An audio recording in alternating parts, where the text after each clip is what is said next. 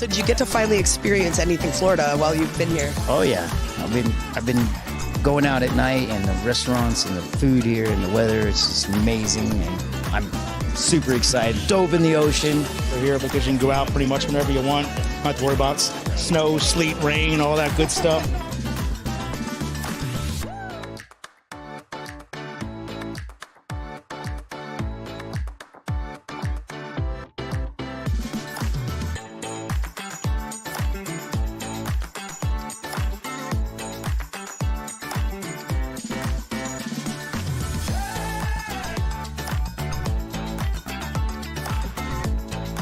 So what do you think makes Bar Poker Open a little different than any other league that you've played in? It's always fun. It's always fun.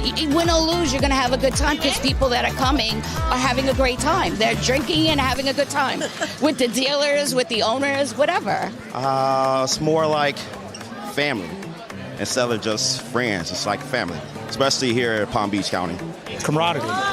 It's like awesome because I don't look at this just as like a poker league or like a tournament. We're all family here, and that's what's most important to me.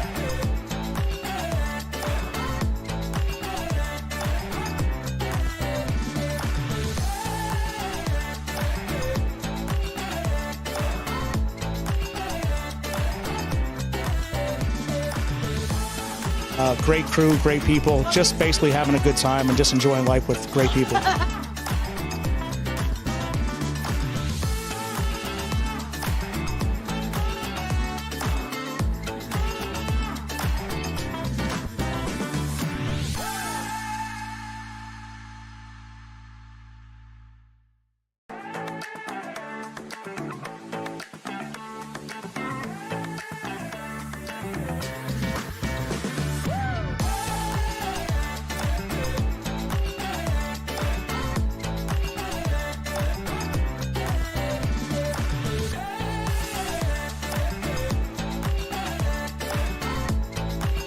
So did you get to finally experience anything Florida while you've been here? Oh yeah, I've been going out at night, and the restaurants and the food here and the weather, it's just amazing, and I'm super excited. Dove in the ocean. We're here because you can go out pretty much whenever you want. Not have to worry about snow, sleet, rain, all that good stuff.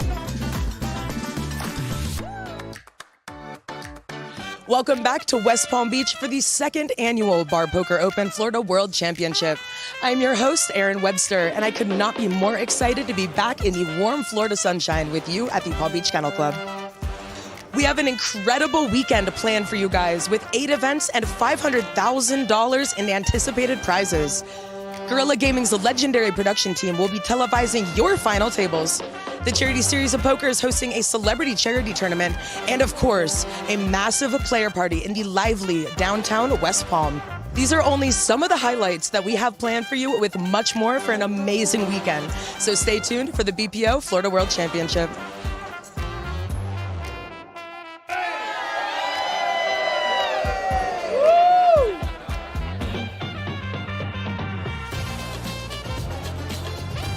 Just being in Florida is amazing, so I'm really happy to be here. Planning on doing anything fun while you're down here? I've been. From Pennsylvania.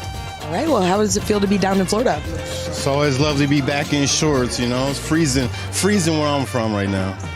I'm here with some of the most high-energy guys out of this entire league, none other than Jimmy Rivers and DJ Lombo. Gentlemen, thank you for taking the time to talk to me today. How does it feel to be back in sunshiny Florida? Well, Aaron, got to say again, here back on the home base for the second year of the Florida BPO, and you can see it's growing this year. We're so excited to be back, and so many familiar faces around. Pumped. He took the words right out of my mouth. You know what, Aaron, I'm excited for you. I miss you. Listen, This is my third. I miss her. I want to ask her a question, how she feels to be back here at this great event. Are you kidding? So I am from South Florida originally, so this is actually such an incredible event for me to be at. It brings me back to my hometown, brings me back to be able to see my family in my roots. This is one of my favorite events by far, and if you haven't gotten to play poker in the Florida sunshine, you have to come and join us next year. I just want to say she's one of my best interviews ever. She did that phenomenally. That was perfect. Florida's #1. So what would you say to somebody who might be considering joining the BPO? Oh my gosh, it's so much fun. And there's so many nice people. And you go into it not knowing anybody really, and you make so many friends. And it's really fun. I mean, it's like a big family. I love it. This is my second home. And I love having everybody here with me. And I just enjoy everybody. This is my life. Take a chance. It's wonderful. It's easy to do. And everybody has the same chance.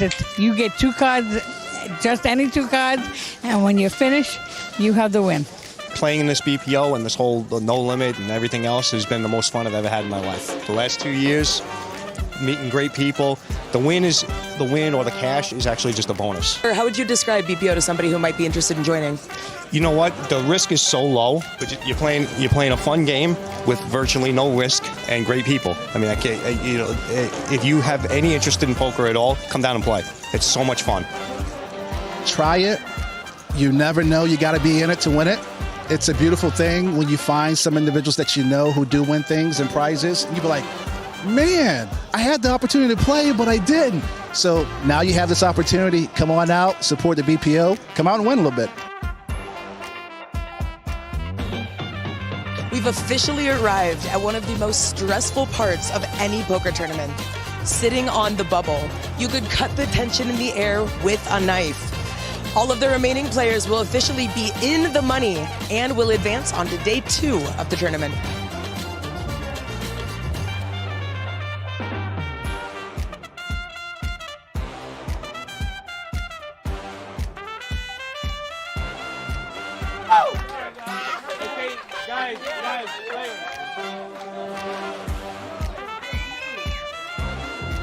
Congratulations on bagging and making it into day 2. How do you feel? Exhausted. You made it to the money. How does it feel? A little nervous right now. You made it. It's all about the Wendy's Cup. And what you do is just have fun. You got to make it. You got to make it one time. If not, keep trying. I've been on the bubble 3 years. Right. Did it. What is your strategy going into day 2? No prisoners.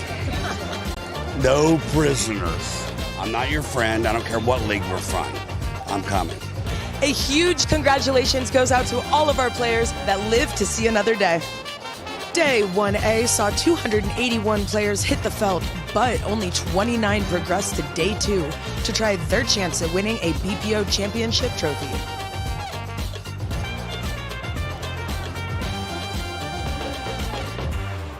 And we are back at the Palm Beach Kennel Club for the 2nd annual Bar Poker Open Florida World Championship as our Flight 1B kicks off. These players are all competing to join our surviving Flight A players as they go into day 2. What would you do if you won the championship? Dance. And what is your strategy going forward? I'm trying to play a hand. I have not played one yet today, so that's my strategy right now. What would you do if you won the tournament? I think I'd probably faint.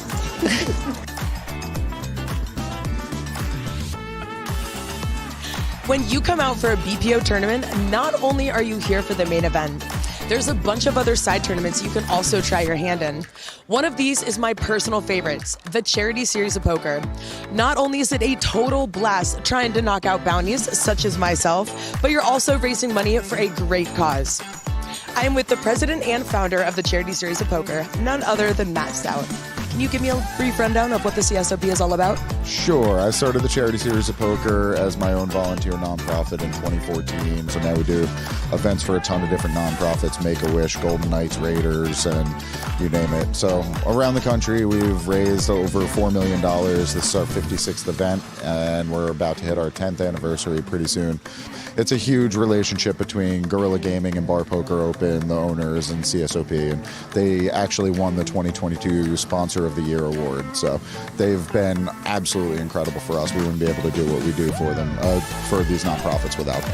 Hey, BPO family, you know the face, you know the name. This is Glenn. Glenn, can you give me a little bit of why did you choose to partner up with the CSOP? I always really was a big fan of what Matt does at Charity Series of Poker. All his events are an absolute blast. They're right along the same lines of what we like to do. We like to play poker, we like to drink, and we like to have fun. So he likes to do that, plus he adds tons of celebrities. He adds some great causes, and he raises a ton of money, and we love helping him do it. So that's why we made this just one extra experience on every Bar Poker Open event that we have. Is we'd like to have it always have a Charity Series of Poker component to it. On top of the events that you already get to do, this is just one more added fun experience to get to knock out some of your favorite people. Thank you so much, Glenn. Thank you very much.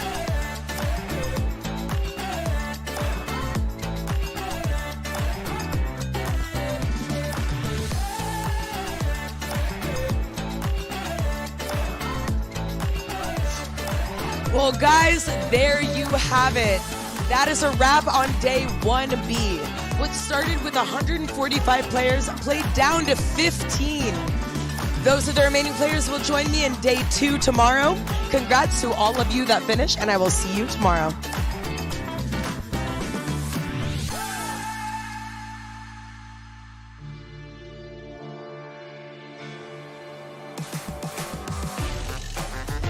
What is up, Bar Poker Open family? I am here at Duffy's in downtown West Palm Beach in Clematis Street for the player party. Tomorrow is day 2, the final table, but that doesn't matter tonight. Tonight, we are here to party with all of our favorite players. We got great food, camaraderie, and free drinks. So, let's go check it out.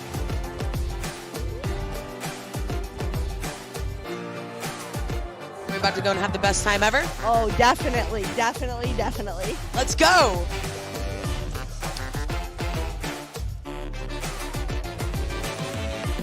Now, Jimmy, I know you have the car skills, but do you have the bar skills for Bar Poker Open? Well, as they say, if you want to be an all-star in this industry, you have to have all skills. You know the term work hard, play hard, Aaron? Well, this is what it's all about. You've heard it once or twice. Well, this is what it's all about, guys.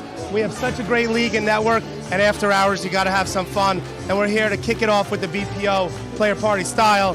DJ Lombo in the house as well. It's all about the fun. All about the fun. That's it. They buy you drinks, so why wouldn't you join? You can play some poker, you can have some fun, and you can get a drink from these No Limit guys. Are we a different person on the felt and off? Yes, ma'am. Very dangerous, but very, very, very entertaining. And this is what makes this group at Bar Poker Open. Is you get to have drinks, make friends, be family, have a lot of people, family outside of family, and have some good cocktails and have good times to tell lies and jokes. That's what it's all about. It really is. Oh, we love it. We've been in this league for about 6 years, and we just meet new people every year. We're from Orlando, but we come down every year. We also go out to Vegas for the BPO, so just meet a lot of great people and have a lot of fun. What makes BPO and what makes No Limit and all this stuff great is the social aspect, right? The social aspect is everything about it. You know, it's going to your local bar, hang out with your people. What is your game plan? Oh, I'm going to cut his throat. Winner take all, baby. Winner take all. We know that you can play the cards, but can you play the bar? We bring it to the bar. The bar can't play us. We play the bar. That's the only answer I could possibly give. Last night's party was so much fun. I think everybody had a grand old time. However, that is all put on hold for now as we make our way into day 2. The players are determined and the energy is intense as our field of 44 battle it out for a spot at the final table.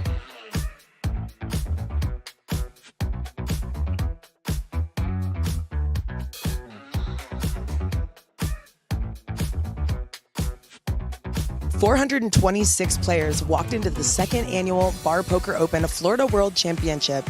However, only 9 players remain. Let's go meet our final table now. I'm Greg Bloom. I'm from the No Limit Pub Poker Tour down here in South Florida. Chris Davis, Cowboy Kings Poker out of Norco, California. I am David Phillips. I'm with Over the Top Poker out of Denver, Colorado. John Purdy, Eastern Poker Tour from Central Mass. Ian Oval, No Limit Poker, Florida. Miguel Medrano. I'm from New York Free Poker. Hi, I'm Ron Kaepernick, No Limit Pub Poker Tour, Treasure Coast, Florida. Hi, I'm Paul Chamberlain from the Eastern Poker Tour. Hi, my name is Bogdan Zavu, and I am playing in Eastern Poker Tour. An entire weekend long of intense action has led these remaining 9 players to this final table. Tune in right now to catch this live stream for the hand-by-hand action. And we are live here at the Palm Beach Kennel Club. This is the final table for the 2023 BPO Bar Poker Open. I'm here with Glenn McCrory and Carl Pipitone. Glenn's the owner of the BPO. Carl's the owner of the No Limit Poker Tour. And take it away, guys. Here we are. Welcome. This is our second Florida World Championship. This is our 10th East Coast Championship. It is our 15th or 16th total Bar Poker Open Championship. And we certainly didn't disappoint. We had $50,000 to first place. We loaded the Kennel Club once again with, was it 400 and something entries. And here we are, right at the final table. Yep, super excited to have the BPO in Florida. Been working with the BPO now for 5 or 6 years here with Glenn, and we finally got BPO to try Florida last year, and here we are now for our second year, and it's been an exciting run, and super excited. We have 3 of our players here at the final table. Great experience, really, overall for everybody. We're going to go ahead and hop right into the action, guys. Here's your final table.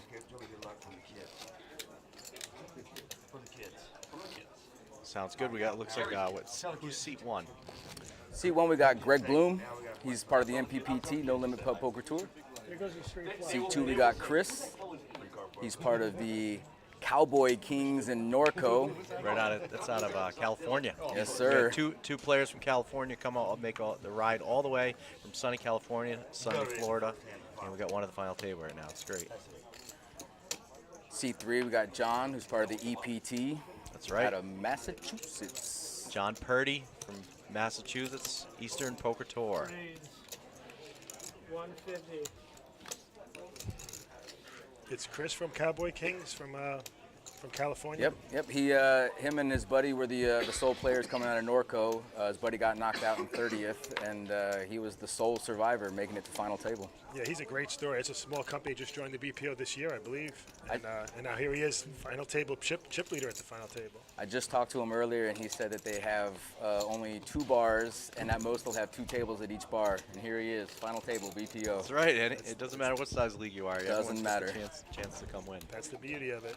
It's a little David versus Goliath story a little bit with Ian from No Limit here at 2.1 million, and Chris has got 2.3 million. Those are our 2 chip leaders at the table right now.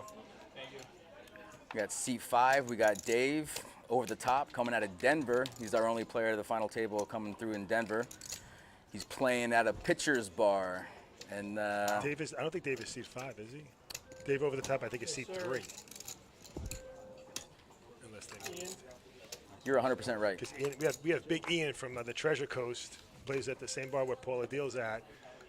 And plays with Ron Kaepernick, who's also at the final table. It's another great story. These guys play every single week for the last decade practically together on Thursday nights. And they fight for the bar lead in that particular bar. And here they are both at the final table playing for 80,000+ in prizes, I believe. The final table alone is going to pay out tonight. Yeah, you're right. That's Dave in the 3 seat, not the 5 seat. And Dave's got his kids watching right now and chiming in on Twitch, showing their support.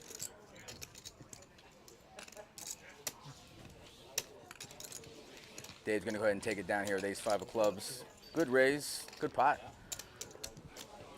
Looks like our blinds are 25, 50K. There's also 50K in antes. And for those of you that aren't aware of what's going on, the big blind pays double, so the entire table does not have to put in an ante. It's actually a really good structure.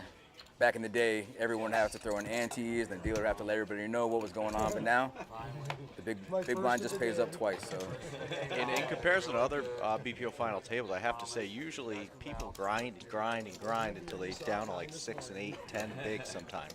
This is actually a fairly deep final table, considering. So yeah, we've got a little over 11 million in chips overall in play. It looks like at least 3/4 of the table have more than 20 bigs. Yep, the stacks are decent. I think we got 1 short stack, right, in seat 9. Raise 100. Eastern Poker Tour guy, one of your guys, Glenn. All right. Bogdan. That's right. Bo doesn't need a lot of chips to win. He's got it. Bo's coming out of the Route 9 sports bar. Yeah, Also- Framingham region. That's right. Also plays at the Moose. Yep. How much are you sitting on, like the 250K? I think I saw a stack when I glanced at it. Yeah, you're right on it. About 250. For those of you that are watching, the gold chips are worth 25,000 and the red chips are worth 5,000. Miguel's going to go ahead and keep up with his strategy of pushing with mid to small pocket pairs, and it's worked out well for him so far. When we were down to 2 and 3 tables, he doubled up a couple times with pocket 6s and pocket 7s, and they held up pretty well. And looks like he's probably going to take this one down too. I don't really see Chris calling with ace deuce offsuit here. If he did, I think Miguel would probably enjoy the call. He'd be okay with it. I could get much better odds. Agreed. To try more than double up. We got a first-time chatter asking what John had for lunch. PB&J sounds pretty good right about now. Rich Ellis chiming in on Facebook. I think Rich finished in top 20, made the final 2 tables. Another great run for Rich Ellis, who I believe finished 6th or 7th in the BPO Eastern Conference Championship in Atlantic City a few years back. And I made final 2 tables here. Great player. And even though he's out, he's on the feed here, chiming in, rooting Ron, Greg, and Ian on. So I was mistaken. I actually thought John Purdy came in top 3 in one of our BPO championships, but I think he won last year's charity event. That's why I remembered him, because he was on the stream. We were all yesterday. All of us in the room watching him play kept saying we know him from somewhere, and that's probably because I was on that final table. Yeah, so that's how now you it's all know, coming yeah. together. Yeah, and Melissa too. Melissa was saying she recognized him. Yeah, he also finished really high in one of our Eastern Poker Tour championships. Annually, we do a 30K championship once a year, and I believe he came in top 5 in that. So he's a good player. You know, he as we saw when he tripled up a few hours ago, he goes with his gut sometimes, but he knows how to play the game for sure. Len, I got a question for you. How many leagues are in the BPO? So right now we have about 32 leagues that play with the Bar Poker Open, and you know, some range between, as we saw, 2 games a week to all the way to 100 and whatever. Carl, how many does MPPT 100 and got? something. 100 something. Wow. So it can range from anything, you know, and we're more than happy to have any size league be a part of this. And the beauty is it's an even playing field. You don't get any extra chips from coming from a bigger league. You get the same chip stack. You start off with the same amount of chips, same odds. You know, I used to deal in the No Limit Pub Poker Tour, and I'm pretty sure I've seen Ron's face at a couple of big tournaments. And he's been around. He's been around. He had the best hand the whole way, but he went ahead and rivered a full house here. He's going to go ahead and take it down pretty easily. I've seen Ron long enough to be on a first name basis with him. So. You know, we were talking about that this weekend, you know, the winningest players, and we don't really have a stat. We don't really keep those stats, and we probably should. But as far as winningest players of all time in No Limit, Ron Kaepernick is definitely in that top 5. Ron Kaepernick, Charlie Glover, which was also here today, Rich Ellis, especially when you count the BPO. But Ron's been a top gun, you know, head leader in points in Treasure Coast many, many times over the last 5 years. He pretty much dominates play in the Treasure Coast. But he's also playing with Charlie Glover, who's won 2 main events and a No Limit Open, and cashed in numerous BPOs in the last few years. I had one of my more winning BPO EPT players just bubble this final 9 with is that Nick? Yeah, Nick almost made final table back to back, which would have been a great story for him. He bubbled and he made final table last season too. Did you guys consolidate to 10? So did you make the unofficial final table, or did you do 5 and 5? No, they went 5 and 5, and they played down to 9. Yeah. Gotcha. And for those of you in the chat, don't be shy, don't be quiet, you know. Give your guys some support, give your league some support, give your bar some support. Let us know who you're rooting for. That's right, especially if you're watching this stream in one of the bars. Nah, there's nobody watching this stream right now, is there? Anybody out there? We've got some bars watching it right now. I know the guys in Walpole are watching it because Craig put it up on the projector. That's right. Yeah. I should take this opportunity to plug that Nina is doing her annual birthday bash belt giveaway at Tacos El Carbon tonight while broadcasting the live feed, so you can watch this final table here at the same time, and we're giving away a seat for Vegas. So while we're watching this final table, we're giving away our first Vegas seat tonight at Tacos El Carbon in West Palm Beach, just 10 minutes from here. Happy birthday, Nina. So we haven't seen any big hands yet so far.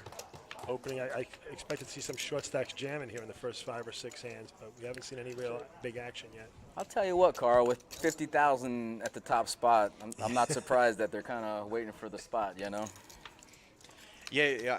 Almost. I was curious how it would play out because it is a top-heavy structure. It had to be. We had a few less entries than we planned, so it got top-heavy this year. So I was curious if people would be very conservative or aggressive, or it looks like conservative is the way they're going.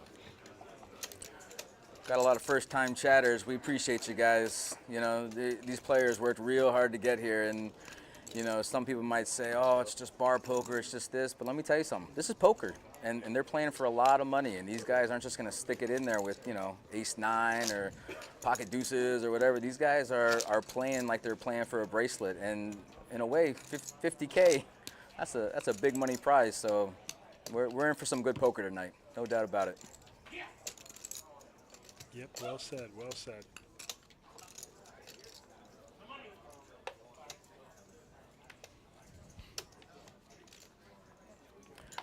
I had the privilege to commentate earlier in the day, and seat 4, John, was just playing absolutely lights out.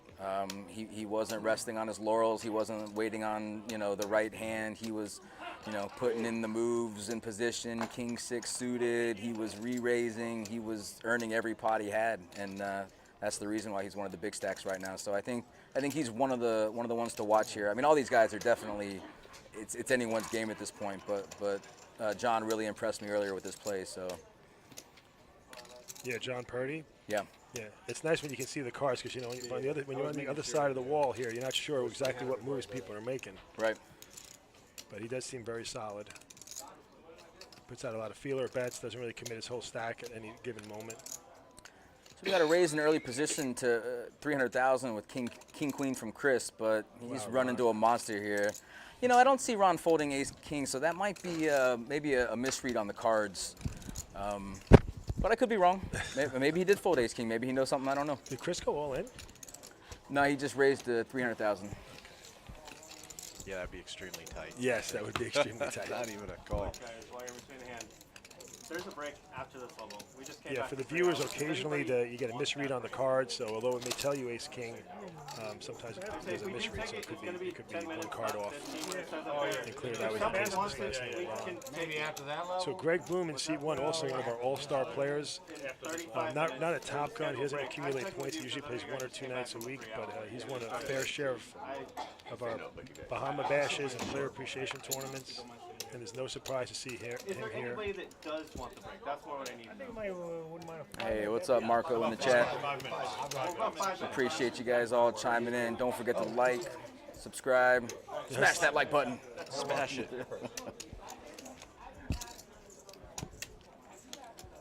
And Greg is out of Boynton Beach, Florida. And as I mentioned, Ian and Ron are both from Stewart.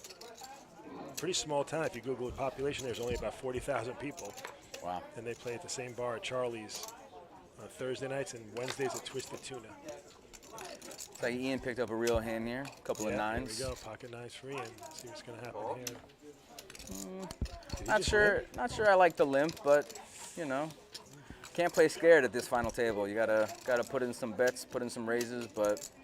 That worked for Ian last time I was commentating. Yeah, limped with ace. Oh, look at this. Bogdan's Short gonna stack has got shove. ace jack. Yep. This is definitely going to be a pocket kings. Wow. Oh my God! If he ends up folding this, he's going to look like a genius in this Wow. play. The chip leader has kings. This is so.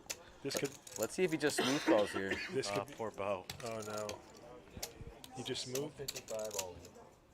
Or did he go? Did he just call? It looks like he just called. Oh, wow. this could be a trap for Ian. What a play. This could be a trap for Ian. This could be deadly. He just flatted with kings. And Ian just called. For those of you can see a flop. This is Ian and Chris are the dominant chip leaders here. Both the only 2 players with over 2 million chips, and they've got 9s versus kings with a short stack rolling with ace jack. Well, those could be a check down. Let's see what happens. Wow. Holy shit. What a flop. He flopped a set. And look, Bogdan's got outs too. He's open-ended. They went all in. Oh my God, he went all in. The 2 chip leaders are all in. He got called with 9s. The 2 chip leaders are all in. This is sick. And Bogdan still has outs. This is what happens in poker Bo's sometimes. got The the 2 best chip chance. leaders in this tournament are all in heads up. He just has to fade a Brick king. on the turn. He just has to fade a king. Wow. Wow. Wow. He is going to win Nice a hit, monster Ian. pot. Wow. That is a $4 million pot. That's incredible. That's how poker is sometimes, right? You're sitting there with the chip lead, just think you're going to coast into the final three, and you end up all in. Thanks, Marco. Love you, bro. So in retrospect, I guess Chris shouldn't have just smooth called there. That's one of those hands you go home and you think about, like.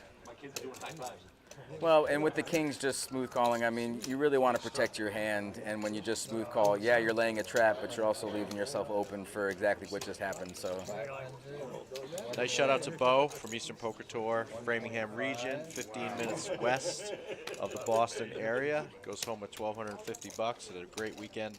Bo also won a whole package to come out here, so he was free rolling before he even sat down and played. So. Great run, Bo, and I hope to see you in Vegas. Yeah, I think when you flat with kings and you lay a trap like that and the flop comes 8, 9, 10, you're probably supposed to check. I think he may have been worried about an open-ended straight draw, but you got to worry about a flop. That's a tough flop for trying to trap. that's probably one of the worst flops you could see with kings aside from an ace. I mean, any hand has you. I mean, queen, jack, 9s, 8s, 7s, 5, 6. Any hand that's limping, suited connectors. I mean, that's a bad board. But I mean, you laid the trap, and sometimes you trap yourself. But still, a great showing.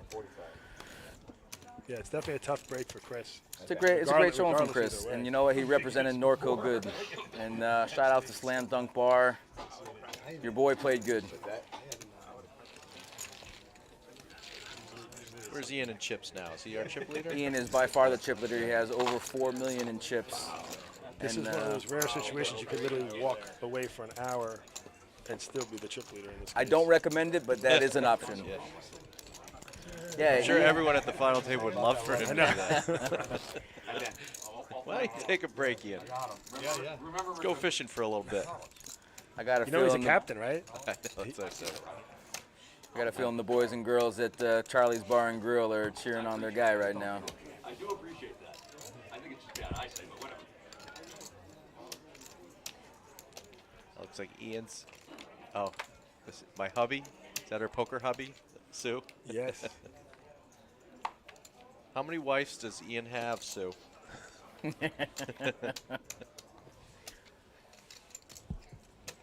Someone's asking for the payouts. The top 9 get paid out. I think they just put it up there a second ago. We just saw it there. Yeah, first place is 50,000. Second place is 22. 22,500. 22.5. Third 10.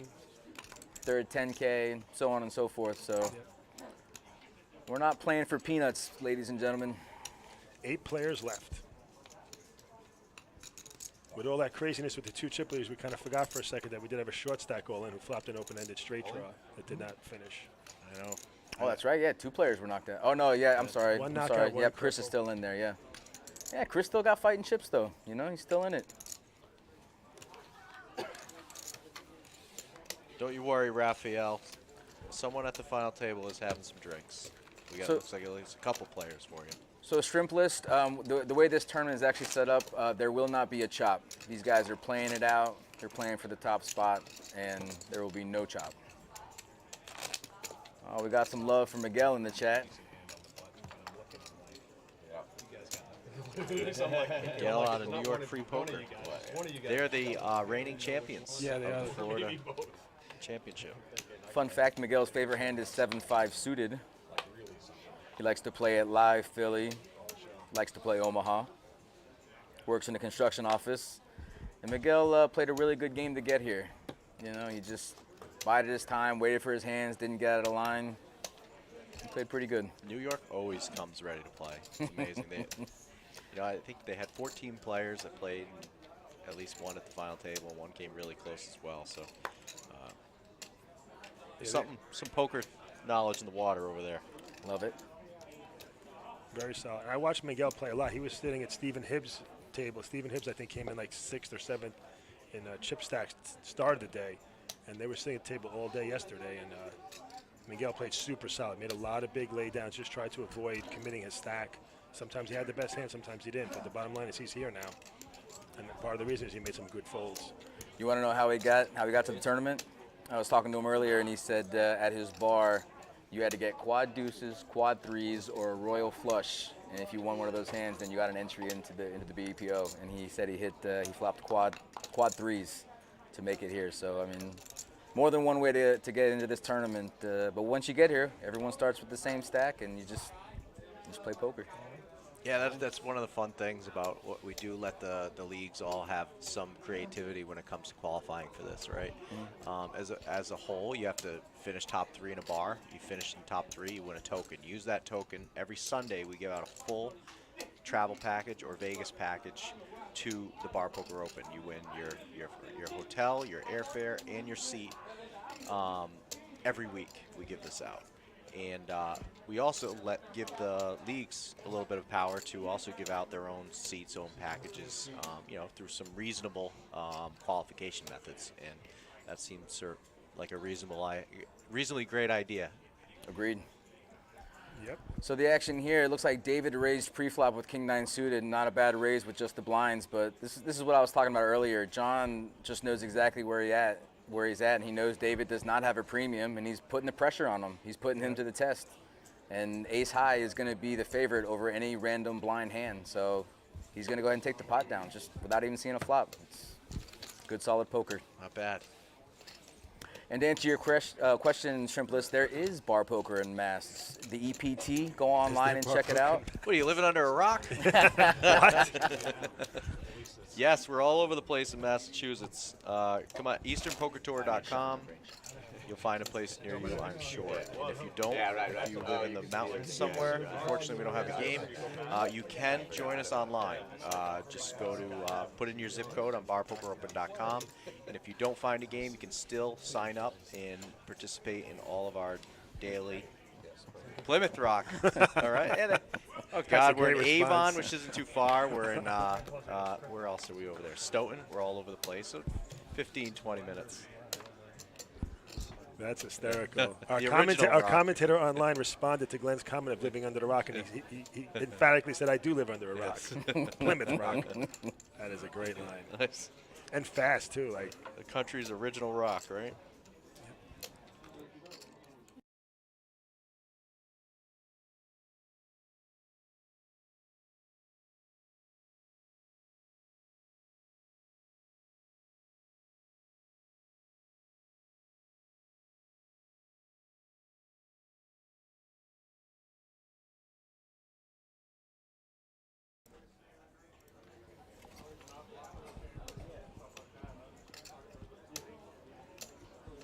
So Greg here has ace-9. Greg, this is the first hand he's had, so I'm sure he's going to raise here.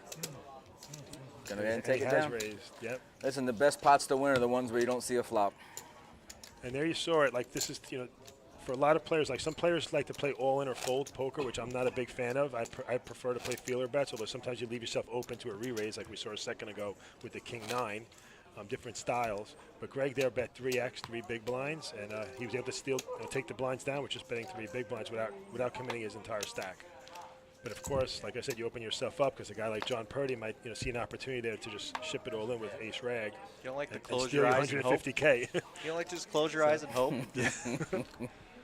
Yeah, I'm personally advise highly against sticking your stack in unless you're on the button. And so many times I see people do that on the button, and then the big blind wakes up with kings. Like, oh, I can't believe the big blind woke up with kings. Well, they will wake up with ace jack. I mean, it doesn't have to be kings. They wake up exactly. with any callable hand, and they're just assuming they're getting picked on, and they're going to snap call you. Yep. People's ranges, I mean, would you say or not? Tell you, and Glenn, do people's ranges open up when the big blind shoves? Do you not play looser with your my range opens up when the button raises. That's what I meant. Yeah, oh yeah, when the button raises, absolutely. Here's a good example right now. You're lipping your chops now with ace-10 when the button raises. I meant the button. And here it is. This is a perfect example.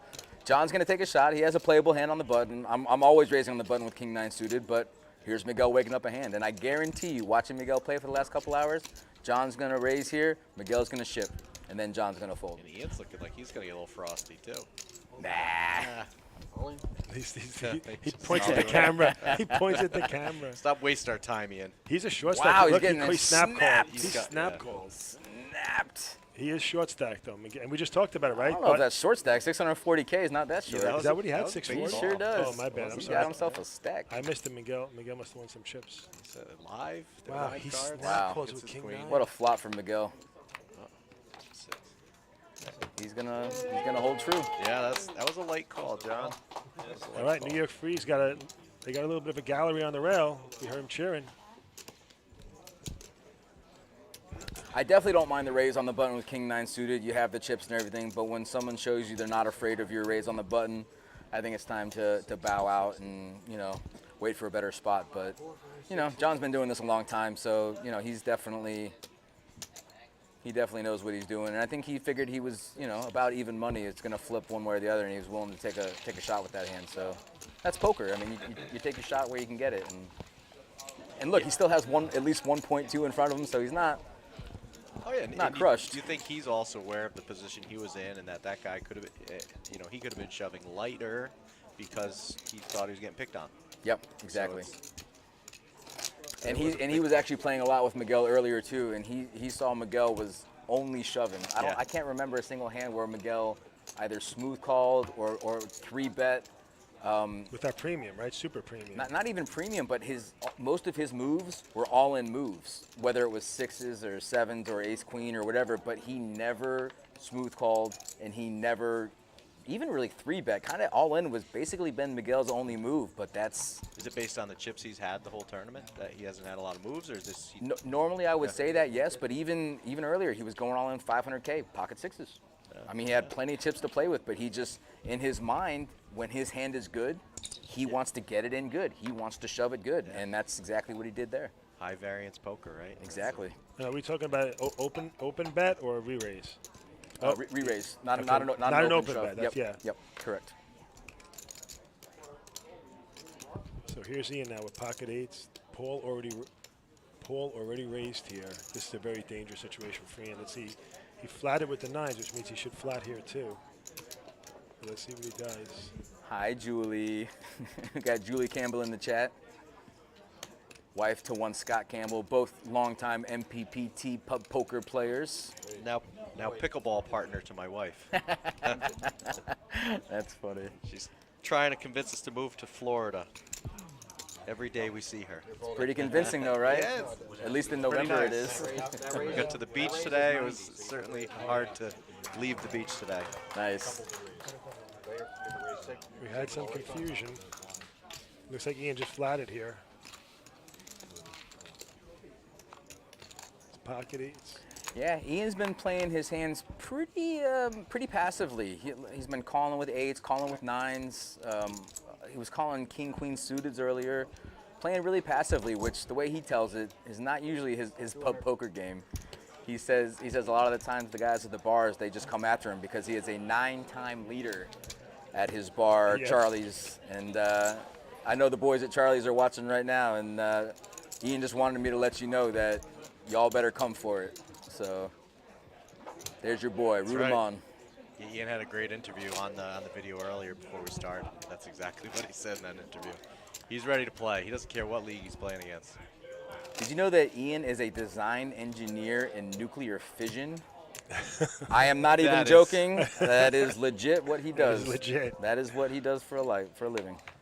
I've been in his house. I've seen the architectural drawings of the machinery that he deals with. So you can't judge a book by its cover, right? He's not Or just the amount of shots he buys. That's right. Or the amount of shots he drinks or buys. Yeah, the boys at Charlie's know that he loves the screwdrivers and the fireball shots, and whenever he's down on chips, you bet your bottom dollar he's getting 10 of them. So. Yeah, that's right. The boys at BPO know that every time we go to Vegas with them. Just for the record, guys, I am rooting for Ian here, and it's not because he plays for No Limit, but I'm rooting for him because he's the only person at the final table who was at the BPO party last night on Duffy's Clematis. That's not true. Paul was there. Paul snuck in too? Yes, Paul was there. Oh, Yeah. okay. Then I got to root for Paul too, at least a little bit. He must have left early though. No, he was there. He was there till at least 12:30, 1 o'clock. Looks like we got a couple of playable hands here. Ace Queen in the small blind, King Jack in the big blind, and Paul's going to call a little raise here to 160, and we're going to see a flop. Ace Queen versus King Jack. This could be fireworks. They could both hit this board pretty easily, and they don't. So it looks like Paul hit a gutter ball with a couple of overs, and Ron still has the best hand with the overs. Got a feeling Ron's going to continue here. Yeah, and he's continuing. I think he's going to get looked up here by Paul. I think Paul's going to re-raise possibly, because I've seen Paul play too. I think he's got respect for Ron's game. I think he's just going to want to see any kind of paint. Little does Ron know he does not want to see a queen on the turn, because that's going to give Paul a straight. The absolute nuts. He does want to Oh, see an ace, however. The perfect card for Ron. Ron might ship it here. Do you think you might try to trap him? Nah, Ron's not a trapping kind of guy. Ron's going to keep the foot on the gas, and I don't blame him. Yep, smart bet. I mean, if Paul happened to have a 9 here, then Ron would just have to take it on the chin, but he's got a 100%. stack there. Yep. Good bet, Definitely Ron. don't want to. Yeah, I we think see that the cards, but you don't want to let him check. I think that was played pretty chalk. I don't mind the play on any part there. I think Paul did good to see a turn. You know, he did good to call pre-flop with King Jack. Definitely defendable hand in the big blind, and he still has chips. So you know, worked out okay for him.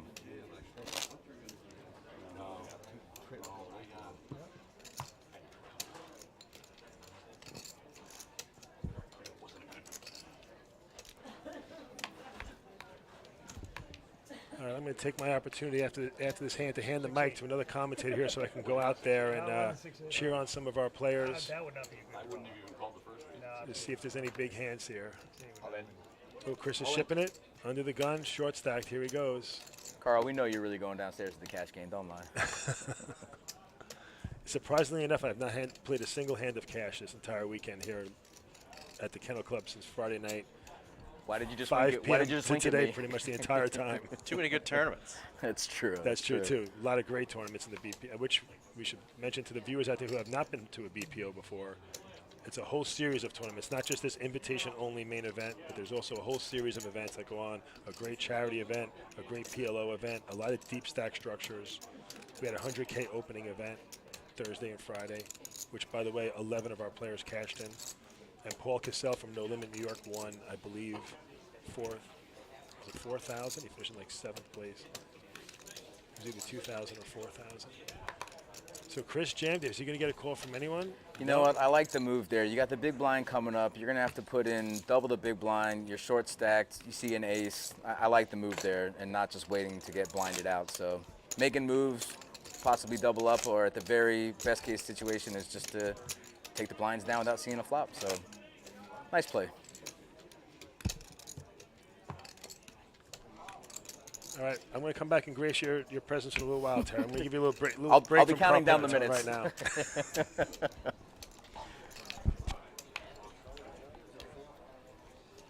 now. All right, we got Drew back on the mic. What's up, Drew? Oh, hey, gentlemen, how we doing?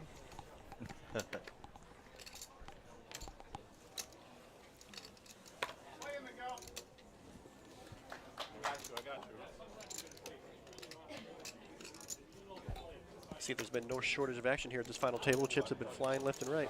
Man, did you see the hand of the Kings versus Nines? Yes, Did you hear sir. that? Oh, yeah, I Woof. saw it. That's tough. Tough beat there. Yep.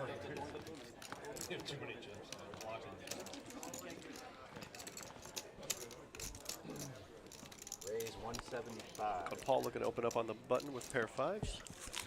Royal Flush, what establishment is that? Would that be Charlie's Bar and Grill? Getting taco or sushi? Oh, so Neither, so actually. Shrimpless, that was me actually, and I did end up getting sushi, and I did end up getting Pad CU, and in the spirit of the BPO, I may or may not have had a couple of Sapporo's. Nice. Good for you. You got fans. They're making sure you got your nutrients today. And I did. Yeah, plenty of nutrients. I love that. The Mad Shyster says Ron and Ian are both going to fall beneath Miguel's sword. My man is in Game of Thrones over here. Huh?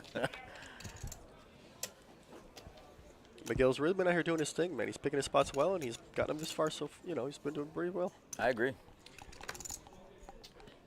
He's not getting fancy. He just picks his hand, reshove, and I agree. Pretty ABC with it. Yeah. Fun little story about Miguel. He told me that he studied poker for 2 years before he actually ever started playing. Studied as in he read some books and then he watched a lot of YouTube before he ever played any bar poker or any type of cash game. Studied it for 2 years before he ever played. Wow. Yeah. And here he is, just a couple steps away from making a 50K payday. Apparently it pays off to study. Yeah. Who would have known? Study, what's that? Yeah. And that 50K, that goes a long way. I mean, that could really be the beginning of a poker career depending on how he uses it. So. Oh, absolutely. You know? Yeah, that's a heck of a bankroll. Agreed. It's a great score, man. It's hard not to notice that there's such a big pay jump in between first, second, third, and even first and ninth is really a big difference. You got $12.50 for the ninth place and $50K up top. It's really, really huge. You're playing for a lot of money here. But you know what, though? I really appreciate and I admire the fact that it is top heavy. I mean, the fact that it is a $50,000 first place prize, it really brings out the best in the players. And the fact that there's no chop. I mean, in so many situations, you're going to have an ICM. I was just about to mention that the fact that, that there's no chopping available, that means they could have easily taken a 9-way chop for 10K apiece. It's a great day for everybody, sure. But the fact that we get to see it play out and everybody's decision is very crucial. It makes it for such a good game. Yeah, I do find that in a lot of tournaments, the chop talk can really detract from the overall experience for people of actually trying to play a final table out. I agree. It's kind of disappointing. I've been at a few final tables. As soon as they get to the final table, they talk and chop, and it's like, I played all day to get here. Why do I want to chop right now? I need to at least see a couple people drop no, out. Right? Of course. So, Phil, we're going to get that pay up for you in a minute. The payout's up there. Pretty sure I remember 50K for first, 22 for second, 10 for third, 5 for fourth, and on down.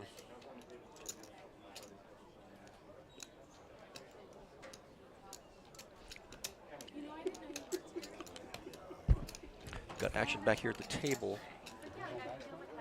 Seems Paul with King Jack is raced 175.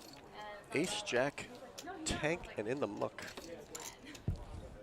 Over to John in the big blind, King 9 suited. Couple times, you've been very preoccupied. You've been very busy. I even waved at you a couple times, but you had some things going on. So. Yeah, I'm so out of his house. Turn it off.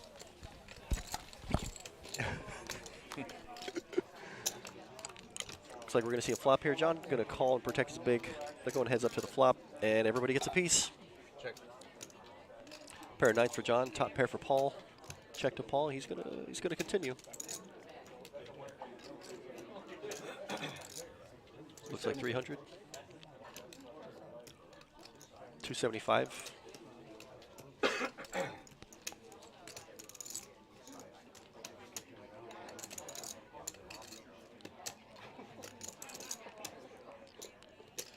$275, middle pair. It's hard to fold. Good fold by John. Hit a flop. It's hard to make a pair around here, but John makes the correct laydown. Good fold, John. That's EPT on EPT. We can't be knocking each other out of this tournament. Which is not true. Both of them would absolutely happily take each other out to go to the next page up. But it's fun to root each other on too at the same time. Of course, I'm sure everybody's supporting each other. You got plenty of people in the crowd rooting their friends on. Oh yeah, we got people watching all over the place in Massachusetts, Rhode Island, and we can't be more happy that we still have two guys. Bar Poker League, really great community. You guys have been great.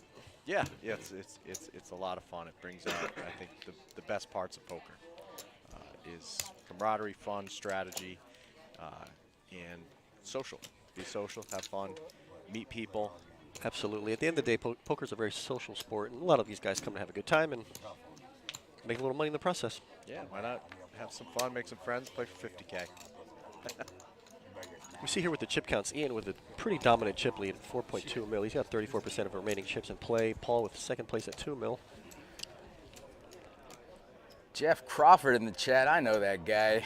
I played some poker with that fella. We got some folks from Seattle chiming in. We got a lot of Julies in the chat. Coincidence? Probably.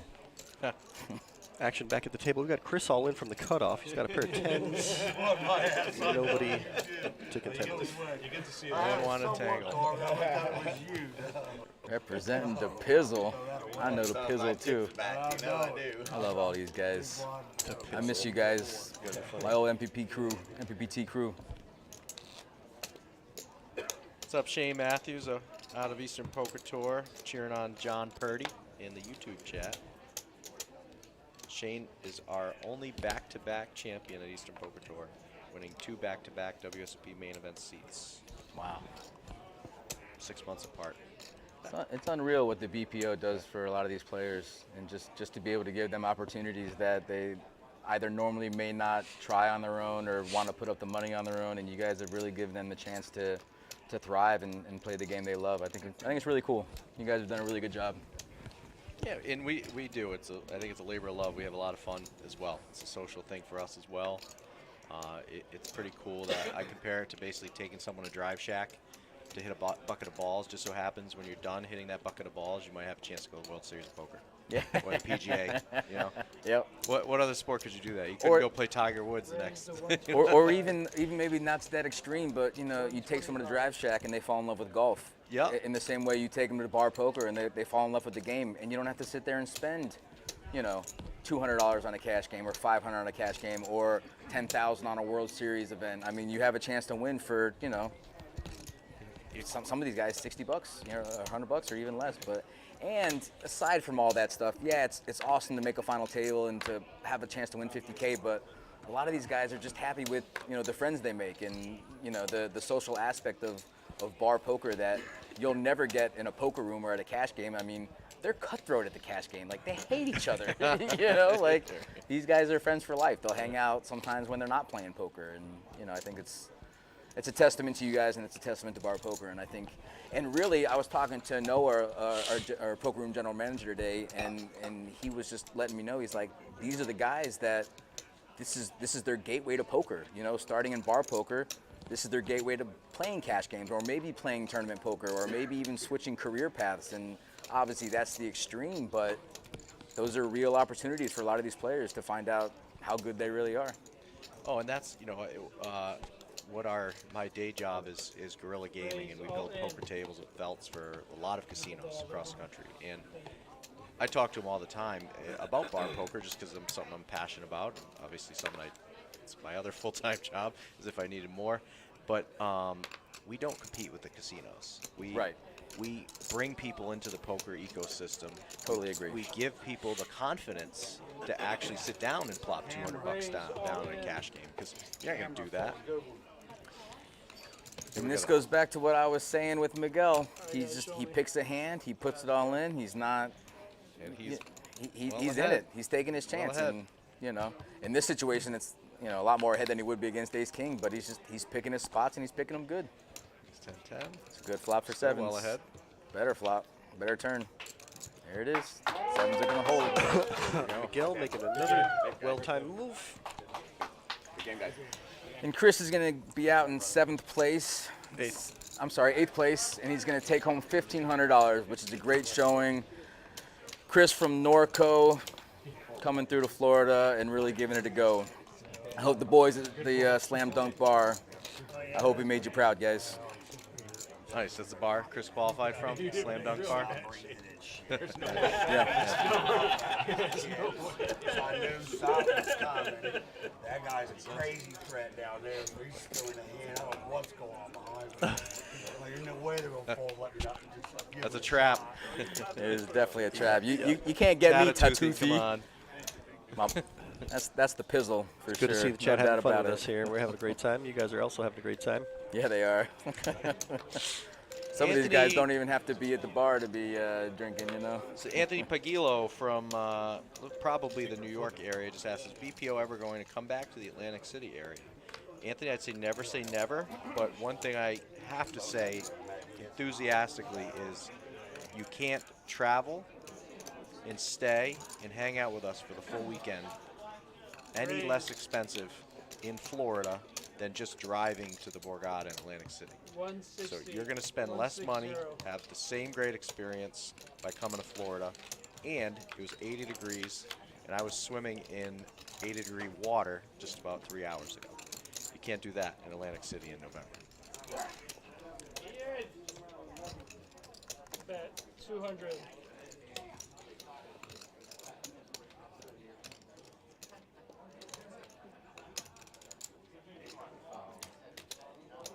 Looks like we got a big pot brewing here between Ron and Paul.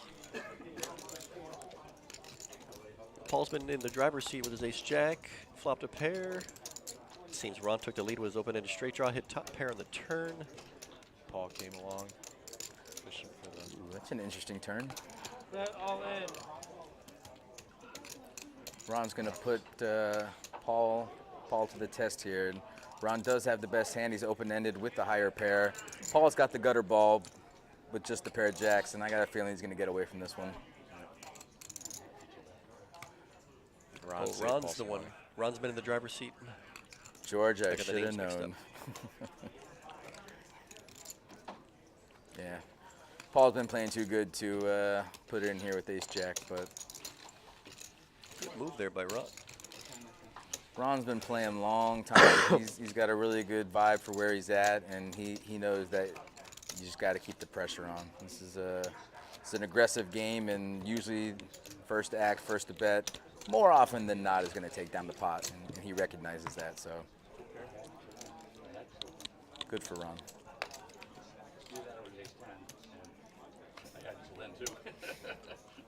Marco, you ain't wrong, brother. South Florida is the place to be.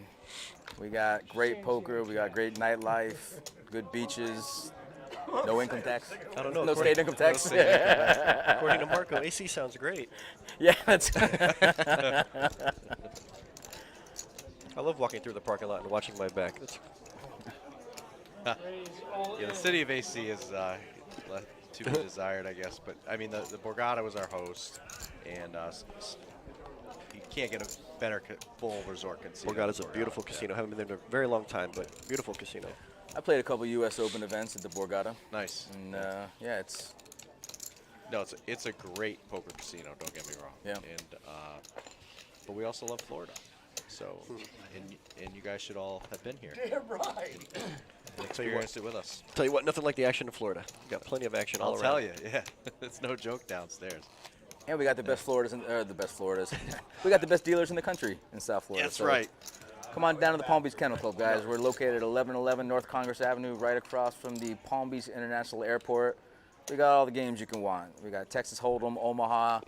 We got Texas Hold'em Ultimate. We got 3-card in the back. We got the dogs, horses. You can pretty much bet on anything. Yeah, and I mean, the hospitality towards our players could have been better. I mean, you guys put out a $10 buffet for our guys for lunch and dinner. I mean, come on, you can't find that anywhere. And it was something different every every day. It was delicious. Yeah, every meal was really good. So no one really had to run to a restaurant and spend $100. You just get a quick, delicious buffet and get back to the tables. Breakfast was free at our hotel. It was, I mean, and the cool part of breakfast being free at the hotel, we were even saying, is it actually forces everyone to go to the same place. So we had 100, 150 people all having breakfast together every morning. So talking bad beats, good and bad stories. So it was just really cool to see everyone. You don't usually get that because, you know, you're kind of isolated when you are going to a big resort casino if you didn't come with a bunch of people. I don't know if you guys noticed, but Greg with the raise with 3 high. Look at the stones on this guy. Love it. You got to pick your spots. Raising out of the small blind. He hasn't gotten out of place yet, so it just looks like a just a standard. You know, everybody folds with a small blind, take a shot at it, and I like the valiant effort from Greg here with 3 high, 3 deuce offsuit. Beautiful. They don't get to see the cards. It's great. Of course not. Of course not. He's just hoping this guy doesn't wake up with a monster on the big blind. Ian, the on-camera model. Is that just after this one? Absolutely. Later, so pace yourself. Some chips. You can go up there and knock out the brain.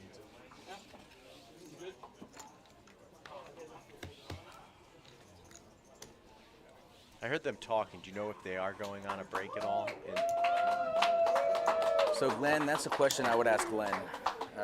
I'm not really sure. Not me. I heard the floor talking to the players, actually giving them a vote. Floor's a lot nicer than I would have been. Like, you guys have had a 3-hour break. No, yeah, we're ready to go. We're let's ride this good for thing the out, rest of the boys. night, you know. Well, I mean, I guess that's kind of the customer service aspect of it. I've seen plenty of final tables where all the players agree to not take a break and just keep playing, and the floors tend to accommodate such a situation. Yeah. Keep the game moving. Is David all in? Is that correct? David is all in for 615K, and Greg's thinking about it, but Greg took a I think stab he with an knows ace better. on the button. It's not looking good once you get shoved on by the small blind. And that's the right stab to take. You got ace high on the button. Yeah, you know, I agree. try to take the blinds, but Looks like we are taking a break here. Looks like I think it's a 5-minute break by what I was overhearing earlier. Could it be a color-up break? Excuse me, Lisa? Lisa? If it is, it might be just a 5-minute break, like you said, a little potty break. We will see.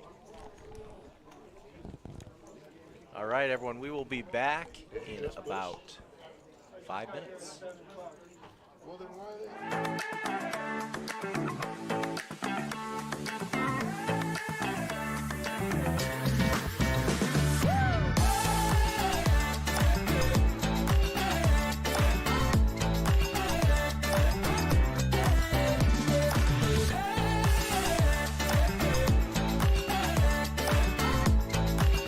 So did you get to finally experience anything Florida while you've been here? Oh yeah, I've been going out at night, and the restaurants and the food here and the weather is just amazing, and I'm super excited. Dove in the ocean. We're here because you can go out pretty much whenever you want. Not have to worry about snow, sleet, rain, all that good stuff.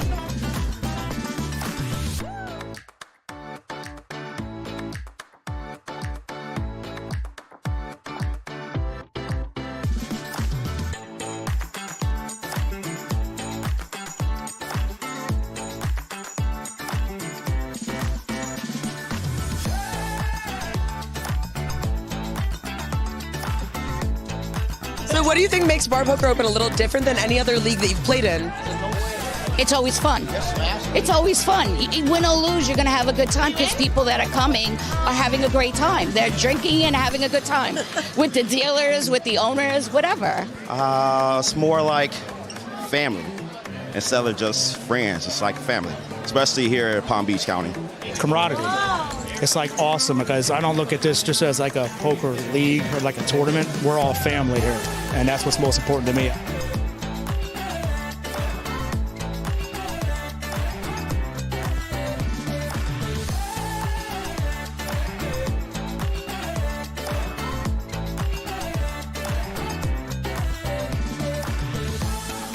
Great crew, great people, just basically having a good time and just enjoying life with great people.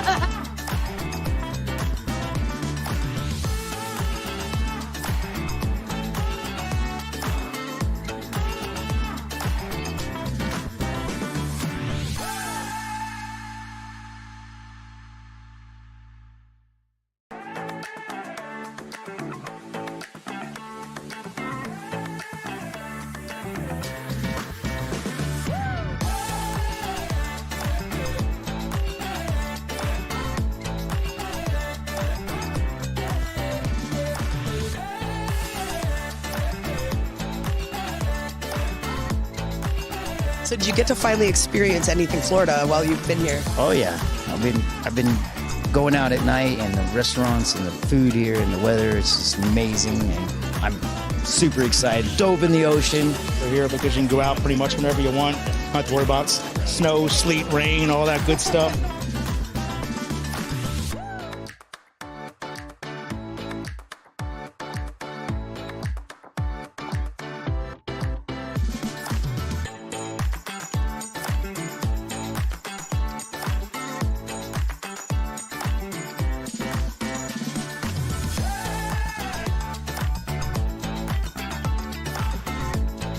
So what do you think makes Bar Poker Open a little different than any other league that you've played in? It's always fun. It's always fun. Win or lose, you're going to have a good time because people that are coming are having a great time. They're drinking and having a good time with the dealers, with the owners, whatever. It's more like family instead of just friends. It's like family, especially here in Palm Beach County. Camaraderie. It's like awesome because I don't look at this just as like a poker league or like a tournament. We're all family here, and that's what's most important to me.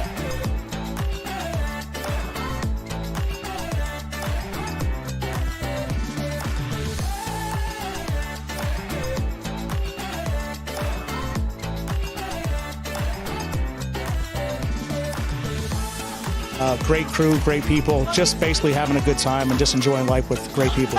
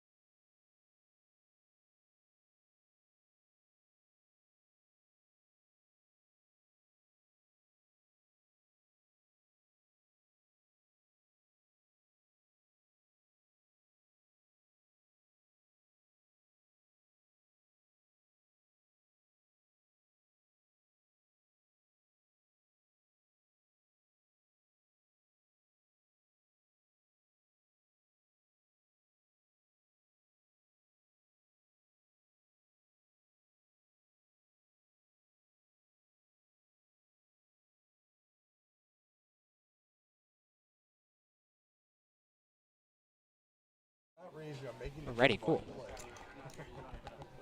Hello, hello, everyone. You guys got Gio and Drew back into the box. We're back from a break here at the Bar Poker Open Final Table Championship.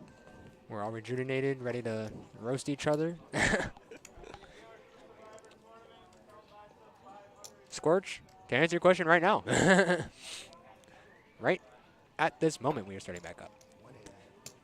Raised to 180. So it looks like we got David here with ace-3 offsuit on the button, raising up to 180,000. He's got the button. He's got an ace. It's a good time for a raise. The blinds look like they're currently 80,000. Stepped out of the way. I believe it's 40-80 at this point. Alrighty, so the blinds are 40-80. 80, so I think it's 40-80. a little less than a 3x here from David on the button.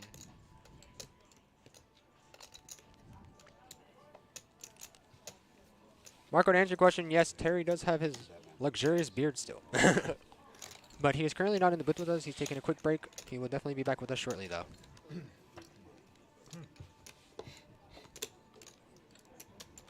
For those of us just tuning in, we are 7-handed here at the final table of the Bar Poker Open Championship. Yep. Had 2 casualties so far. Currently, first place is locked in for 50,000. Second place, I believe, is around 22,000. 22 and down to 8th place, which is going to be 2,000. It's like 50, 22, 10, 5, something like that. First, second, third, fourth, respectively. Moving into hand number 120 here, we got Run under the gun with King 7. Gonna move out the way there. Folds all the way back down to the cutoff with David with Jack 4 diamonds. Drawn on the button with Queen Jack. Not a bad hand here. Definitely wouldn't mind seeing a... I think John's style is it's a raise. Yeah, it's definitely a raise. Question is how much, though. We got John here sitting with about 1 million in his stack. Raise. Took a raise to 150, I believe, Drew. 175. 175. Sounds about right. I like this raise from John's been John using here. the smaller sizes with the 2.5X's type of sizes. Getting the information he needs without spending too many of the chips. Looks like he's going to probably pick up the blinds here, most likely. I don't want to play him because you crack everybody with this. They got here in the big blind now. It's hard stuff, man. It's hard. 10-6 though. Remember. You crack Currently, it is me and Andrew in the box right now. Gio and Andrew. Oh my god, I saw that on stream. I was like, what? You could say we're still kind of new. Been doing it for what now? 2 months now? 3 months? Something like that. Yeah. I guess we're new to the final table here. We've been commentating all day. She's the Queen of Hearts. Well, no, you were commentating on the final table a little bit, right? I was. I haven't gotten to commentate on this one yet, I don't think. We had the Bar Poker League owners who are here hanging out with us, special guest spots. They're now floating around in the crowd, doing their little crowd work, having a little fun with the community that they've built and loved so much. That's funny. We see David in the hijack with ace-5 offsuit. Definitely behind. Definitely not the worst hand to raise here in the hijack, honestly. Let's see how he plays it. I feel like he may or may not raise. I don't know. I could see him going either way. Yep, there we go. Expected him to play it. Yeah, no, that for sure I would play.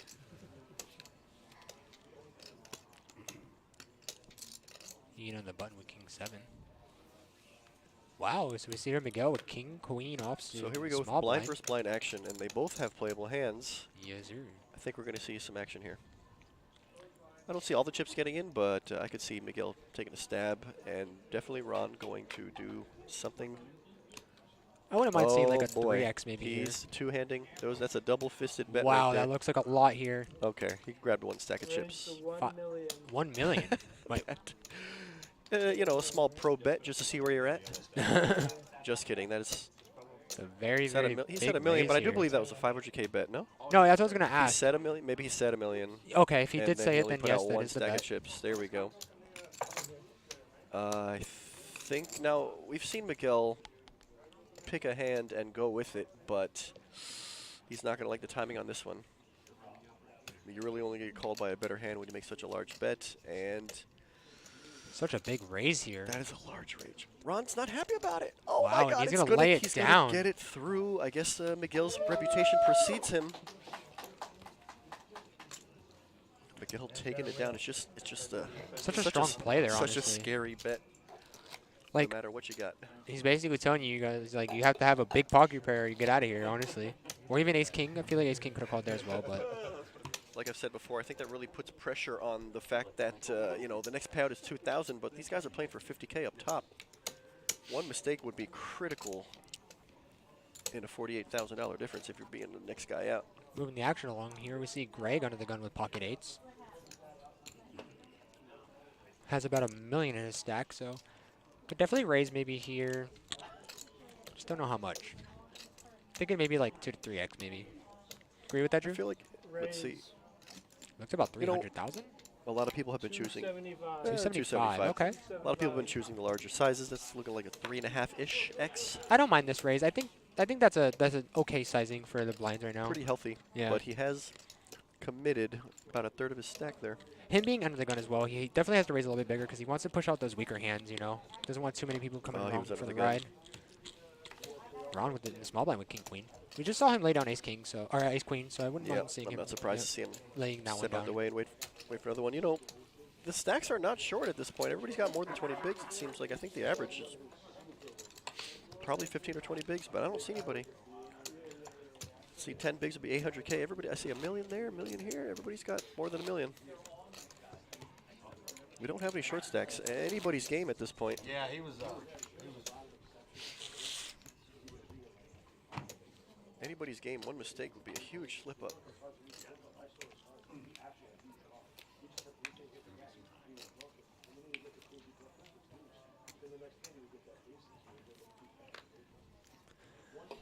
Moving into our next hand here, we see David with the K9, the kennel. Fold. Yep. Doesn't want to get in trouble. Bunch of quick folds here, all the way back to Ron on the dealer button. No, she didn't. I feel like it's been a while since we've seen two giant hands collide. No, she didn't. You give that water back to her. Looks like Paul going to take an aggressive route here in small blind with king 8 of clubs. Give that water to Ron. 190. I like it. If you think about it, it's full around here on the small blind. You got any king and it's suited. Probably better than the random hand of the big blind, and in this case, it's actually correct.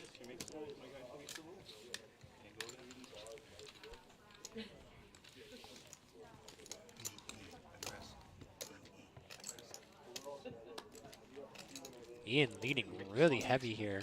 31% of the chips in play, 3.9 mil stack. Yeah, he's got about as much as the second and third spot combined. So here we go. We see 13. Everybody's got more than 10 bigs. Nobody's super short, but like I said, any one hand could be crucial. Very crucial decision. Even your mom doesn't believe that. See, we had a dealer change here. That's the best part about it, right? Yeah. They got the 16 ounces going. You can see it had two. It's not a problem. Oh, no. All these canines being thrown around today, representing the kennel correctly today. When it's out of the gun, it's the least likely position that you want to play it in.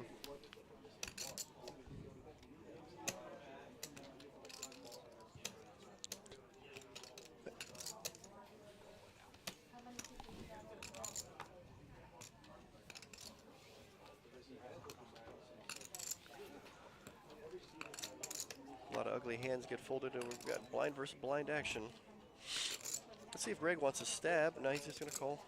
Yep. David has a raise. Definitely going to see a raise here from We all. could, you know, David, it's David. David's been conservative. He could raise or he could check. Yeah, there's a check. Oh, he's going to check there in I the small told you. blind. I predicted it could go either way. We're going to see a flop. See who outflops who. Wow. Action And this is flop. exactly why you should be raising in this Action, spot, I think. action flop. Top pair for David. Greg sneakily checks his very well hidden bottom two pair. Correctly so. David thinks he's good. He's going to bet 125. I really think this is going to be a hand with some fireworks I here. think Greg, he's looking for, he might be trapping. Nope, he's got raising chips. Gonna raise right away here. Now, do you think David might be able to get away from this one? I do think there's a possibility that David could get away from it. Looks like It's really what are you representing here? And the check raise is so strong in the spot, blind versus blind. 300K here. Maybe David thinks his hand is under-repped, and that perhaps he may still have the best hand. That's exactly what Yeah. I'm thinking. I think he thinks he's trapping His here, hand and he's is- going to run right into it. Wow, Greg actually going in This to is the a tough. blender. This is a tough spot. He didn't snap call. He's got to think about it. I like to see the fact that he didn't snap call. At Of least course. take a moment to think about it. Because you definitely, well, but So here's what I want to ask you. There though, it Drew. is. There's yeah, the so I was call. gonna say, what are you realistically putting him on though? It was a limp pot, you know. I mean, it's less likely that king queen is a hand. Like, look at the hands that are beating Wow. you. King queen, king king, queen So queen. let's see how action goes down here. Safe. No help to the KJ. Oh, River gonna be clean, giving Greg a nice, healthy double up here and We're gonna count the eliminating chips. Pretty David, sure I David's believe. gonna be out of this one. Yeah. With the So, Drew, in this position, I really think the KJ should have definitely raised there in the big 100%. blind. I mean, I agree 100%. I mean, it's a limp pot, and you have a way above average hand. I think a raise. And is- even if he's just taking down the blinds pretty there, you're correct. happier than losing your stack, as we just saw. What have I told you, bud? Never Don't lose all commit- your chips in yep. a limp pot. Never commit your stack in a limped pot. I've said it before. I'll say it again, and this is a perfect example of it's just tough. Yeah, because you can't put them on anything. It's so hard. You just He didn't put him on the 2-pair. Top pair with jack kicker looks pretty good. 2-pair rides clean, and David's going to take down 6th place for 2,000. But as you saw here, the person with the queen 8 was as you said, they were thinking about the decision. But I wonder what he was thinking about though. Yeah, you know, what hands are you really not beating? I mean, I feel like all the hands that don't beat you are king queen, king king, queen queen, 8-8. Those are Yes. all highly likely to be a raisable hand on a limp pot in the big blind. So he didn't think about it for too long. To be fair, he took his time. No, yes, I I don't mean, think he tanked for more than 10 or 15 seconds before he made the call. no, 100%. You know, he definitely. I told him when it gets close to the start time, I'm just going to jab and take off. So Are the top 3 chip leaders NPPT now? I'll be honest with you, I'm uncertain. The guys who would know that info are not here. Let's take a look at our cliff notes, see if we can find something on it. So Ian and have Ian. Dave from the NPT. It looks like Stuart MPP, Charlie's Bar Ian's and Grill. NPPT. Terry might know. Hey Terry, would you mind letting us know which players are still active in the NPPT? I think Marco's in the chat wondering if we got Greg and Ian, as well as Ron. Are they the NPPT. original 3? Oh yeah, so yes. Okay, so We do checking our have notes here, and it seems that all 3 of the NPPT players are still in. players are not only in, but they are the top 3 chip stacks. Yes. Really representing it from NPPT here. Gotta love saying NPPT over and over again. It's a lot of fun. Oh, no, I'm good. Thanks. Appreciate it.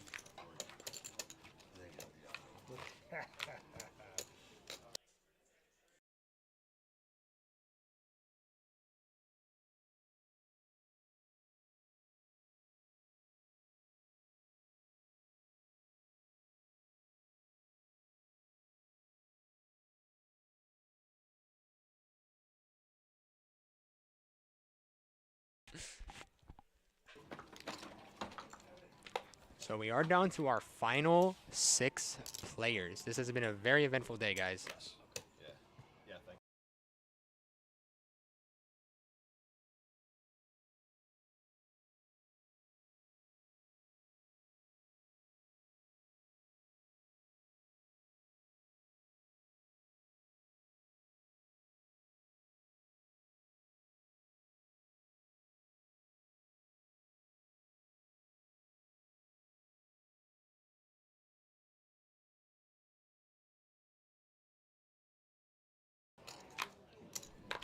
All right, so it looks like we're gonna have a battle of the blinds here.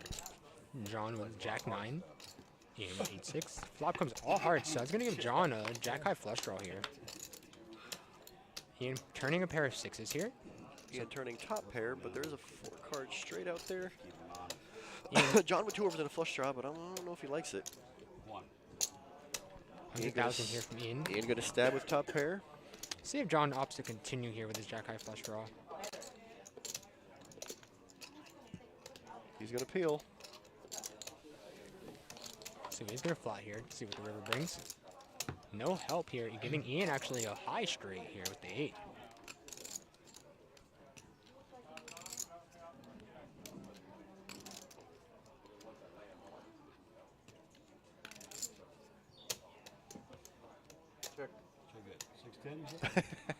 It looked like Ian was looking for chips to bet. I think John caught on to it. It went check, check. Ian just snap checked with Ian the and 8. Ron cannot stand the heat that is Miguel. His Mexican spice is way too hot to handle. Yeah. He snap checked it, yeah. That- Straight. Just about to say that. Here you are. I have it. We are 6-handed here at this final table.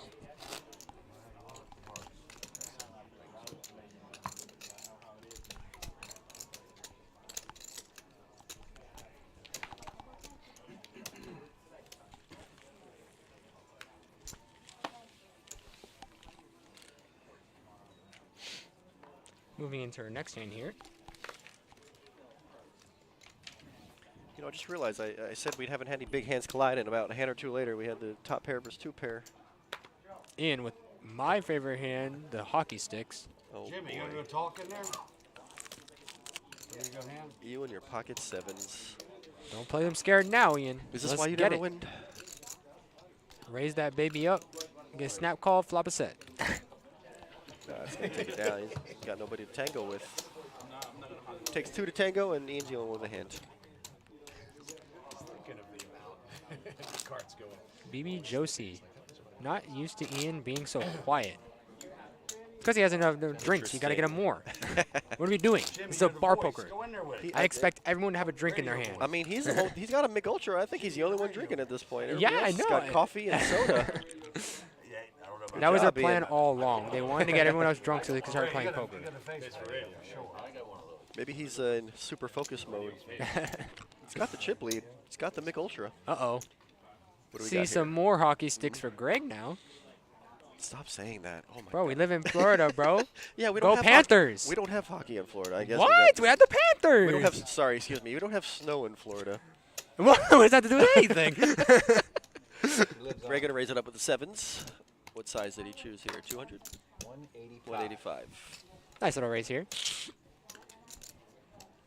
Folds Ian's got back a over to Ian. Playable hand on the button. Let's see what he wants to do with it. You got the big stack. You got ace 10 off. What are you gonna do, Ian? Not just a big stack. That boy is. Ian's way in the lead there. He's crushing right now.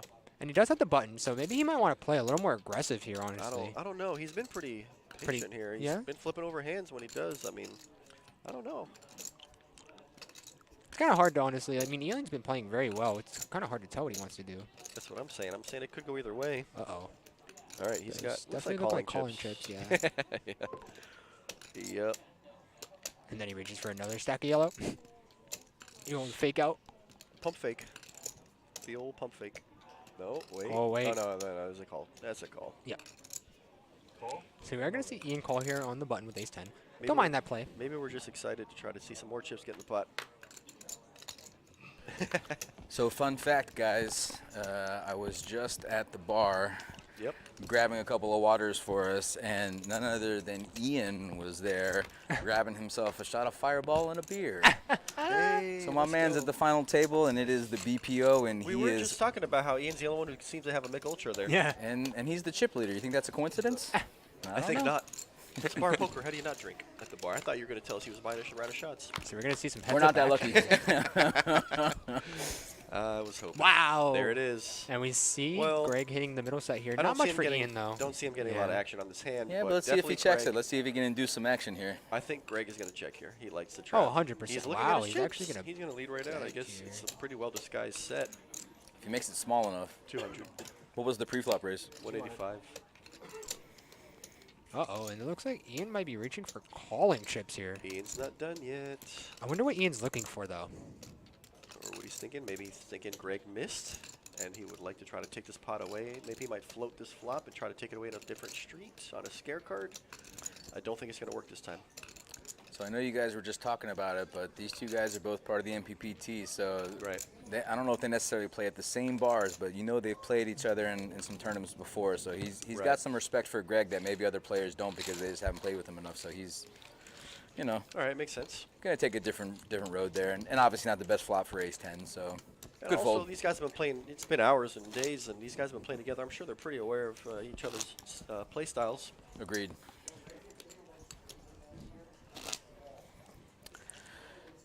For those of you in the chat, in about 5 minutes, we're going to be joined by Jimmy Rivers, a.k.a. Jimmy Michaels. I don't think we could go an entire BPO without getting him on the mic, so we're going to see him in about 5 minutes. And Stay tuned. Just another guest host here, as we have a lot of great time meeting a lot of new people from the BPO scene. Jimmy and I used to deal together at JJ Muggs in Jupiter. No kidding. Yeah. Sounds like fun. So you guys should have good dynamics going in. I'll keep them at arm's distance. So moving in, we see Miguel moving all in here with ace-queen offsuit.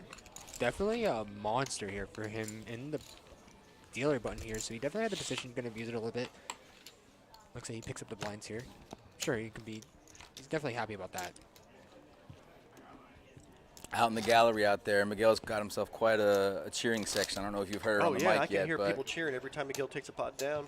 He's got himself a good cheering section, and you know what? He's playing, and he's earned it. So he's a fan favorite, it seems. Yeah. Had to be ready. Had to be ready to. I was just saying, but they're like to my left, the two of them. I'm like one of the two, if not both of them. I got Moving into hand number 130 here. Starting off the action is Gian under the gun with 8-5 offsuit. I'm going to hand over the opportunity to raise here to Ian with the queen 10. I don't see Ian raising this one. Yep. and not having them there helps a lot. I could be wrong. Could be wrong. He's got raising. Looks like he is going to. He is going to min click here. Well, he said 150. He's got to complete the race at 160. So I like the min click. Got a big stack. You don't really got to commit a lot, and you've got respect so far. So why not? So we see Paul Paul here. 160 and see what happens. Paul holding some pocket eights here. Paul's got a pair. And he says, let's go into infinity and beyond with the 2 8s. All of it going in here from Paul. Turn an 8 to the side. Looks like an infinity sign. Yeah, he's got a little over 15. What is that? 15 bigs? 15 or 17 bigs. I like this push here. I just don't think Ian can call, though. No shot. No. So Miguel is actually. Yep.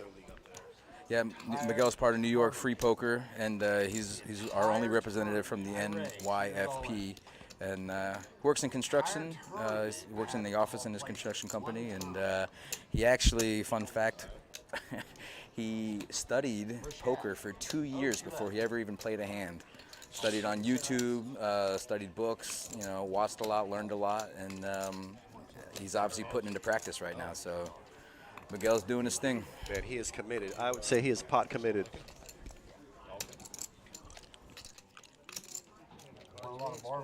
Ian looks like he's in pain here. He flashed the queen 10. I mean, given he doesn't know, but he does have 2 overs, so it'd be just a flip, honestly. That's if you're not up against a hand like queens are better, 10s are better. Yeah. No, I know. From his point of view, he doesn't know, but I'm saying for us, at least we know he does have 2 overs. And 1.2 million, that's a that's big old chunk of change way there. too big. That would take almost a third of it. Yeah, a little more than a third of his stack. That's a good thing to say. All right, everybody, welcome to the booth. Jimmy Rivers from the No Limit Pub Poker Tour New York division. He actually dealt down here with us for a long time. I'm pretty sure Jimmy had a hand in starting the MPPT. Why don't you tell us about that, Jimmy? I just want to say thank you, Terry. It's great to be by you and reunited with you here, brother. And to everyone out there, great to see, great to talk to you. Jimmy Rivers in the house. Very excited here after a long week here, nice weekend, and again culminating here with this final table. No, we had a really incredible full table of 9 players, down to 5 right now, and each one of these guys they are not giving up without a fight, and this is some really high level poker right now. And we were saying earlier how some people may not look at bar poker as real poker, but I mean you look at right now, these guys playing for $50,000 for first place, and it's prize for them. Huge I mean prize. you might as well be watching a WSOP event right now. These guys are playing like their poker career depends on it, and it might for some of these guys if they're going to take this $50K and maybe try and turn that into a career, or maybe put it up for some bigger tournaments. I mean, you never know where this could lead, so it's pretty cool to watch. Who knows, maybe one day we'll be saying World Series of Poker bracelet winner Miguel, or maybe Ian, or you never know. So it's pretty cool watching these guys. Absolutely, absolutely, and especially with, like you said, the $50K prize, probably the largest that they've all played for. Oh, Paul's hands for went the him most out. part. He had Paul's hands. Absolutely. I mean, you would think, I talked to these guys earlier. Yeah, I talked to them earlier, and most of these guys haven't been in a position to win this kind of money. They've played tournaments where maybe the prize was there, but they never have made a final table correct like that. So And we're looking at the chip count here. Ian again in the chip lead at the moment. It says 3.9 million. 31% of the chips on the play. But still anyone's game. I mean, John's got 885K, but one double up, you're up to almost 2 million, and you're right in the thick of it. So it's really anyone's game at this point. Except Gio, he's just chilling. I like that. Oh, Paul waking up with a monster here. Wow. Ace king of diamonds. I see you up there, Glenn. I see you, Glenn. I know you are. Paul is part of the EPT out of Massachusetts. Fun fact, his favorite hand is 6-3 of diamonds because he was actually involved in a big hand. It was 6-3 of diamonds against ace-king of diamonds and 4-5. And the flop comes 2-4-5 of diamonds, flops the straight flush against the nut flush. And then Buddy hits a 5 on the turn for the boat, and he said he scooped a big pot, so. Well, it makes sense. He's got some diamonds here.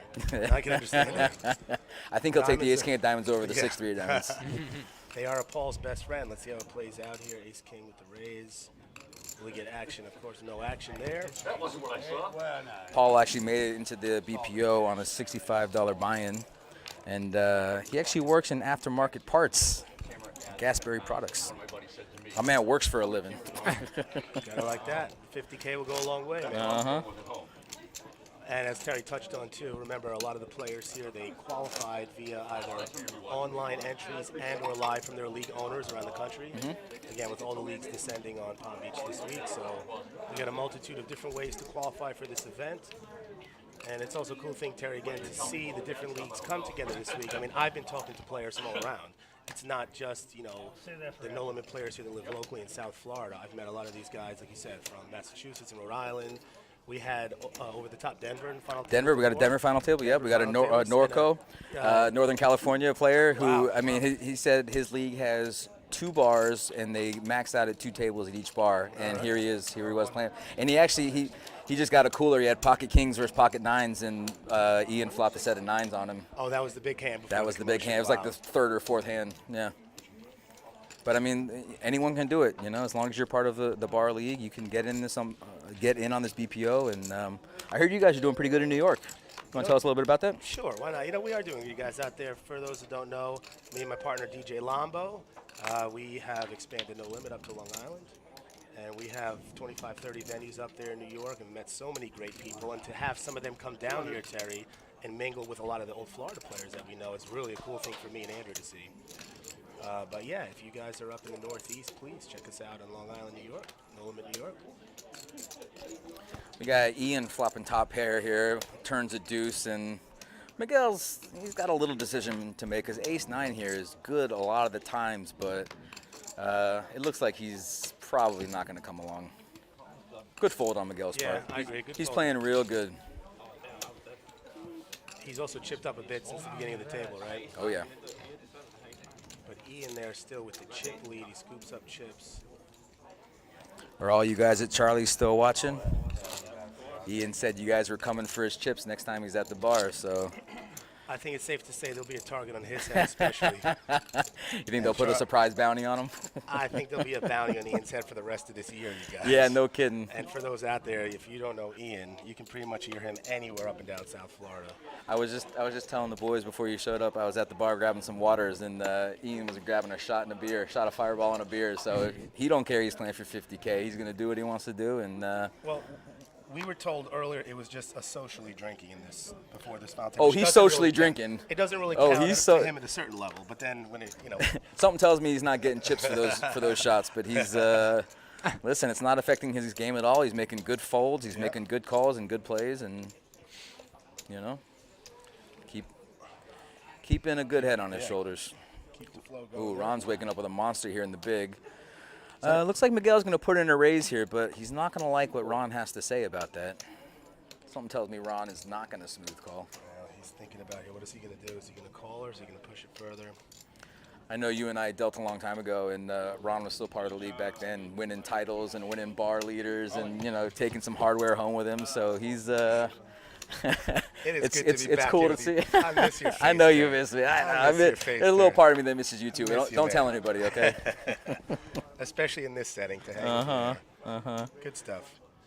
But you see here, Ron did push all in.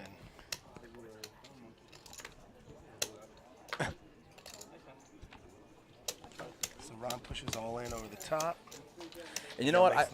To be honest with you, I like the raise coming out of Miguel with the small blind, Queen 7. You're a minuscule favorite over any random big blind hand. I like the raise, and obviously I like the fold. So. And most of the time, he's probably not going to have a big hand in the big blind either. Correct. It's a good spot to try to steal. Yep. You can see there now, Ron 1.9 million chips, tied for third.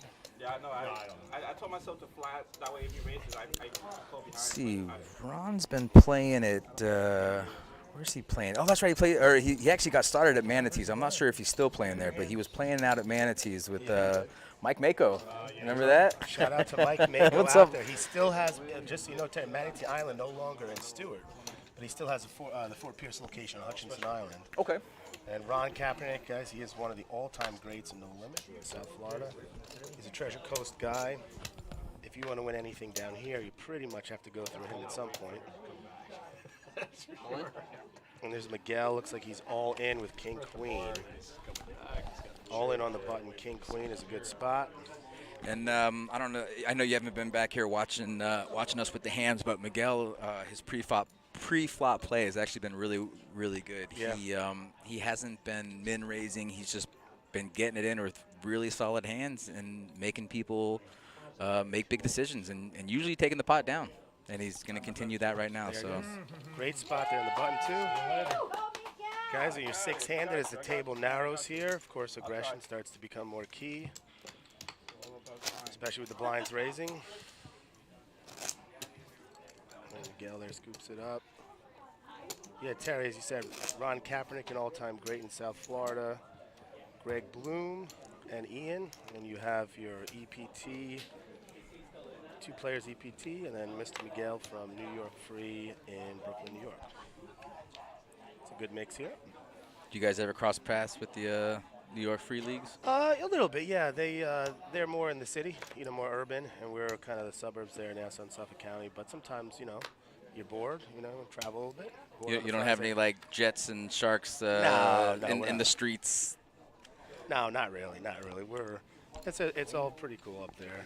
I think just for the betterment of poker, I think we want to try to grow all of our games up there. But in saying that, New York is a huge place, right? Millions and millions of people. And somehow everybody still finds each other. It's weird. You find there's a poker game, you're going to find it, Terry. You know that. I thought I saw you there a couple weeks ago. You may have. You may have. Did I have a lot of chips in front of me? If it was me. It depends on your mood, Hey, shout out Q King. What's up? We get a shout out to Joey Dolan's, our tournament director. Joey took over a couple months ago, and our tournaments have never been run more smoothly. We've really done such a good job. We had the Chris Moneymaker tour here about a month ago, and we were thriving in that. And Joey's just done an incredible job for us. And actually, Joey was a member of the No Limit Pub Poker Tour. That was when I first met him over 10 years ago. And I know you know Joey from a long time ago, and here he is actually just crushing the game. So yes, Joey, congrats to you always, man. It's been a great few days working with you two here and being around it. It's just nostalgic, and it makes me feel great to see Joey, to see Terry, so many of the staff here. You guys have worked with me personally for so long. It warms the heart, Terry. Warms the heart. You got one of those? Yeah, it's somewhere in there. I think I'm a softie now, my old age. Yeah, me too. Maybe it's too cold up north now. I don't know. Yeah, I'm a father now too, so I'm a much nicer fellow. I would have never said otherwise, Terry. I mean, I've always been a nice fellow. Baby D in the house. What's up, Brittany? How are you, darling? Also, Marco, Classic Mugs. Love you, Marco.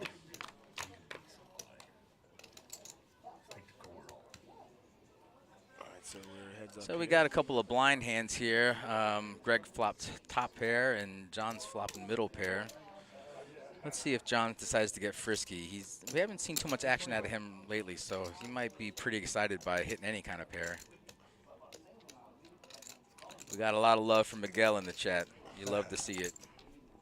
He is outnumbered by the No Limit Pub Poker Tour and the EPT. So. They listen to here. All right, he lays it down there. Like I said, it's a good fold. It's a good fold. He's waiting to pick a better spot, and with 50,000 for first place, I don't blame him. So I like it. Like this song, Good stuff. if you're not here, you'll hear it 3 times in the same day. This is the best channel ever. You go somewhere else, you would It's like one big reunion in the chat, you know? There he goes again. Yes. There's Ian. I was gonna say, if you're here long Ian enough, wins you this hear thing the same tonight. track. I'm telling you, you're going to hear him all over South Oh, Florida. this guy got songs. You want to go to I think Ian gets up and brushes his teeth. That's how for he like is. 10 years. But they have the same track here. I play here a lot, so I hear it all the time. Same stuff. That's funny. I think Ian's going to invite all players out afterwards, regardless of the outcome. I think you're right. I think you're right.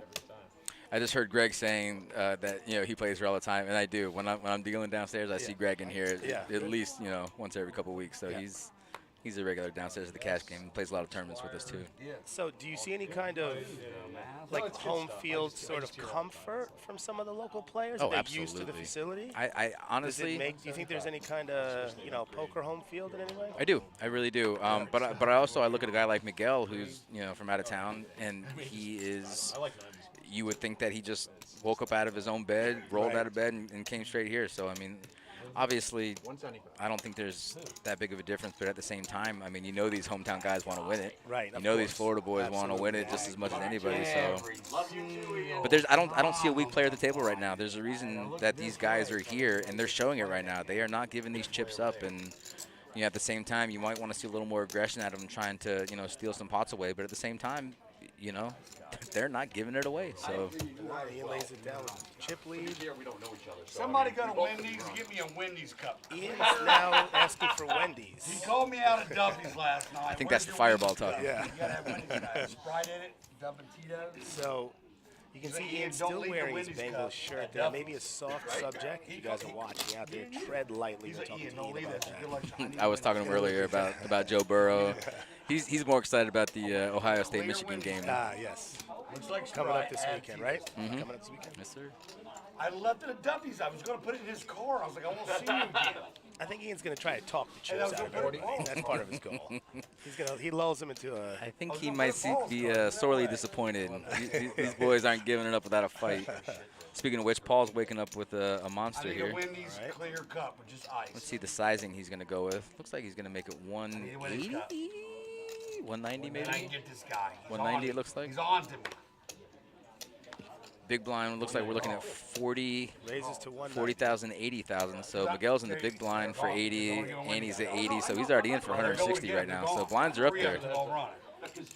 Ooh, I think Miguel likes this hand. I think he's, 7-5 suited is actually Miguel's favorite hand. We could have action here, and it is suited. We might see him. I think, well, he's definitely calling. I mean, if that's his favorite hand. Miguel. Yeah, look at him. Snap. Look at that. Miguel calls. Here we go. Josie doesn't like a straw. She likes a plastic. Let's see if it's going to be his favorite hand after this one. Wendy's right here. 3 minutes. Not the best flop for ace-king, so Paul's going to keep the pressure on, and I don't blame him with this flop. It's actually a pretty good flop for ace-king. Yep. You almost have to continue there. Look, he shows the 5-7. Hey, Miguel, I like the call. You gotta see a flop with that hand. Even if it's not your favorite hand, you got to see a flop.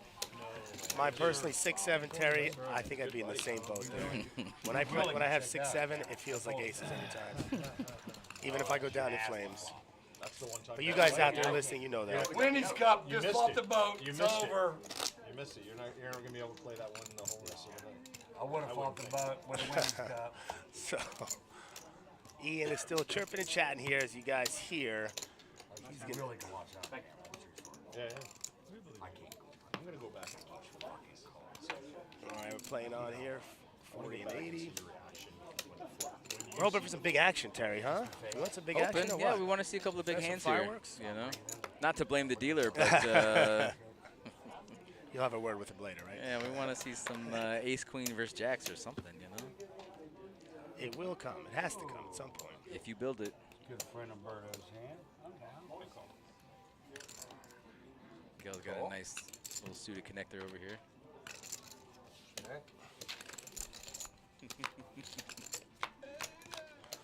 We're going to see a flop with the blinds. Not a good flop for anyone, so whoever wants it's going to take it down. And let's see if Ron in position here, so you can bet.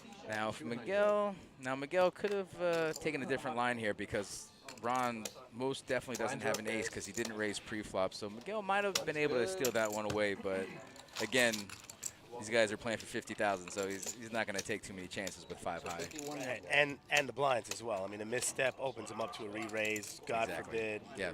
If he has queen Ron 8 or does something. Yeah. Yep. Agreed. So each decision here, paramount. I'm carrying my says. You're my roomie for life in Vegas. For life in Vegas. Looks like.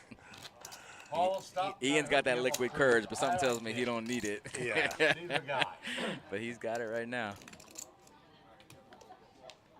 Ooh, we got Keisha in the box.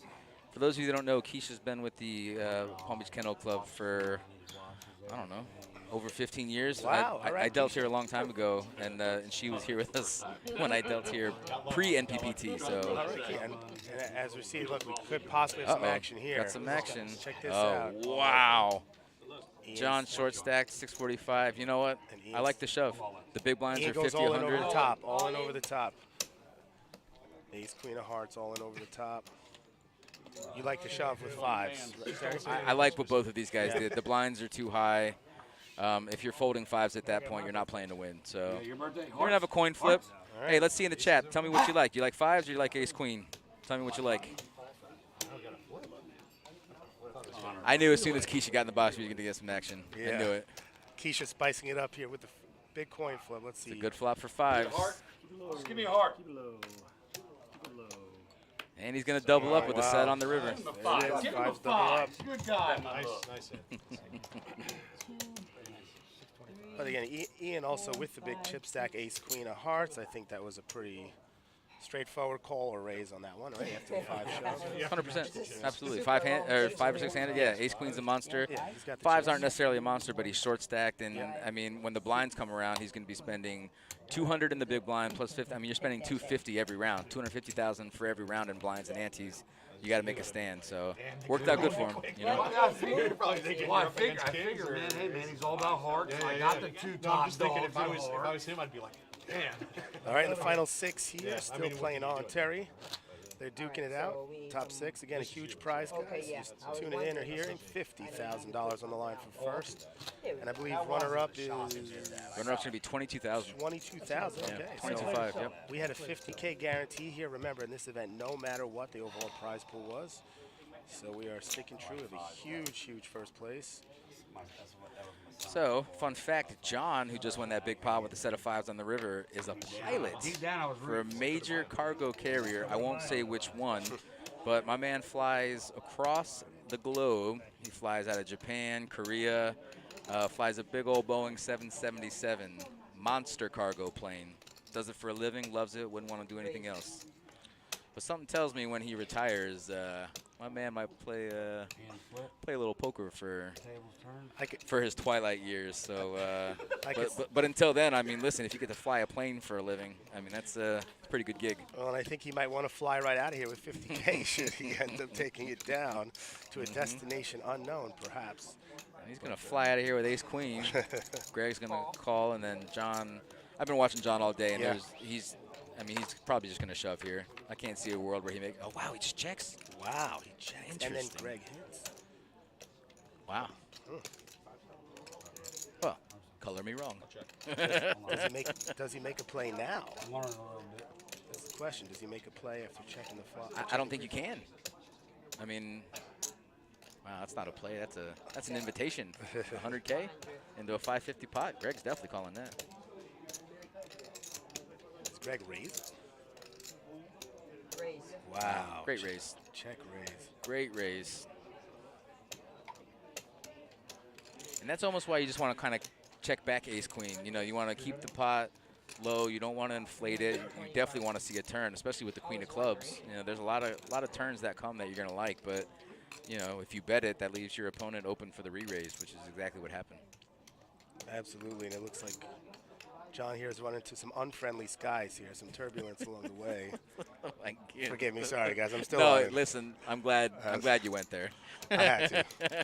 But a little bit of turbulence here. Let's see what he does.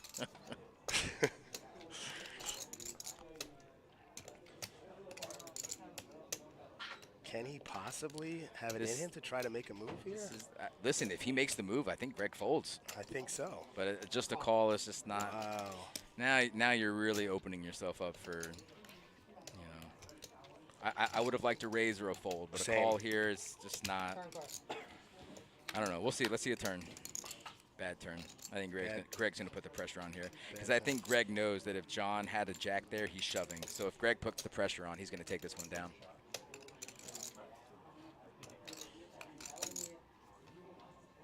Bet. Great bet by Greg. 100K. I mean, there's no way he can make the call here or go all in. I mean, if he's putting Greg on clubs or maybe a worse ace high, yeah. No, it's a good fold and it's a great bet by Greg. That's a really good bet. I think he put John probably on exactly what he had. I think he put John on an 8 as well, maybe a smaller pair, flush draw, straight draw, but either way, you know, normally when you keep your foot on the gas, you're going to take down a lot of pots. So, good play by Greg. And a good fold, too. Yeah, and a good fold. Greg scoops chips. I would have liked to see John fold that turn just to save himself an extra 400,000, to be honest. But to set him up for another hand. Or to fold the flop, I meant to fold the flop. But yeah, right. Set him up for the next big one. Set him up for the next one, or just to hold on to your chips. Yeah. Or raise pre-flop with a monster 5-handed. Greg just calls. Greg just called pre-flop, so I don't know. It's obviously a lot easier when I'm sitting here looking at everybody's hand, but. Silent A and an L. I make it silent. Silent A and L? How you gonna go there with Keisha? Well, maybe, as you said, Keisha's in here and she's bringing the action. The action so far, these first couple hands. It's Al, A-L. All right, Paul here is going to pocket pair. I love Keisha. And you know what's great? Honestly, she is such a great dealer. She's fast. She's personable. She rarely makes mistakes, if ever. And she's just a great dealer, great person. And I'm glad to see her. And I never get to work with her either because our schedules are totally opposite. So it's nice to see her. Well, I did get to play at her table, Terry, this week. I did get to play in the 100K Open event, and Keisha was a charm for sure. Us, the league owners, cannot play in the main event, but we're allowed to play in all the other side events, so got a chance to get some action in. Oh, cool. Yeah. I mean, you can't be around this and not at least, you know, sit down at one of the tables, right? But one of your people, Just Chill, says in the chat that you don't ever, but watch them work, watch them win. I'm assuming they're talking about you, but I could be wrong. I don't know. Well, just Chill if you are. Numbers or letters? Probably numbers. We shall see, Jess. We'll see what happens here. We need your big blind out, please. And Keisha on top of it, Terry. You were right. And let me tell you something. Keisha looks the exact same that she did 15 years ago. It does not look like she has aged a day. What I had 2 seconds ago. I've had 2 beers all day. Unlike most other players and or dealers at the table, the bad beats they've taken. I look like I have aged exactly the amount of time that I have. In one day, they can age that at a poker table. You know that. Unlike me and you and every other dealer I know. That's funny. So Ian has actually been quiet for like 2 minutes. That could be a first here? Yeah, I think he's probably still hurting from that ace-queen, but you know, he didn't do anything wrong there. He absolutely had to call with the ace-queen, and you know, just a bad run out. Finally getting some respect. 7 deuce off. All right, so it's still 6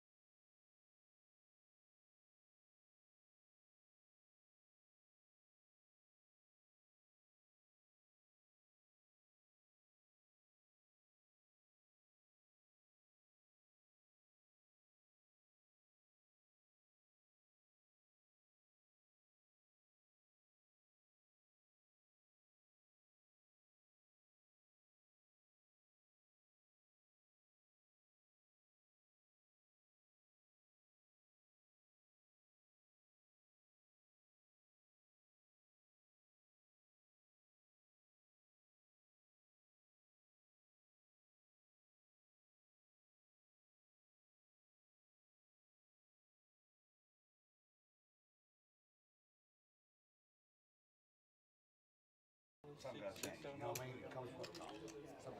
right, you can see here, we have a little bit of action here. Jack 10, Ace 8, Terry. Something tells me, so Paul came out firing here, Yeah. 275K, and Greg definitely has a calling hand here. He's open-ended. He Little- makes the call. Little does he know it that the Jack or 10 would be good too if he hits. So he's got some good equity here. And Paul checks. He's going to give Greg a free look. If Greg even gets the free look, Greg might just put in a bet right here. Nah, he wants to see a river. Is he binking it? Yeah, it's a pretty good bink. All right.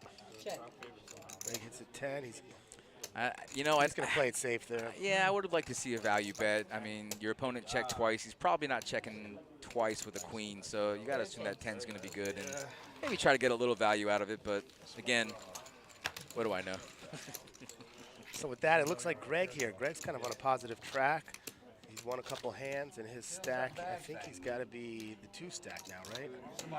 He is a chip leader. Greg, I think, the 2nd stack.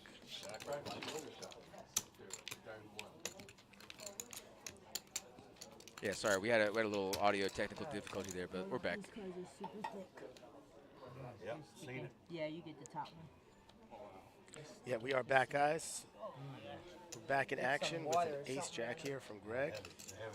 No, it's wires helping. Yeah, Jenny from the poker block, I agree. Greg is playing phenomenal poker right here. And actually, everyone at this final table, I don't really remember the last misstep anybody has made. I mean, they're all they're playing their hands good. They're playing their position good. We got a couple of monsters here, 6-handed. Greg's going to raise to 225. And John waking up with 10s is a very possible shove here.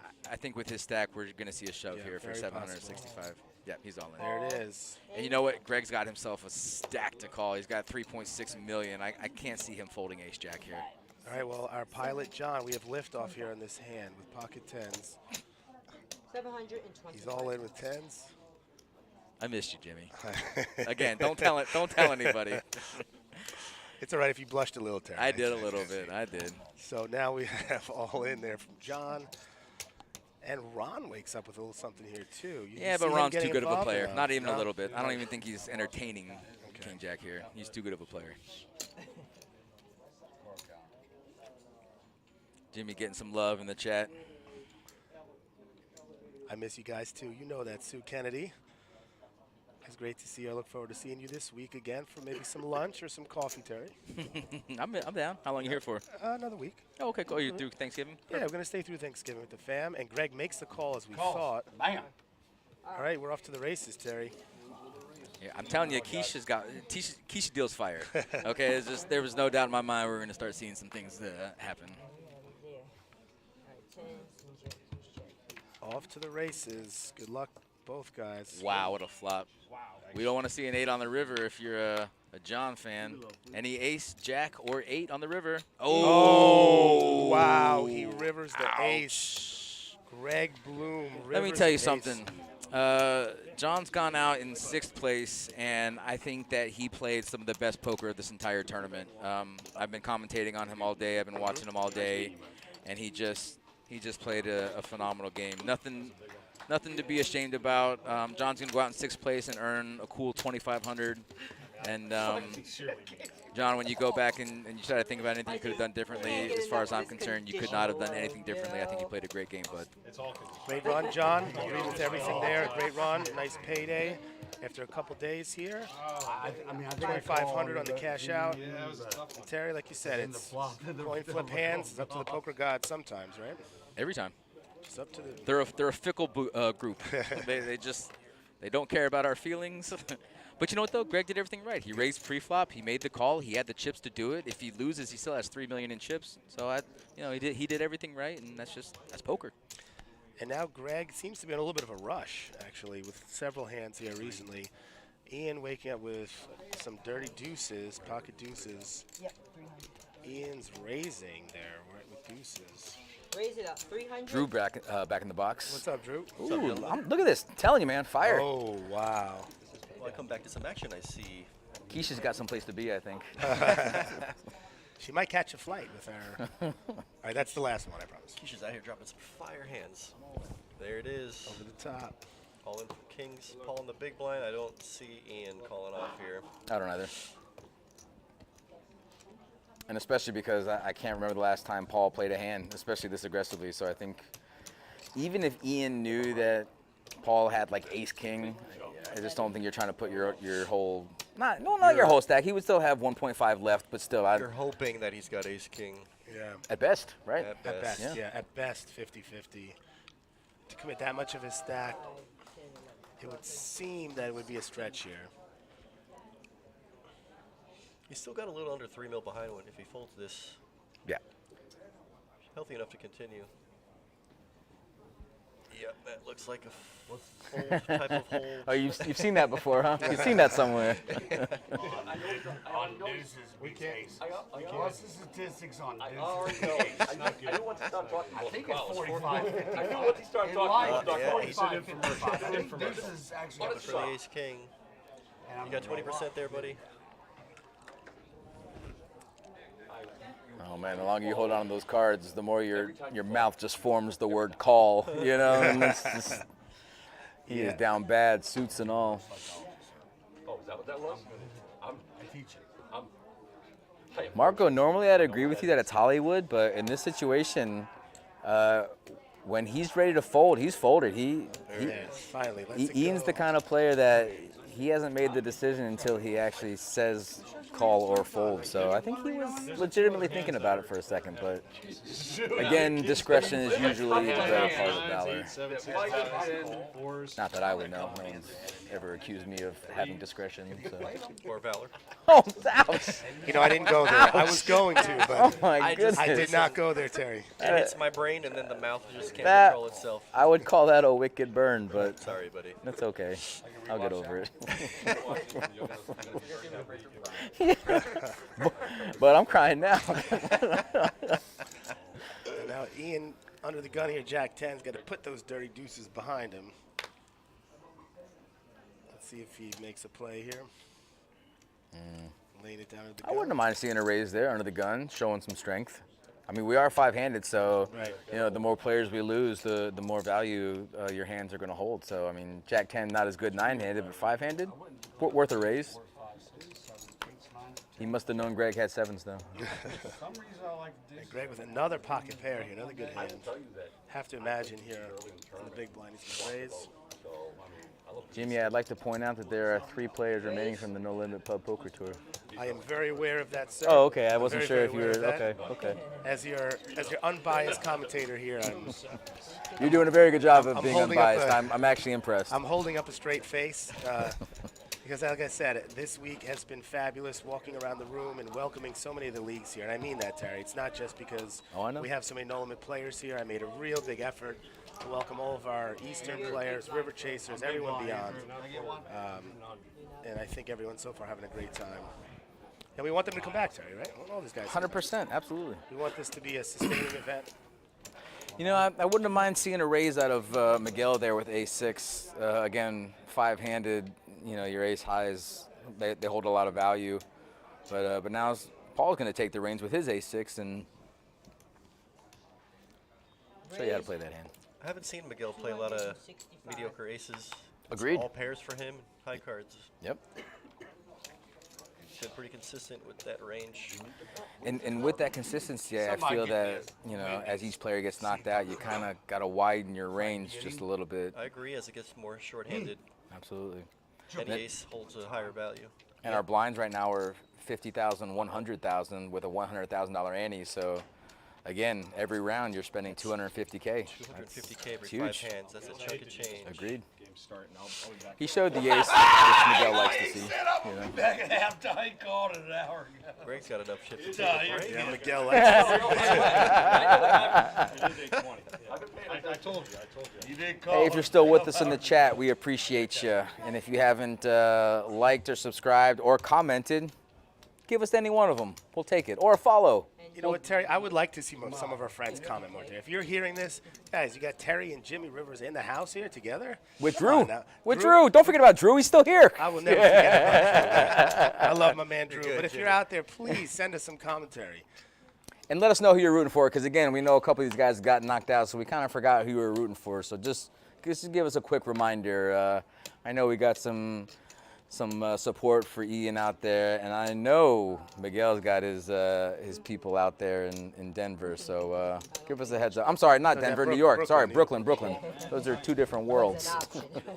They're both cold. Cold weather. Cold-blooded.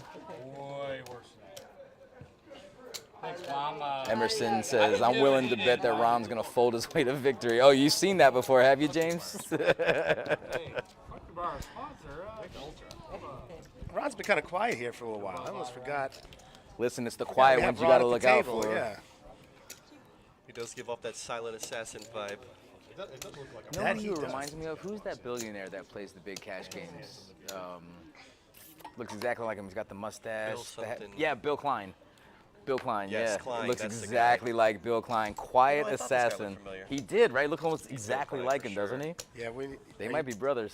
We need a picture or something. Honestly, Jimmy, when you look up Bill Yeah. Klein, that is Ron Kaepernick. Well, Ron, you know, he's very comfortable at the table. He's a big game hunter here. You know, he might be a silent assassin, but Ron is definitely here for the victory. Marco, the Cube, that's Joey D. That's our tournament director, one-time No Limit Pub Poker Tour player. That does look exactly like him. I'm gonna show Ron. For those of you in the chat right now, just Google Bill Klein poker player, and you will see Ron Kaepernick. I promise. It's definitely his doppelganger. Ron, we'll show you later, man. Hey man, thanks for supporting Rob. Middletown, Ohio. Yeah, you definitely know Ian.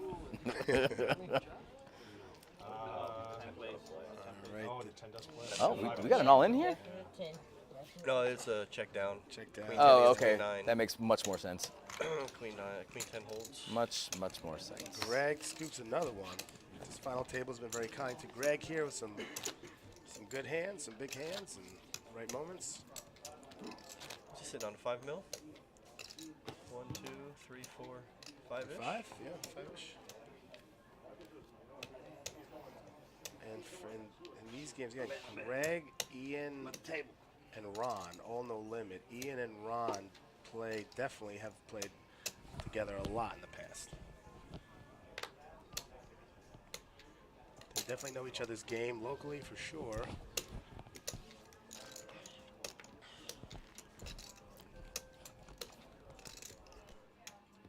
Option.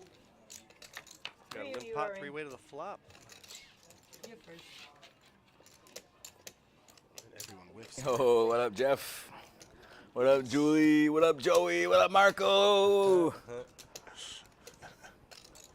Yeah, we'd like to give a shout out to Julie Campbell. She made top 100 down south. I won't name our competitor's name, but it was quite a big tournament, 2 million guarantee, and I know she made a big cash. Nice. And Wow, very she nice. played really good. Very, very I made a cash too. It just wasn't as big as hers. No big deal. That makes 3 of us. Yeah, we were all hanging around. I did better than Drew though. No big deal. All right, buddy. Yeah, that was for that. That was for that comment earlier. All right, that's fair. That's fair. We're even. I deserve that. Well, we got a nice little flop here for Ian. Someone tells me he's going to take this one down. Paul took a stab, and Ian with the open-ended draw, he's just going to peel. call. Okay.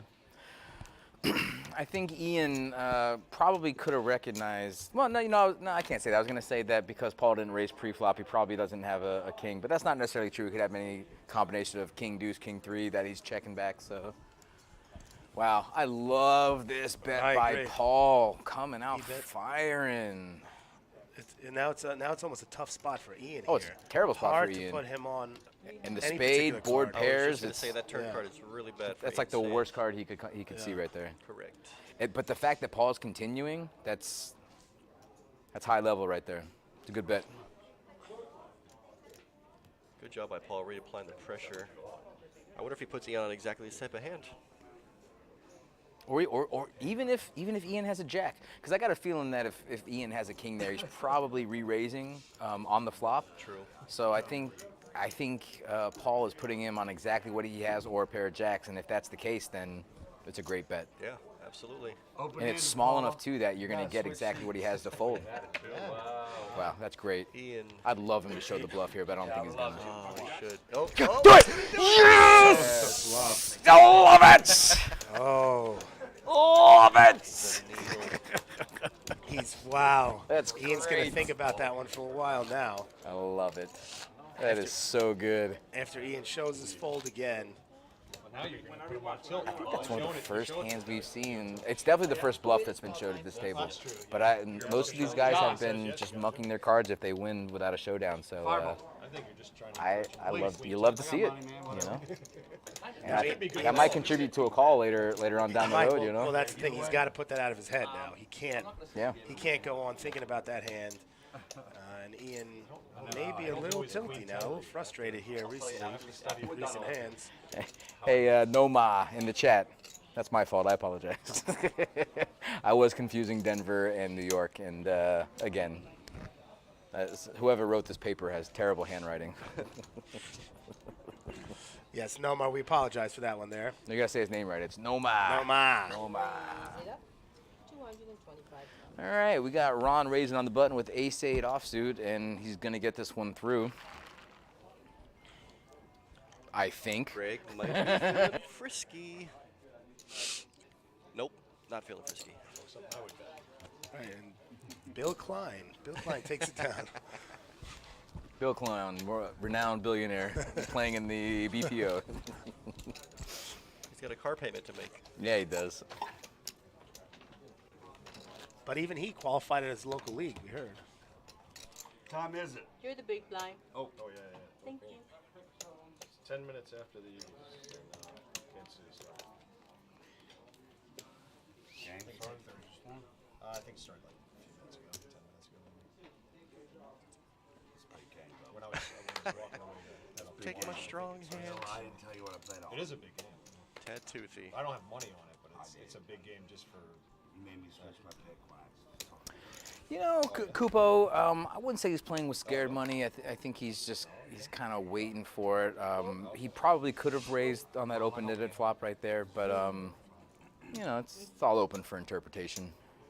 Yeah, he's only had like 1 or 2 Michelob Ultras. Like he said, it's just socially drinking here, guys. Very social at this table. He's still got a pretty healthy stack, though. He's got 2 million. He was up at 4 million at one point, but you know, that'll happen. Yeah. Ooh, what a monster! Oh, I thought he had Queen 3 suited. I'm about to say that's pretty big, but still a pretty good flop for Queen 3. Absolutely. About Both as players here hit. good as you can hope for without hitting a queen. Greg now with the big stack coming out betting. 150. You know, in a limp pot, both players flopped a pair. It's hard to fold for one bet. And 5-handed especially. Correct. Table. Wow, that's a good card for both players, but Greg might put in a little bet here, huh? Ian's not gonna. What? Ian, buddy. Well, I might be wrong. Kupo, you might be onto something. But that's a good spot though for a Greg bet there again. With Great spot, the great turn bet. He's pairing got the chip board, stack. He's yeah. pushing him around. Turn pairing the board, it makes his 3 feel much more comfortable. And to be honest with you, Greg might think he has the best hand. He might be thinking he's value betting there. So because Ian didn't put any kind of pressure on him on a relatively good flop for Queen 3. So That's a good point there, Terry. thanks, Drew. Expert analysis. Oh man, I should do this for a living.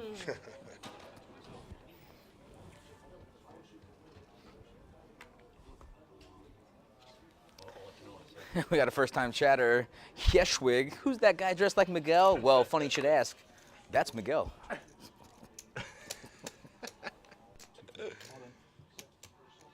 And Ian now. Oh, we got hands here. Oh. Ian shoved with an ace-9. Folded around to him. Probably the best hand except for the fact that Miguel woke up with ace-jack on the big and snap calls. No, Ian did the right thing. You got to raise with ace-9 there. He just, walked into a monster 5-handed. And Miguel has not stepped out of line this entire final table, so Ian knows that he's got a monster here.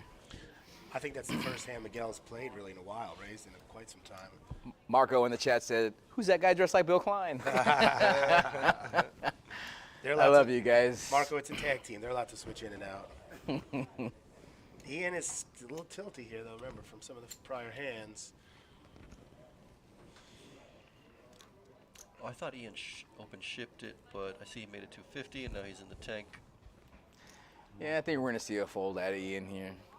There's not many hands that you really are ahead of right here. The best he would hope for is king queen suited or like, you know, a lower pocket pair. But even a lower pocket pair, you still need a hit. So, you know, he did the right thing by raising. Now you just got to fold and hope for something better. So I'll pull this in. Looks like this would be like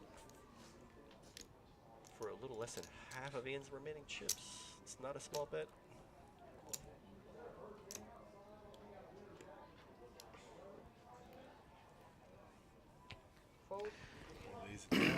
So in between hands here, anybody in the chat who is not subscribed, and if you got a minute, just take the mouse, take the little cursor, click it over the subscribe button. Give us any kind of like, follow, subscribe. Everything you do helps. We appreciate it. It helps with the algorithm. And I sound like all my favorite YouTubers. That's weird, huh? What do you do, Terry? Man. Good thing I don't have my own channel. I'd be saying that every 5 minutes, you know? It's gonna seem that way. Talking with Terry.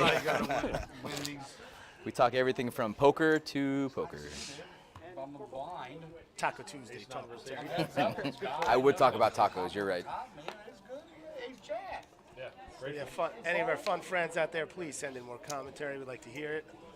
As we're here with the final 5 in the Bar Poker Open main event, East Coast style. Greg Bloom with the chip lead now, as he's been literally chipping away all final table. Ian's still having fun, it looks like, Terry. I mean, you got to. So it says Ian has 2.1 million, but that graphic's incorrect. He's looking like he's got about 1.6 million. Yeah. I think they said that he maybe won that last pot, which is maybe where that got skewed. Hey, what's up, GD Poker? I don't know who you are, but you know who I am, so that's all that matters. How you doing, guys? It looks like he's a fan, Terry. I mean, do you blame him? She, he, anybody out there? Looks like a big fan. What's up, Poker World? Miss you guys. Oh, Peacock, of course it is. What up, Greg? How you doing, brother? What's up, Mr. Peacock? Greg's a regular too. We see Greg all the time downstairs. Yeah? Yeah. We got a chair with his name on the back. Do you have a cot for him in the back here? No, we wouldn't let him sleep here. No Do you way. make him do dishes? I'm just kidding, Greg, of course. Good to see you, man. Good hearing from you. Maybe I'll see you this week. Yep. Ian's picking up a real hand here. Something tells me we're going to see an all-in. And there it is. A little bit. He is all in. Is that correct? Yep, all in. I got a Rivers in the chat. Jetta's looking for you. That's my cousin, of course. You guys know Jared. I'm just kidding. Lucky Charm. Yeah. Where's the cup? And sixes are going to hold up pretty good. Ian needed just any type of positive chip flow there. He just needed a raise. Needed So, Sue, we probably could. We actually, that's their job in the back introduction. But if you look at each hand as it comes up, it says their chip count in the corner of their graphics. So, All the way up top. But as you can see, it looks like I love you, dude. Greg's got Aces about high, Iron Maiden. 1, 2, No 3, luck. 4, 5. Greg's got We need the about shirt, a baby. little over 5.5 million. And Oh, there's wow, he's Iron 11, Maiden. a little over 11 million chips in play. And again, blinds at 50, 100, 100. So insane blind levels here. Yeah, Greg has over half the chips in play right now. Looks like Paul has about 1, 2, 3, 4. He's got about 2.4. Bill Klein, aka Ron Kaepernick, has about 1.5. With that bet in there, yeah, probably 1.5. Yeah, Miguel's looking at about 1.5 also, maybe a little less. And Ian's sitting there with about 1.6. Ruh-roh, Reggie. Oh, there we go. Yeah, we're back. And there's one of our tournament guys, Donnie, doing his job and doing it well. Ooh, we're getting some pink chips in play. Those pinks are worth 100,000 a piece. Wow. Again, the gold chips are 25,000 and the red chips are 5,000. The 100Ks are coming out here. Looks like Greg's going to have a bunch of them. All right, boys, I'm going to go ahead and take a break here. I'm getting pushed out.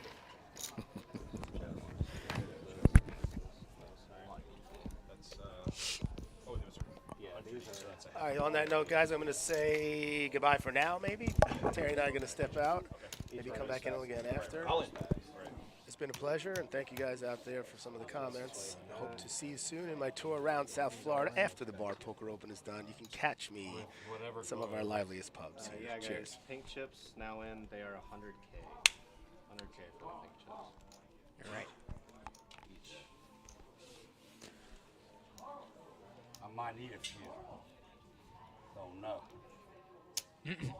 Jump in there. Jump in there. Let's do. Want some more? We're gonna see Ian lay it down. I think I'll pick up the blind. I like this crew. Yeah. That's a good crew. I might adopt them. Ian with his I heard banter a here. I love it. Clap, Ian know, looks like he's having knee fun. on a slapper. That's for sure. Things will change when we dance. Hold up, hold up. Carl.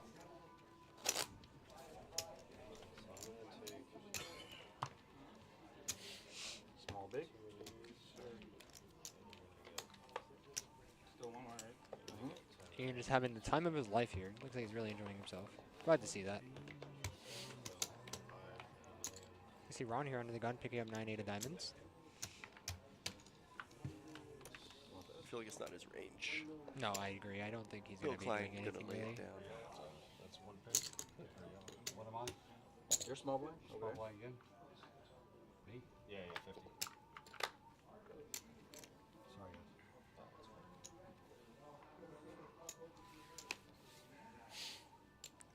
Handing action over to Paul here with King Jack offsuit. Good song, Carl. See how he decides to play it. Looks like a raise here. 200. Min click.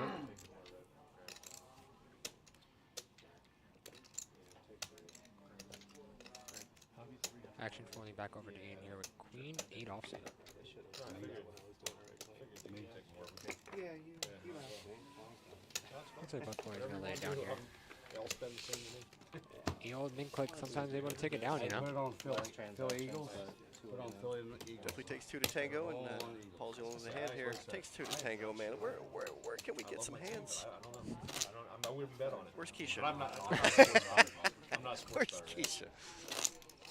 I hope we. A lot of people don't bet on their team. I get it. Yeah. I do. I'm not. just like to I'm not say betting why on I any do it. teams, but.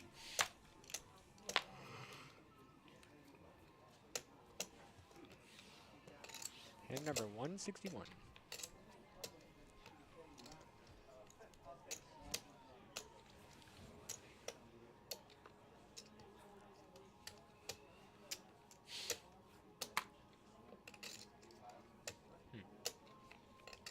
Looks like Paul gonna go for another raise here under the gun. 225. Ace-6 offsuit. 225. Switch it up and put into 225. Go I was basic. just thinking how maybe he thought he couldn't get away with it twice, but he's going for it, and I like to see it. You know what? I ain't want to play with a guy who's fucking man shit like that. Who is that? And nobody's got a hand to play with. You know, it looks like Paul's probably gonna wind up taking down the blinds here. Ron might want to Play? Really? He's gonna defend call his- here with the King 4 offsuit. He's going to defend his big there. It was only 125 more for him to call, not too much more. So we see here Paul picking up the best of it, really.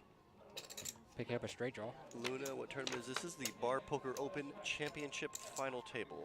Currently, these boys have been at it for 10 hours now. Started at 11 a.m. today. Looks like a jack of clubs on the turn. Yep, not going to change much for either player. I think first to bet takes it down, but I think he's going to go check, check. Yep, and as we see here, ace high currently the best. Damn right it got Wow, me. looks like Ron's You know actually what? on I like fire these out guys. here. They Love to cheer for see me. They're it. gonna buy me beer. They're great people. Ron saying, if you don't want this pot, I'll take it down. Can we get a beer? Yep. That's my Or Paul gonna friend. go the way there. Oh, he said he's got me. You guys are nuts. 1, 2. I got 5 more beers to drink. Love you guys. Ian We're got good his friends. next 5 beers lined up. Is that Brooklyn. what he's saying? Yep, Ian about to have a great night tonight. I mean, he's already having a great time. You know, cutting off somebody on their third drink. Third drink. No shit, right? I told him he had to get a stronger drink, bro. I told him, I was like, what are you doing drinking those light things at a bar poker thing? Let's get some real shots in here. Funny guy. 4 horsemen. No, we're not doing shots like that. You're insane. We're just talking, guys. We're just talking. No way. What's the time? You look. 40 minutes. I know you do. How you know I do? You see the, I could. visuals? I could as well, and I only had 2. So we see action back here to We'll Ron. give 5 Ron with a minutes suited to hand.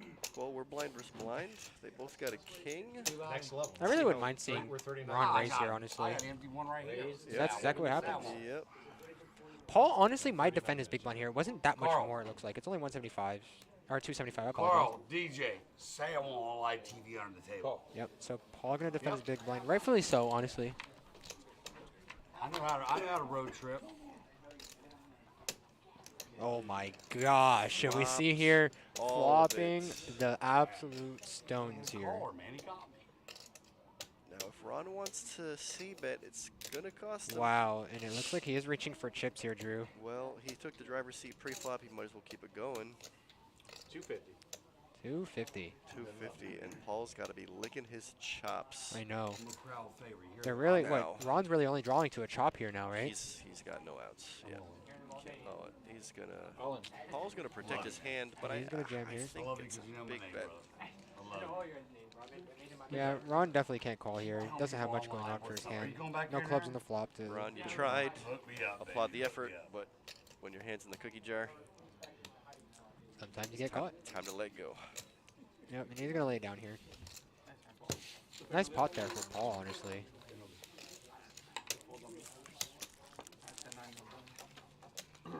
Just went up, guys. 120, 120, 60. Can I get a cleanup on table 7? You can ask him for a cleanup on table 7. Is that table 7? I think it's 37. He's half right. Did the King Jack raise on the flop? Like, they went all in, right? Shoved all in, yeah.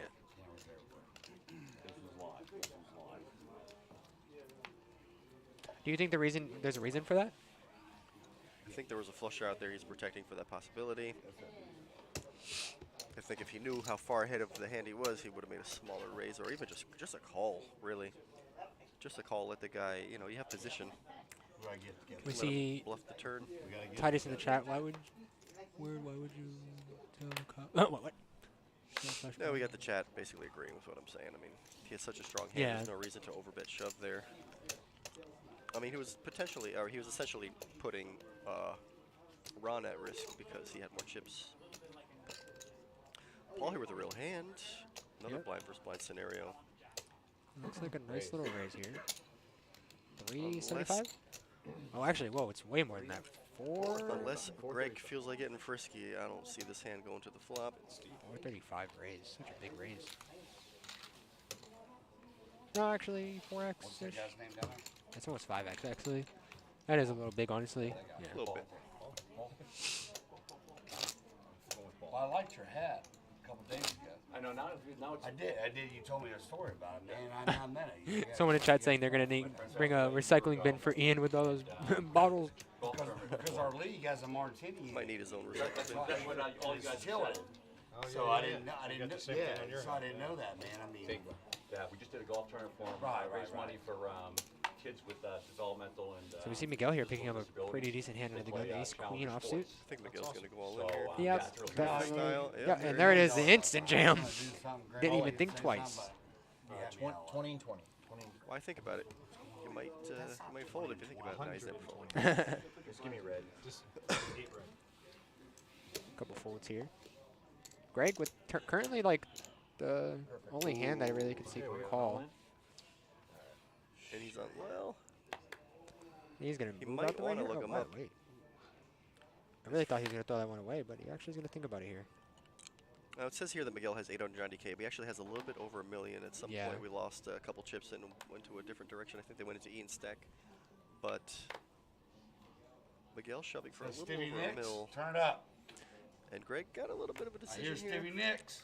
Does My he dad want to was risk it with in the love ace with her. 10? Do I Made have me the best listen all hand? the time. Miguel has been very solid all day. I think On the album, I think Greg might know and get away from this one. That's her solo. That ain't Fleetwood Mac, baby. That's Stevie Nicks. He's going to lay down the ace. I definitely think that laying it down here is probably the best Like I said, bet. against a player like Miguel, who's only really been shipping with pairs and big cards all day long. I mean, Greg's got to know that at this point. One more Take shot, another I shot, call take that another shit. shot, take another One more shot. shot, I call that Ace queen, ace queen. Ace queen. Ace queen, ace queen. King. Bomb pot time. Let's get it. Ace queen. Ace Yeah, queen, everybody huh? agrees. Why not?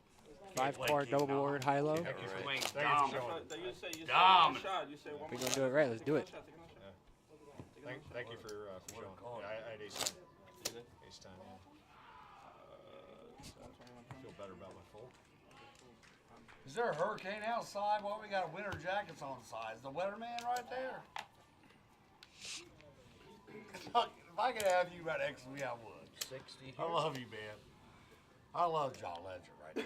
That's a good guy. I'm gonna say it live on TV. That's a good dude. They don't make people like him. Man, we've seen 165 hands What am I today, and these already? guys are not giving up. Nobody wants to budge. Only 5 of us. It's gonna be a lot. Greg with a playable ace-3 suited on the button. It could be 4 in a minute. I wonder what Ian's going to do with his king-queen when it comes to him. One more red. One more red. It's right over there. Just to watch what you guys win. So it looks like Good times, man. Greg is gonna Good times. raise here on the button with ace-3 of hearts. Definitely don't disagree with this raise. I like it. Of course. Suited ace on the button. We're 5-handed. You got the chip stack. I like the race. Now, what do you think Ian should do here with king queen? Depends if I've had a couple of beers and a couple of shots. I'll tell you what, that king queen looking good after a couple of beers. I'm all in. There it Oh is. my gosh, and he There it jams is. it here, and that is definitely gonna It probably actually puts Greg in a yeah. I was different- gonna say in it's a gonna probably spot. get Greg out of here. It puts Greg in a spot. He doesn't snap call. It's good. He's thinking about it. I mean, he can't miss his hand. Crazy pineapple bomb pot. That actually sounds fun. No, Love Haven't done crazy one of those in a pineapple. while. that's not Stevie Nicks. Fleetwood Mac, baby, ain't it? Greg gonna step out. He's gonna wait for another hand, man. Because if he does have a bigger hand, a bigger pair, he's got 3 outs. Oh. I just want that imagine one. you did. I just want that one. Whoa, look at that! I could get a little over here. A little over here with Bobby Beers. All right. Definitely. My ear's a little sensitive right now. Yes. I love how Ian jumps from being loud to Down, next, we'll next. get you fired up. Tapping the table. Nice hand. Bet money on him. 7-7. He made me up it. I didn't make you do anything. Ian is probably my highlight of the day. Honestly, he's a very live person. I'll say that. Definitely the most animated. Everybody else is so serious. I mean, it's a serious game. We're playing for $50,000 here.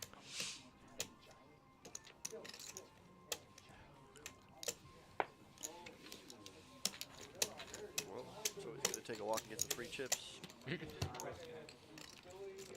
Nothing really too eventful right now. It seems like no really Everybody's waiting for their spot. and hands high up on the range we've seen lately. Only really aces or ace king really. we haven't seen 2 big hands collide in a while. Press awareness. Comer coming in, giving some big ups to Ian over here. That was last month, I think, right? October. I'm still keeping it around. Yeah, no, it's good. No, it's good. I do sports all the time. But it's, Hand number 167. We got Greg starting off the action with 9-7. Easy fold here. Ian with pocket 5s though. Not so easy of a fold. Let's see how he decides to play this. 2.3 mil in his stack. No, that's incorrect. No, yeah, it's like what, 1 He's got like point. 17, 18. Yeah. 1.7, 1.8.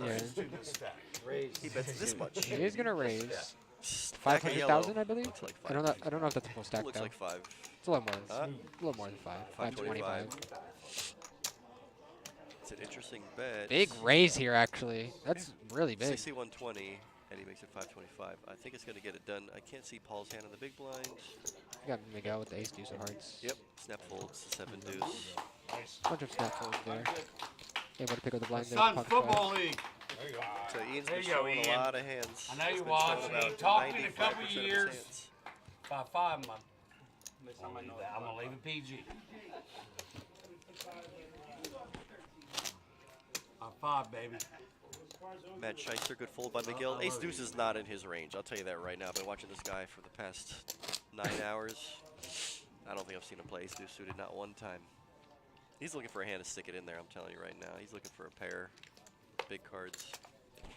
I've seen him fold king-jack Did you get a screwball yet? to no raise, or a small raise. So I'm thinking about it. He didn't like folding that. It's possible, you know, Miguel's been pretty patient and he's looking for a hand, and I think maybe if Ian didn't raise, he would have loved to put his chips in there.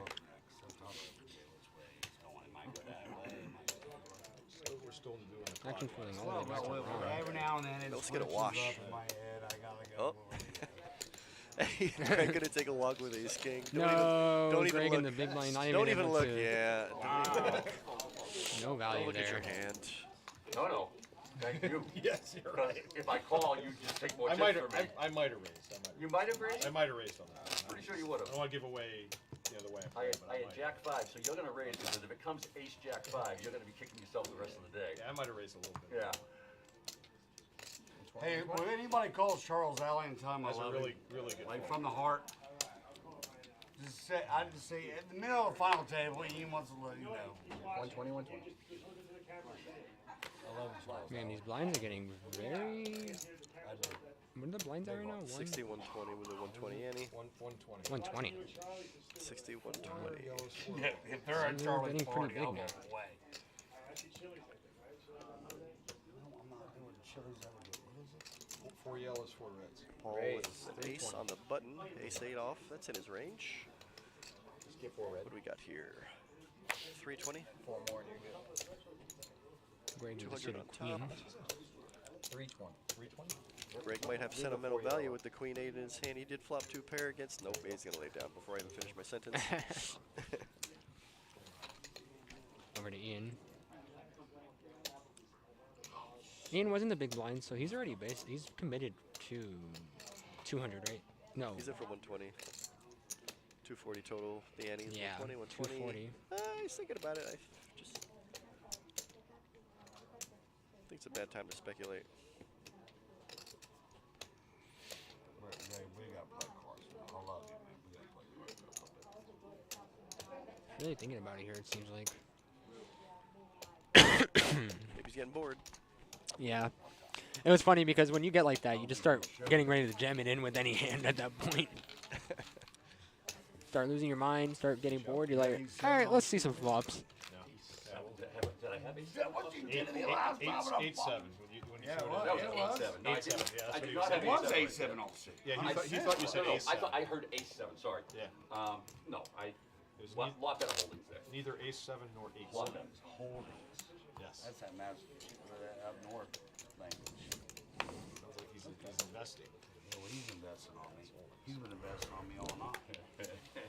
60? It's the Wendy's Cup. You need the Wendy's Cup. Moving action along here. Ron starting out the action queen deuce offsuit. Fast as I can. I'll be back. All with jack 10 of clubs. Not the worst hand. It's suited. Looks like he's reaching for raising chips. Mid click. Yeah, looks like exactly a mid click. 275. 275. 275. All right, I like it. Wait. Oh yeah, 240 is a mid click, so 275. Go over the mid mid click click. plus tax. Doesn't look like anyone has much to call him with though. No sir. Don't think we're gonna see a flop here. I think Ian really wants to play a hand. He just can't find one. Yep, both players gonna lay him down here. I won that. I gotta do that.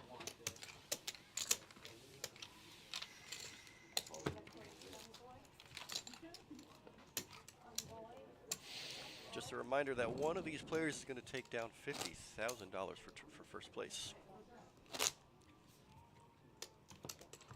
For all their efforts, all the time they've been grinding out these bar poker tournaments. They've made it this far. Can't stop now. I don't see anybody. Nobody's making any real big mistakes. Everybody's hanging around all night with this check, check, check.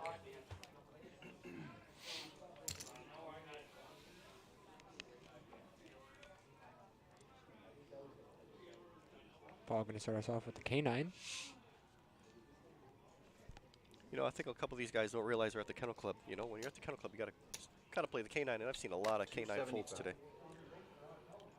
And it looks like we're gonna have a raise here. Paul gave up that aggression.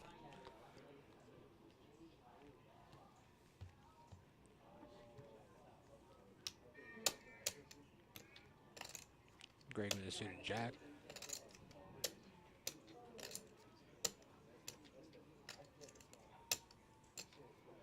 Is that a raise? Wow, and it does look like a raise to about 500K. It's an interesting raise. Really? Now, Greg's been pretty patient at this point, and I think he thinks that Paul has been raising so often he might be stepping out of line, and it's going to work, actually. Good timing by Greg. Good raise there, yeah. You like that Jack 9 a lot.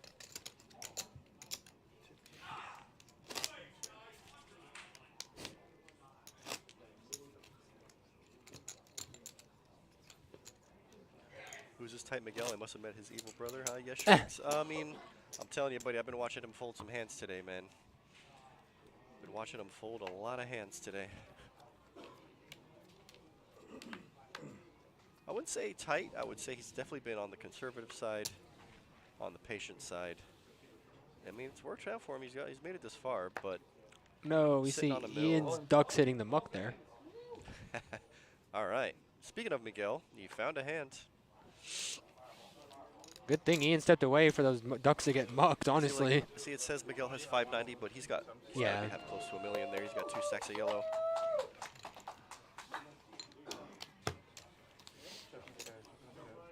That was funny. You I saw once saw Miguel shove all in with no cards. What?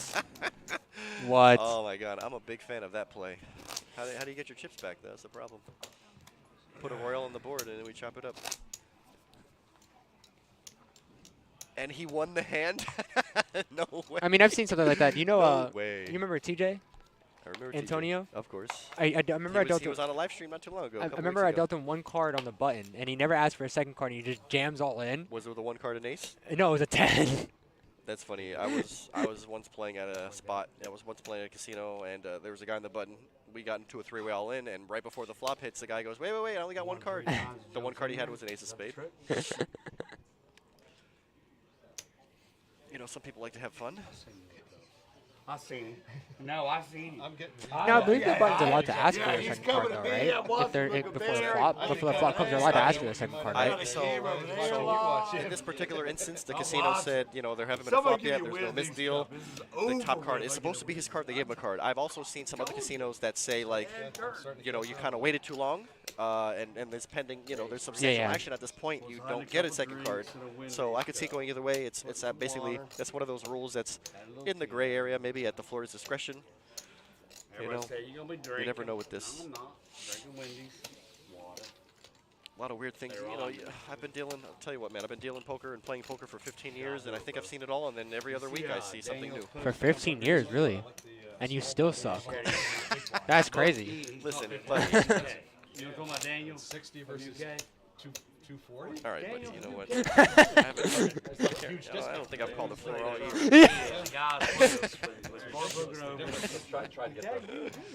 Definitely going to have to call a therapist after that. You're not wrong about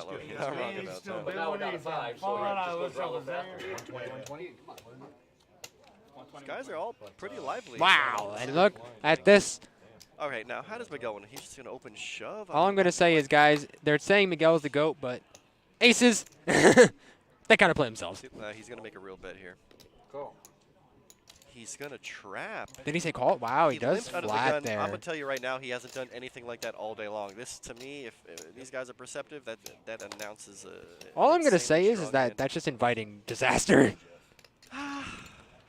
It's trappy, it's gambly, it's risky, but he's Miguel looking to get max value. He doesn't want anybody to fold. Maybe he's doing it because he knows Ian's the big blind. I'm not in the hand. I don't even want it, big guy. Greg just I called wanted, small. you know, I want We have an option. Well, Greg with ace and deuce. Oh, he does flat. Okay, so he did flat his small blind. Ian gonna check. 3-way to the flop. Let's see if I'm it pays so off. interested in what this I this know. flop Let's- comes. Let's see if it pays off for him. Okay, so Well, Ian does hit his 10. flop. That's about it right now. Flop? Is there a TV flop? I'll see it in 15 Uh minutes. oh. And it looks like he's reaching for betting. Oh my God, he's reaching for betting chips. Miguel Yep, snap, and there it is. shove, Oh, set you gonna the do trap. that to me again? When I really flopped it? Miguel snap shove. Wow, this is gonna be sick if Ian calls. He's just gonna be sick to his stomach. No. What did he bet? He bet up. Oh, he bet the min? I can't see what he bet, actually. He can't feel good about this hand and like his 10. Of course not. He's really Just thinking got about it, shoved though. on by the under-the-gun limper. This is not Uh-oh. a good spot for second pair to hold up. It's just the issue is, as we've been saying, Ian would look like he's been kind of bored, so he might make this call. Like, he's just been looking for the opportunity. Let's see. Keisha, you're in the way. This is the He first does lay it time I down. got this hand this whole tournament. Show it. There it is. Oh, you're getting dumb. Including day one. I like you, man. Good dude. Including the day ones and everything. Yeah. The first time Honestly, I feel like Miguel honestly got the most value by flatting there. I agree. I think any raise he made Would have been probably fold, not. yeah. Would've got action. Even Greg on the small blind had ace deuce. That he might have stepped out the way knowing that Miguel was not playing a lot of hands. Well, yeah, and then he got Ian to also lead into him, which was perfect. So that's exactly what he wanted. Yep. It's better than you just did a little better than raising and taking down the blinds. Send in the dealer. I haven't seen that one today. Don't show him, Miguel. Miguel had. He said it was his first time he got aces all tournament. I guess it's his one time. Where don't show them. Gotta show Nothing. Gotta show the aces. But then again, yeah, he gave away info by the limping of the gun, which is No, and that's what I was going to say. Actually, him limping and showing those aces actually shows a lot of information. I mean, like I said, he hasn't done that all tournament. He hasn't limped under the gun not once. So it does show that he has the potential to limp these strong hands now. What's that? I'm saying it does show the potential that to all the players on the table that he can limp these strong hands. I mean, it's aces. Aces, kings, queens, it's all the same Well, really in the same I feel spot, like he you would, know. I'm going to be honest with you, I don't think he would do that with queens. I could see him do it with kings. Just queens is just too vulnerable. And it's too late in the game. You got to protect your hand. But, you never know. Let's see if he gets queens up the gun, sees what he does. I don't like that play with the when they're saying just call and then shove, because what if he hits two pair on him? I mean, it's like I said, it's a risky play to let two players see the flop. Could very easily had a. Because it wasn't like flopped. Ian was drawing dead. He still had what, 5 outs. He had 3+2. Yeah, he had 5 outs. And he could have, and any diamond on the turn also gives him a flush draw. True. He had some backdoor flush outs. I just don't think that allowing the player to see another card is the right play. Especially not with aces, especially when you've limped when there's two other Well, I players. mean, I think a lot of people do make the mistake of limping with strong hands and then letting people see too many cards. That's what I'm saying, yeah. I think Miguel trapping for one street is I think it's perfect. Perfect. Yeah. 100%. Trapping, that's what, I mean, if you're trapping for one street, you might as well get it on the flop. Now it's Ian's turn. Ian's got kings. What's he want to do on the On button? the button, too. Does anybody else have a hand? Miguel does not. Paul. Now, I wouldn't like to see an open jam here. And I You? hope, Oh, you I'm saying I don't. Oh, yeah, don't. You should make a real bet. Because he's on the button, you know. What'd And you there say? it is, 300,000. 3 is reasonable, yeah. Okay. It's not the worst, you know. Anyone with an okay hand will probably flat you. We're down to just Paul in the big blind. Oh, yeah. I'll take it. 2 reds, 2 reds, 2 reds. I don't think Paul's calling here, though. You know what I mean? Wendy's cup. Yeah, Paul's going to go the way there. I think it's your turn. No. not yet. Oh, he did call, actually. And you got a piece, but it's bottom pair. Pair sevens, yep. Ian grabbing this much. Wow. This much. That was at 4. 450. This much. Hey, Keisha's back. Look at these hands. Keisha's back. Ace's last hand. King's this hand. I told you, man. Let's get Keisha in the box. Done deal. Hands. I believe you. I believe you. Yep. Does say I believe you. Pair. Ian's going to show 95% of his hands. Whoa! There's a group. Look at that. There's a group. King. Very nice. No, threes. Those were men. We're not ladies. Low bluff. I got to get back to my Wendy's cup. I got to give her some respect around here. Somebody give me a Wendy's cup. Yeah, we see him talking about it in the chat. He said, would you maybe min-raise the flop and gamble to 50% on the turn? It wasn't just a 10, though. Any 7 as well. Let's give him 2 pair.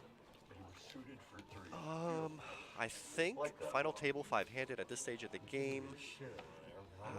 I don't know how I feel about the min-click. It's that you're adding risk on top of risk. You already trapped for one street, and now I don't know. Yeah, you could go that route, but it's risky. I feel like I'd rather protect my aces, like kind of similar to how Miguel did. I think I'd be okay with that. We have an wow, all-in Ron here just from jamming here. Ron. Love it. He's been pretty quiet. Bill Klein going to take this one down. I enjoy that Ron actually is jamming with like Good hot bid, mediocre-ish hands, you know. Well, I can appreciate that. King high, ace high, blind versus blind. It's very likely to take the best hand. You just got to hope the big blind doesn't wake up with a hand. I mean, when you shove with a hand like that, you're really hoping to take down the blinds in any. No, that's exactly what you're hoping Especially for. One of the shortest stacks. Ron, really? Win. One time. Win. Surprised the ace didn't flop against the kings. Yep. It's funny because I've actually been seeing a lot of kings today fading aces. Interesting. Not when I have kings, I'll tell you No, that. no, he just made a move. He made a move on a poker table. 6 years ago. 6 years ago he got it. Yeah. It was in a Bahama event. Yeah, he doesn't get out of line very often. He's not the guy you want to try to catch. Today with him, and I got whoa. I've caught him bluffing once. Once. Gonna fold over It was a to major Ron party on the outside. button. It was Ace 9 9 offsuit. people in tents. Not a bad hand. Outside at a parking lot of a bar. That guy's like, fucking cash kings. 300.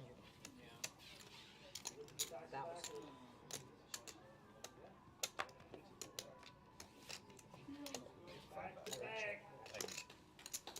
Back to back.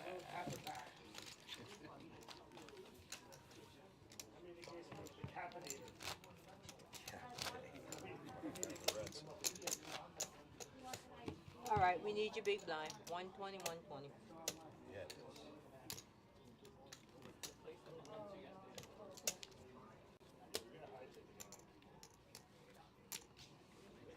Right? Yep. Sorry. Alrighty. Right back into the action here. Miguel starting off with ace, jack offsuit. Definitely up there in the ranges. Well, it's in his range, that's for sure. I like a raise here on the gun. 375k sound good? Yeah, he likes to shove. Yeah, Wow, but he just open jams he here. likes to shove, Yeah. man. I'm telling you. He likes to So, shove. I'm seeing him do it all day. what's the merit of just open shoving? Hoping that you have the best hand, hoping you can take down the blinds. Ooh, what do we got going on here? I mean, I think it's just a protection play. I don't know. You're only going to get called by a better hand. I feel Philip, like. first time chatting. Welcome, welcome. Rooting for Greg over there. Okay. I love it. I don't think we've seen any Greg fans in the chat, really, have we? Has he? People rooting for Greg, yeah. I know a lot of people have been talking about Miguel. All I see is Miguel. We got a lot of Miguel fans in the chat. Miguel? Looking at me, I didn't know what was going on. Miguel. They were loud, they were looking at me, I was all like, I was high-fiving them, waving at them. Ian's still having a great time. Oh, I love to see it. Ian's a fun character, man. It's obvious that He definitely would be one of those people I would love to see at like a poker table randomly and be like, yo, you remember me? Yeah. He'd be like, yeah. Yeah. That'd be his reaction. That's exactly how he'd say it. I agree. Yeah, right. That's a good price. I'm limping in. I'm limping in. All right. Greg with jacks on the button. This is a race. Greg's been very patient. This is definitely the type of hand he's been waiting for. Miguel has 15 big blinds. Yeah. I'm just curious what what the merit of open jamming is, you know? Like, I'm just trying to figure out like why. When you're short stack, you know, you want to take down the blinds. It gives you a whole other round. Yeah. It's a free round, you know, if everybody folds. But Okay. That makes sense. I just didn't realize. I just didn't know. Yeah, I mean, everybody. The only person who's really deep, I mean, is Greg. Everybody else, what is that? I mean, 10 bigs at this point is 2.4 mil. My co-host here, Drew, plays a lot of tournaments, so he would know more than tournament play than me, honestly. Yeah, a little bit. I play a couple here or there. So that's the reason why I always refer to him with questions. I'm your go-to, but I'll be your guy. But yeah, I mean, like I said, the blinds get up there with 60, 120 and a 120 ante. Yeah, so... oh, yeah, so it's 60, 120. Andrew. 10 bigs is 1.2 Peanut mil. butters. But then again, we got Fireballs. 24. 501. What is that? Round of shots. Isn't that what we do? Round of It's shots. 36. It's 36. Isn't that what it's BBO's 360K. about? I'll buy a round of shots. I'll do a screwball with you. Whatever he 360K doesn't every do, I'll 5 do. hands, I'll do you know? screwball with you. Screwball, we'll do it. Everyone getting a bunch of screwballs here. He's here.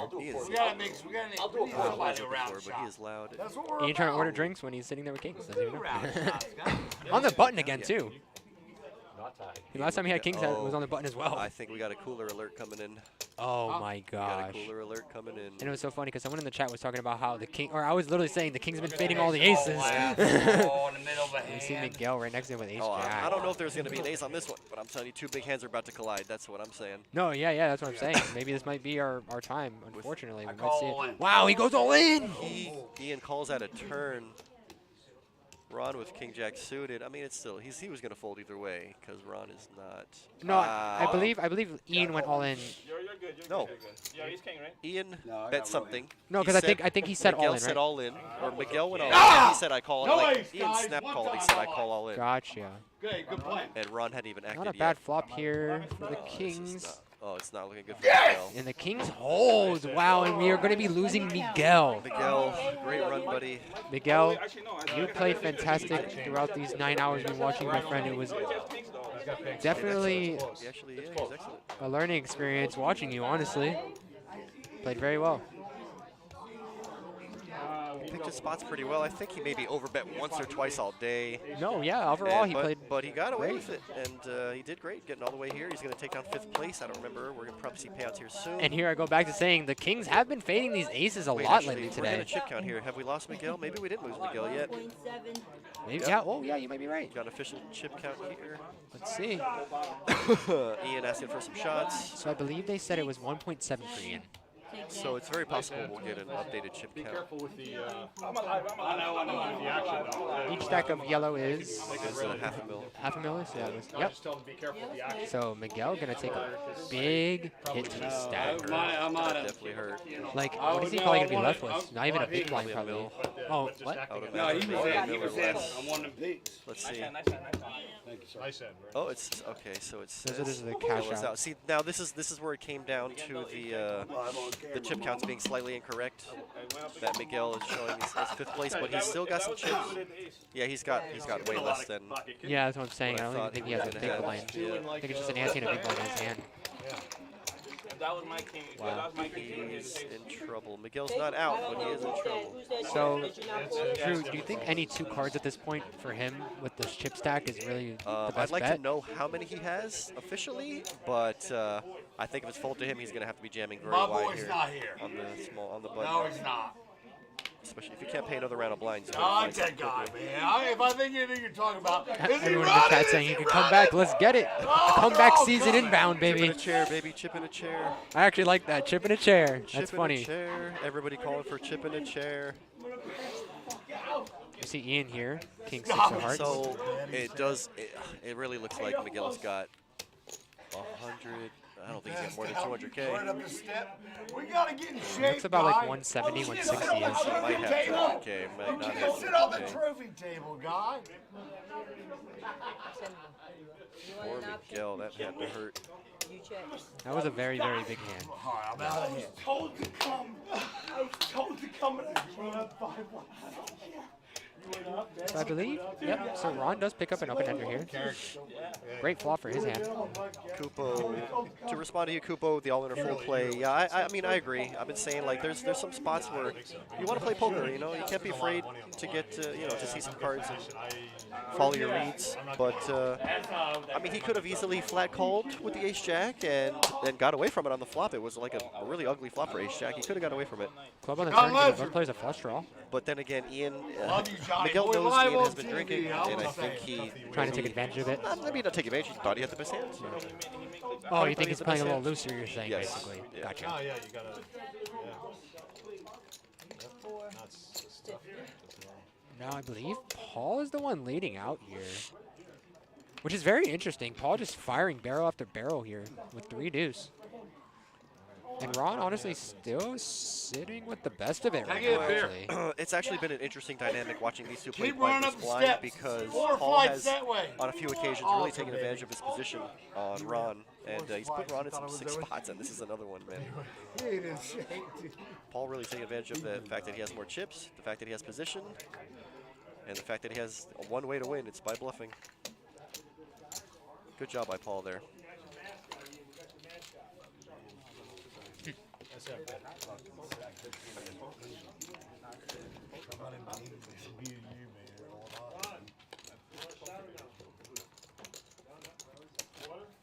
blind, please.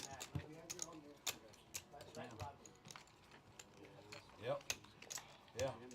Small blind. She was nice about it, but you know, we need spot. Is that a water? Good job. That is not a water. It has to be a water. Something that says ultra.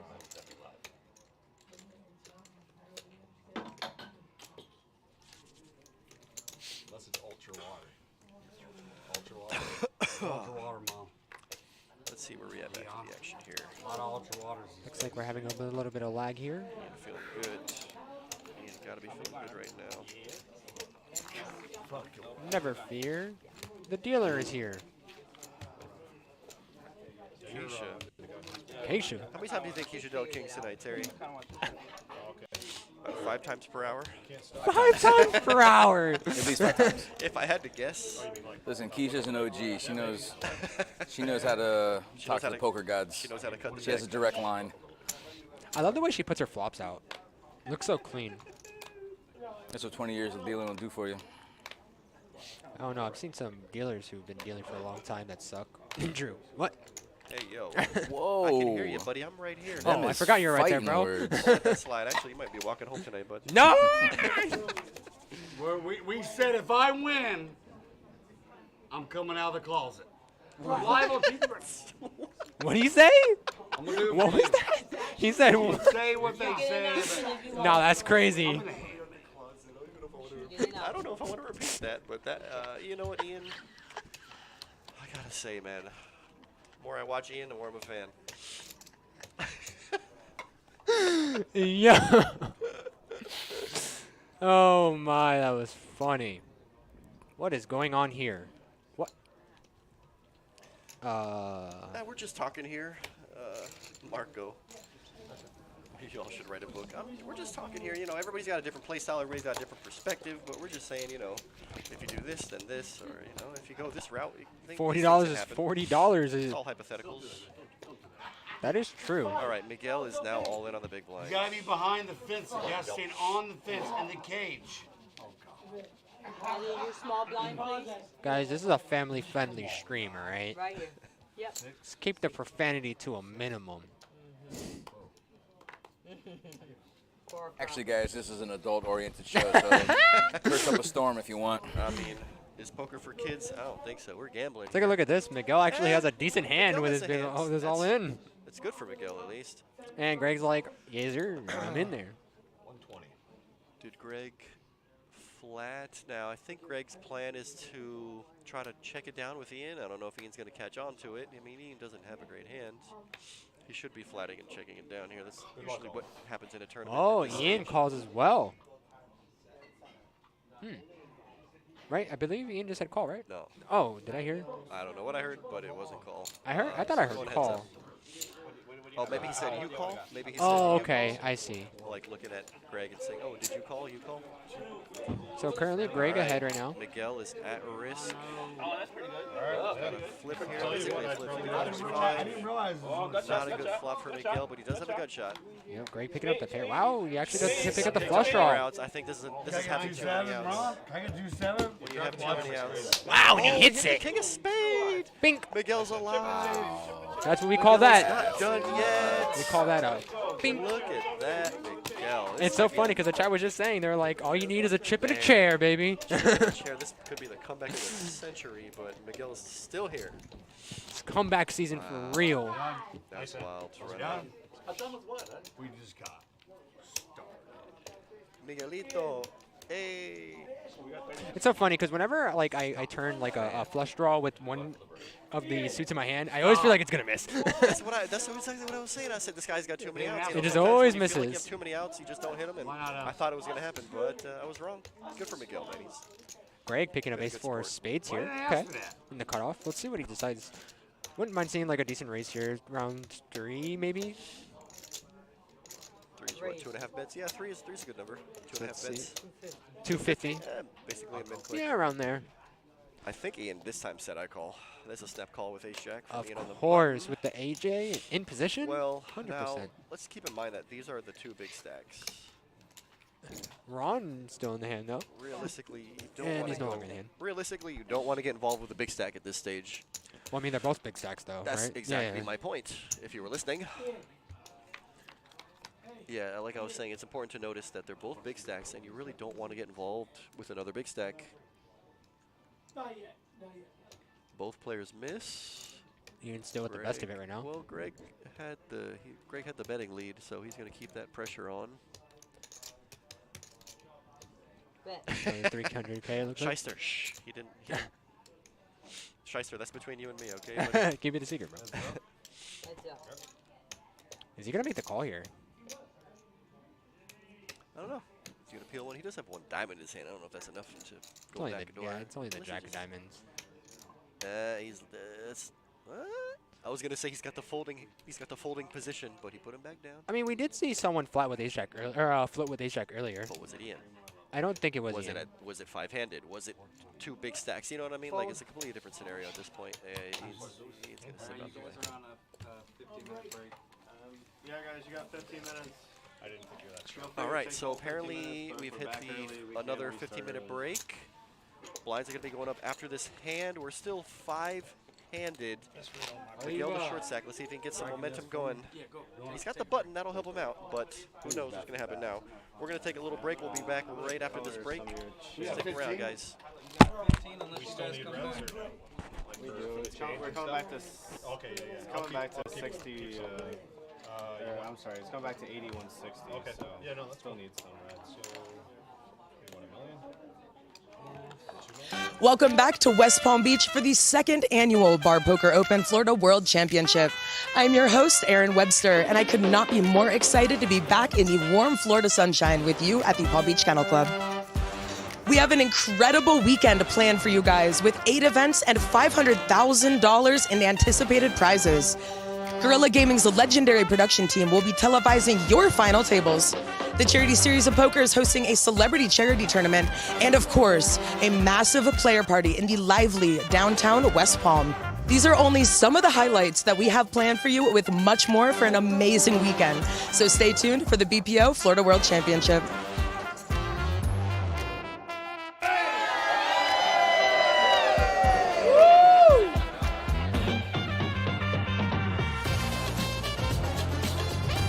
Just being in Florida is amazing, so I'm really happy to be here. Planning on doing anything fun while you're down here? I've been. From Pennsylvania. All right, well, how does it feel to be down in Florida? It's always lovely to be back in shorts, you know. It's freezing where I'm from right now. I'm here with some of the most high-energy guys out of this entire league, none other than Jimmy Rivers and DJ Lombo. Gentlemen, thank you for taking the time to talk to me today. How does it feel to be back in sunshiny Florida? Well, Aaron, got to say again, here back on the home base for the second year of the Florida BPO, and you can see it's growing this year. We're so excited to be back, and so many familiar faces around. Pumped. He took the words right out of my mouth. You know, Aaron, I'm excited for you. I miss you. Listen, this is my third. I miss her. I want to ask her a question, how she feels to be back here at this great event. Are you kidding? So I'm from South Florida originally, so this is actually such an incredible event for me to be at. It brings me back to my hometown, brings me back to be able to see my family in my roots. This is one of my favorite events by far, and if you haven't gotten to play poker in the Florida sunshine, you have to come and join us next year. I just want to say she's one of my best interviews ever. She did that phenomenally. That was perfect.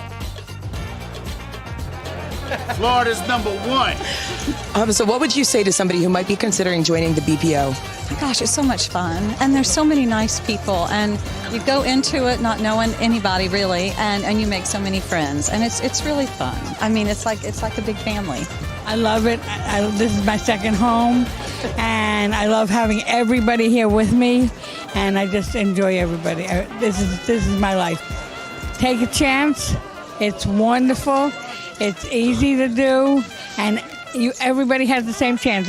You get 2 cards, just any 2 cards, and when you finish, you have the win. Playing in this BPO and this whole no limit and everything else has been the most fun I've ever had in my life. The last 2 years, meeting great people. The win or the cash is actually just a bonus. How would you describe BPO to somebody who might be interested in joining? You know what? The risk is so low, but you're playing a fun game with virtually no risk and great people. I mean, if you have any interest in poker at all, come down and play. It's so much fun. Try it. You never know. You got to be in it to win it. it's a beautiful thing when you find some individuals that you know who do win things and prizes. And you be like, man, I had the opportunity to play, but I didn't. So now you have this opportunity. Come on out, support the BPO, come out and win a little bit. We've officially arrived at one of the most stressful parts of any poker tournament, sitting on the bubble. You could cut the tension in the air with a knife. All of the remaining players will officially be in the money and will advance on to day 2 of the tournament.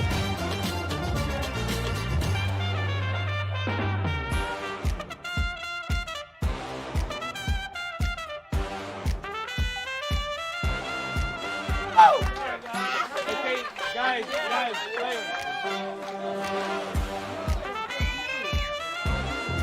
Congratulations on bagging and making it into day 2. How do you feel? Exhausted. You made it to the money. How does it feel? A little nervous right now. You made it. It's all about the Wendy's Cup. And what you do is just have fun. You got to make it. You got to make it one time. If not, keep trying. I've been on the bubble 3 years. All right. Did it. Did it. What is your strategy going into day 2? No prisoners. No prisoners. I'm not your friend. I don't care what league we're from. I'm coming. A huge congratulations goes out to all of our players that live to see another day.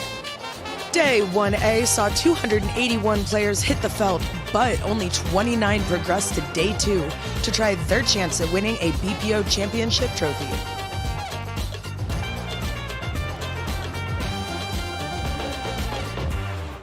And we are back at the Palm Beach Kennel Club for the 2nd annual Bar Poker Open Florida World Championship as our Flight 1B kicks off. These players are all competing to join our surviving Flight A players as they go into day 2. What would you do if you won the championship? Dance. And what is your strategy going forward? I'm trying to play a hand. I have not played one yet today, so that's my strategy right now. What would you do if you won the tournament? I think I'd probably faint.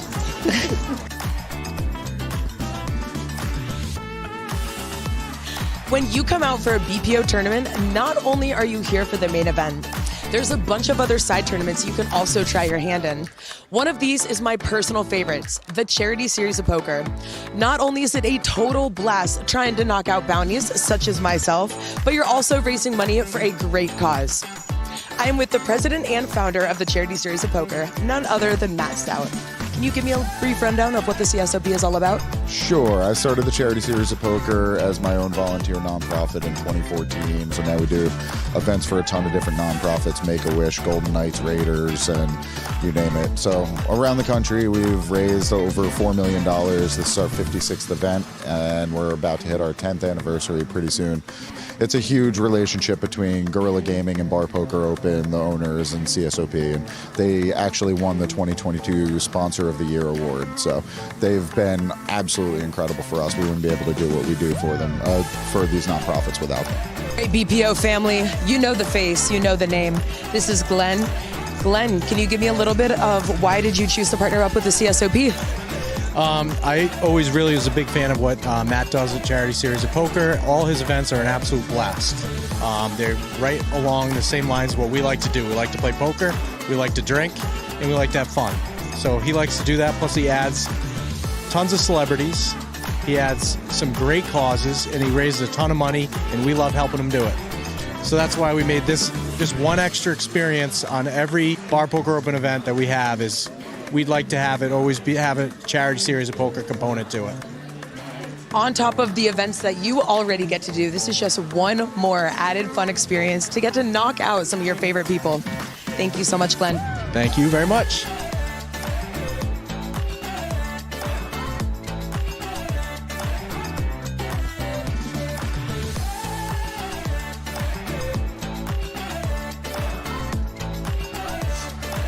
Well, guys, there you have it. That is a wrap on day 1B. What started with 145 players played down to 15. Those are the remaining players who will join me in day 2 tomorrow. Congrats to all of you that finish, and I will see you tomorrow.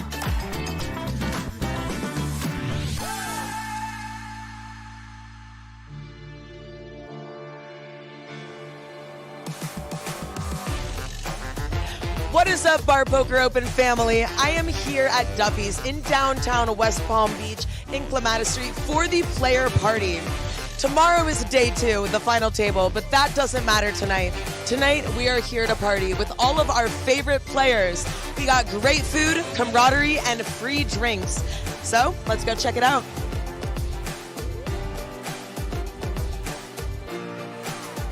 We're about to go and have the best time ever? Oh, definitely, definitely, definitely. Let's go!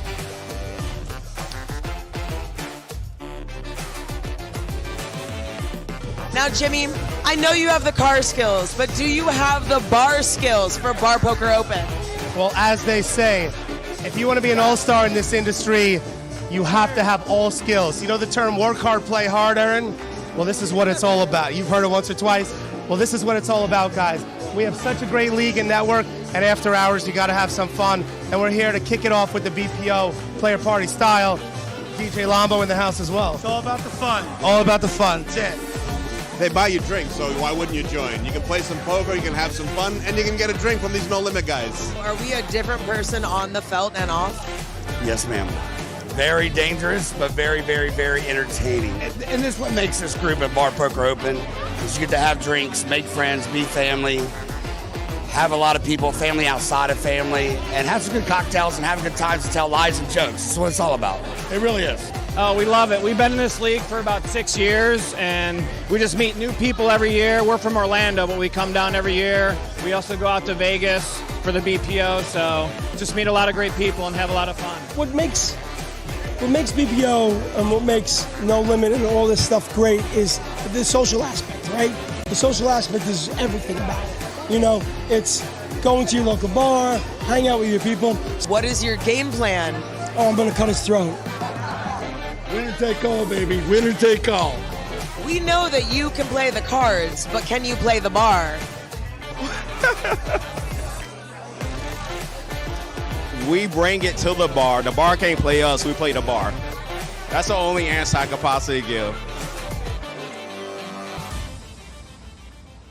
Last night's party was so much fun. I think everybody had a grand old time. However, that is all put on hold for now as we make our way into day 2. The players are determined and the energy is intense as our field of 44 battle it out for a spot at the final table.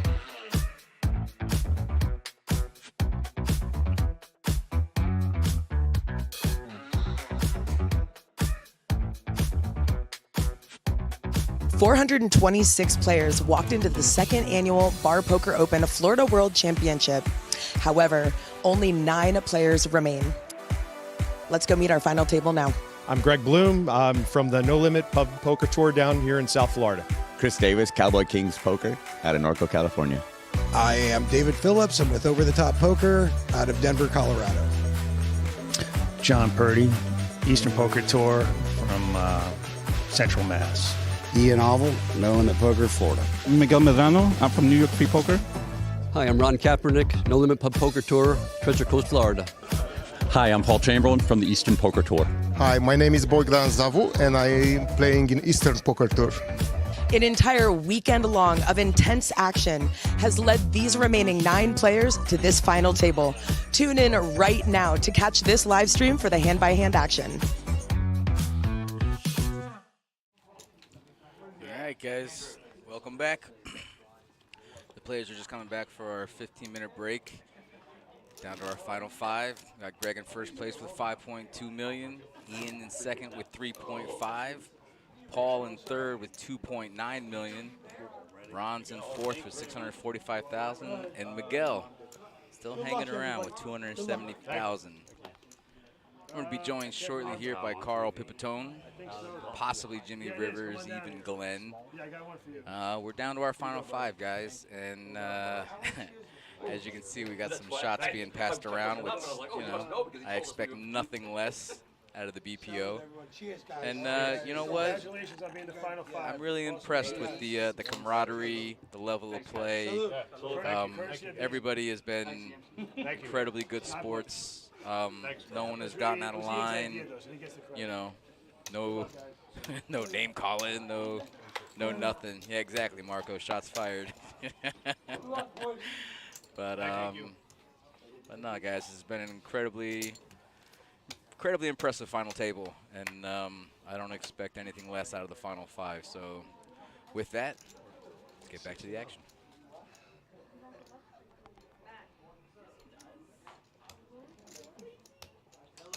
Looks like we got Greg waking up with Ace King under the gun. Hey, thanks, Marco. Appreciate you, brother. 450. Appreciate all you guys sticking around too, supporting your guys, supporting your bar, supporting your league, supporting your venues. Obviously, this is nothing without you guys, and with nobody to watch, there's no reason to put it on, you know. So we appreciate all you guys sticking around and making it fun. Because even though we're playing for a lot of money, I mean, poker's supposed to be fun, you know. And if you stop having fun playing poker, you should probably stop playing poker. Where's Paul? Where's Paul? I've been doing this for about 20 years, and I know as a dealer, as a player, running bars, this is not easy. So this is a shout out to all you bar leaders, all you bar managers, all you regional managers. You know, you guys make this stuff run, and you know, thanks a lot, guys. Thanks to the Marcos of the world, the Jimmies, the Sues, all you guys, the Vargas, the Kaepernicks, all you guys make these leagues run, so we appreciate everything. Yeah, you always blush, though. Back to the action. Miguel's got his patented pocket sevens. I got a feeling I know what's happening here.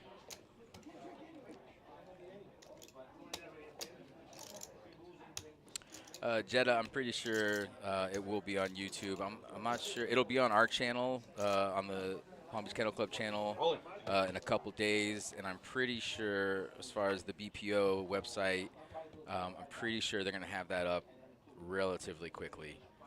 So keep an eye out for that. You'll be able to go back and check out the hands and replay things and double check and make sure that these guys are not folding aces. 290 or 970. Greg's got a little bit of a decision here. It's not a lot for him to call.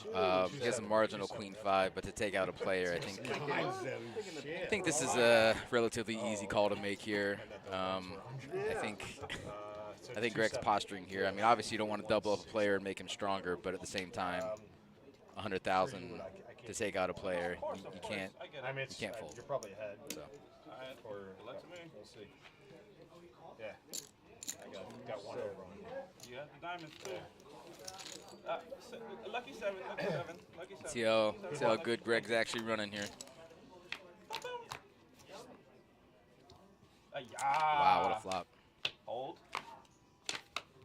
Oh, hits the floor, the diamond and the straight.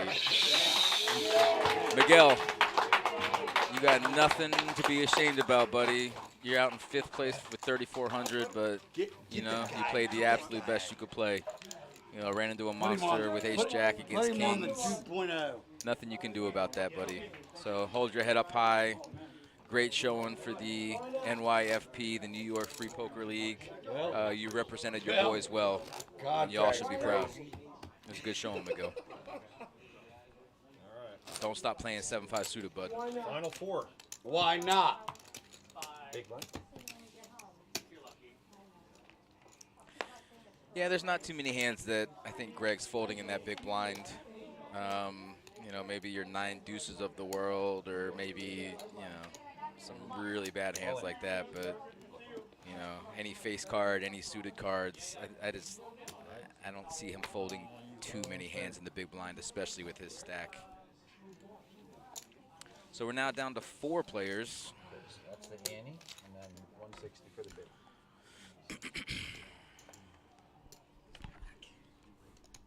I'm now joined by owner, president, CEO, and relative good guy of the No Limit Pub Poker Tour, Carl Pipitone. Glad to be back. How you doing, bud? Pretty good, pretty good. I was out there on the rail for a little while cheering. I'm not sure if you can hear me. Well, I think they heard you in the chat. But no, we got a really good Final Four here, and I'm pretty excited to see where this goes. Yeah, we talked about it earlier. Mr. Ian and Mr. Ron play every week together, and here they are on the Final Four playing it out for a grand total of $85,000. In those four spots, it's 85 grand. I'm not entirely sure what fourth place is, but I know first is 50, second is 22, third is 10. So fourth place has got to be it's 5,000. Okay, 5K. listen. Minimum is 5K. One of these guys, the minimum is 5K. Minimum walking out of here 5K for playing cards at the bar, drinking shots, buying wings. That's a good deal. Yep. But obviously, $87,000 in this Final Four. That's more prize money in this Final Four, I think, than all the other bar poker leagues in the state of Florida combined. These Final Four are going to win more money than all of them combined. And if there's any competitive companies out there or players who play competitive companies, my phone number is 561-856-0378. I literally work 24 hours a day, 7 days a week. You can text me at any time you want. I will not be angry. I will respond at some point. I will attest to that. My man works as hard as anybody I know, and he is always working hard, trying to make the league better, trying to make other leagues better too, because that can only be better for his league and be better for the BPO in general. So Carl means it. He says if you're looking for action, if you're looking to be a part of his business, give him a call. And it's worth it, I promise. I worked for this league for many, many years, and bar poker will only help your restaurant. It will only help your bar. It will only help your restaurant grow. The revenue that these bars make because of bar poker is, they're going to make it back 2, 3, 4 times what they would make without it. So if you're interested, give him a call. Carl Pipitone, No Limit Pub Poker Tour. And by an extension of that, the EPT and Ron McCrory for the BPO. Glenn McCrory. What did I say? Ron? Who is Ron? Kaepernick? I got Ron on the brain. He's all in with King Queen. Ron's all in. Sorry, Glenn McCrory. And Ron's been playing so tight and so solid that he didn't even want to call him. It was only 300,000 more, and he didn't want to call, but he reluctantly made the call. But he's actually ahead. Paul's ahead here with ace-9. Yeah, it's the right call either way. Yeah, he has to call. He's committed himself. Wow, what a flop. Wow, no hearts. That's it. You just got to fade an ace or a 9. Wow, Ron hanging on. We were talking earlier, I don't know if you were in the room, but we were saying that Ron looks a lot like billionaire poker player philanthropist Bill Klein. Hey, can I get a little You know who Bill Klein is? Don't. No? When you get a chance, look up Bill Klein on your phone. He's on all the major high-stakes cash games. He is Ron Kaepernick. So we called him Bill Klein a couple times, so if I make that mistake, that's who we're talking about. You're apologizing in advance. I if am. You make that mistake. I am. Well, you're not clapping for Ron. It's a good flop for Ron, King Queen, and you know what? Four-handed King Queen, you got to play that hand. So Charlie Glover there and Marco both cheering Ron on, and as it was, I'm sure there's other commentators out there. Oh, is that CR Gritty? That's Charlie. That's Charles. Hey, That's Charlie, what's Glover. up, bud? Haven't seen you in a long time. Another one of our winningest players ever. So wow. So now Ron doubles up through Paul, leaving. Again, final 3 players here. No Limit, actually specifically No Limit South Florida. Oh yes. Okay. Terry's showing me a picture of Bill Klein, and yes, I do see the resemblance. And as I was saying earlier, before the all-in there slowed me down for a second, but yeah, like I said, my phone number's out there. We welcome all leagues too. It's not just it's all about the camaraderie. And we just feel not just with the BPO, with No Limit and all the other leagues here, we feel like the only way bar poker industry can really become something significant is if all of us join forces. Literally, every league in the country should join forces, and then we'd have something substantial. If the NFC and the AFC still kept separated all these years, the NFL would be garbage. And because they came together, whatever it was, 50 or 60 years ago, now we have the greatest spectacle, watching the Super Bowl, watching the competitive nature of professional football. It changed the entire dynamic when those two joined forces together and decided, hey, if we want to really make something happen, we need to do it together. That's a great analogy, Carl. And honestly, the more bars and the more leagues that really combine, I mean, this thing can grow from 50K first place upward to 100K, 200K. I mean, the sky's the limit. So yeah, if just the state of Florida, if all the leagues, all these little mom and pop companies that I don't know have I don't know what they're thinking. They think the camaraderie is better with 16 people in a bar by themselves. I'm not sure what the reason is behind it, but if just Florida joined forces, this would already be $1 million championship. A bar poker player could sit in a bar in the middle of Lakeland, Florida, or St. Petersburg, Clearwater, or anywhere, and they could sit in a bar with 6 guys, win a token, then play online, win a seat, and then be in this tournament and win $250,000. And all that has to happen is all the leagues just need to come together and join forces, make it all happen through the BPO, through No Limit, through any other company. Just let's get this together, guys. Yep. All it takes is just a little snowball effect, you know. Wow, look at this back-to-back hands. Is this back-to-back hands? Yeah. So, oh wow, Ian made a move here with Ace Rag. Again, we're four-handed now, so it's not. No, it's not rag. Ace 6 suited is actually kind of a monster four-handed, and he raised under the gun, but Paul woke up with a monster in the small blind and shoved, and Ian can't call for half his stack with ace. Well, that's not true. He can call, but there's not too many hands that he's beating right now. That's the problem. It's half his stack. If he has more chips, it's an easier call to try to take him out. Yeah. But still, even then, he's got to have 5 or 6 million to make this call to feel comfortable about it. And just, I mean, you're not beating anything except king queen. You're not beating anything. You know? There's no way he's just calling. lost. He's licking his wounds. Yep. Paul's licking his wounds after just losing half his stack to Ron. He's not making a move over the top here without a monster. I'm actually surprised he even has 8s. I would figure 10s were better.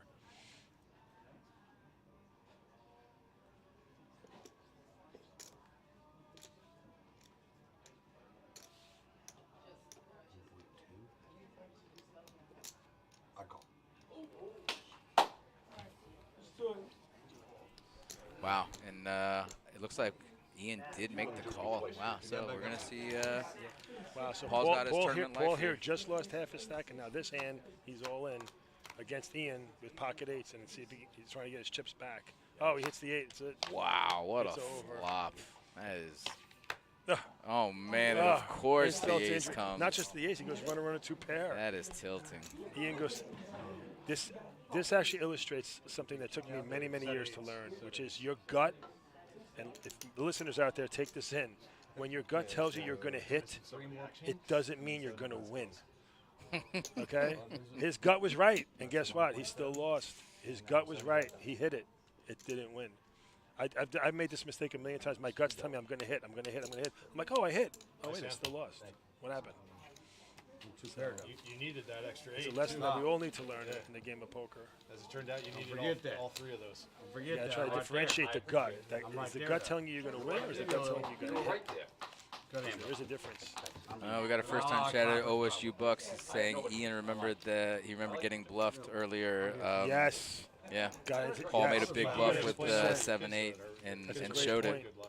And we were talking about it on the rail too when we saw that. Like, I wanted to tell Ian, like, don't let that get to you, because he showed that on purpose. Yeah. He didn't show any cards. That was the first time we had shown any bluff all day long or any card that didn't go to showdown. That was the first hand that was shown, especially a bluff. So it's yeah, that's a great point.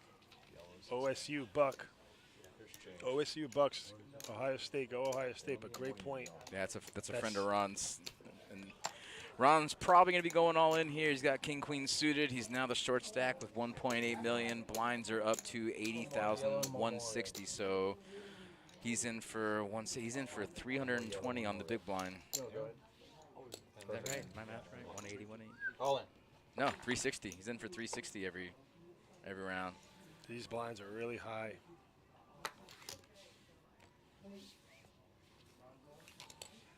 Look at Ian's Ian. gonna have to call here. He's not folding Wow, that. he's in After the losing tank. a big hand, he's not losing. He's in for 180 on the big blind. He can't fold that. No, but it's 1.8 million. It's all in for him to call. He can't fold that on the big blind. He already has 180. He already has 180 in. No, he already has 360 in. He's got a third of his stack in. Yeah, but he's still got 1 million. He could fold this. It's a tough fold. I mean, Ron has a big range here under the gun. Be right. What's his stack right there?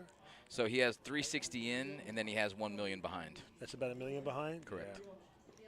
So you're right, he could fold, but then your next set of blinds, you're losing 160, 80, 180, 90, 500,000 every round in blinds. So yeah, that's the problem. I know. Yep. I mean, four-handed, you got to pick a hand, and I think ace-9 is. And you know what? He's shell-shocked from losing the last hand. Yeah, 100%. And it was ace-6, and obviously he knows. I want to say Bill Klein. He knows Ron Kaepernick. Yeah. He knows that Ron has a big hand. He just doesn't know how big. So he's probably putting Ron on like ace-jack, ace-10, maybe even bigger than that. But ironically, it's what you just said a few minutes ago. You said in the first place when the other guy re-raised Ian, you said he's got to have. And the only thing he can beat is king queen. It's the same thing here. The only thing that he can really beat is king queen, which is what he happened to have. Yeah, crazy. Everything else in Ron's range, he's not just behind, but way behind. He has a one-outer. Yeah. Yeah, you're right, Bucks. You should have pushed him in and just taken your shot. If you lose, you lose. But now you're at the risk of getting cleaned out by the blinds, and he has a real chance of not seeing a better hand than ace-9 for the next 6 or 7 hands. So, you know, but that's poker. Yep. A lot of interesting things here when you watch five-way and you get to watch the cards and see some of the different decisions that people have to make in these spots. But it's definitely true. It's true. He could have called, he could have raised, but he knew he was facing either a bigger ace or a pretty big pocket pair. And the only thing he might be racing is against 8s or 7s again. I think that if he doesn't go through the previous hand of getting flopped by a set, I think he snap called ace-9. But he's shell shocked at that point. You know, I don't think he's taking the blinds into account because he's 3 hands away from putting in another 360. Yes. And then putting in 90 on the small blind, and then you're looking at almost 500K in blinds every time. So it's, you know. I wish he went through the same logic when he had the ace-6, the same thinking pattern of folding. They tell me the camera's always You've had a lot. We've all had a good amount of Florida cameras. Live. What do you think? Is ace-9 significantly better than ace-6? Is it four-handed? Yeah, I do. It is, right? It is. Yeah. Because and you also have 2 overs against 6s, 7s, and 8s, whereas with the ace-6, you're drawing almost dead to 6s, 7s, and 8s. And it may sound small, but it's a big difference. Absolutely. And to be honest with you, from Ron's point of view, his range right there. It's a little wider. Yes. I think so. I mean, he could have the ace-8. Could have very the ace. easily. And he could have a lot of low pairs. And I'll tell you this right now, with ace-9, if Ian knows that Ron has a pair of 5s, I think he snap calls and he takes his shot. But I mean, he's so worried about ace-jack, ace-queen, whatever. I thought you said that, but I must have got a field goal. And to be fair, I think when you're this short-handed, it's kind of hard to remember that you're short-handed. So all he knows is that Ron plays premium hands. When you're 8 or 9-handed, Ron is only playing premiums. When you're down to 4-handed, Ron's opening it up. At least that's what I think. I think he's absolutely going to open it up because Ron's never shoving with king-queen 8-handed, ever. Not under the gun, especially under the gun. Never, you know. And you saw him do it not once, but twice. Right. You saw him do it twice. 2 out of 3 hands. some of it's good, some of it's not so good. That's good to know, right? And now he folds under the gun, and now he's going to be the big blind, and he's going to put a third of his stack in blinds.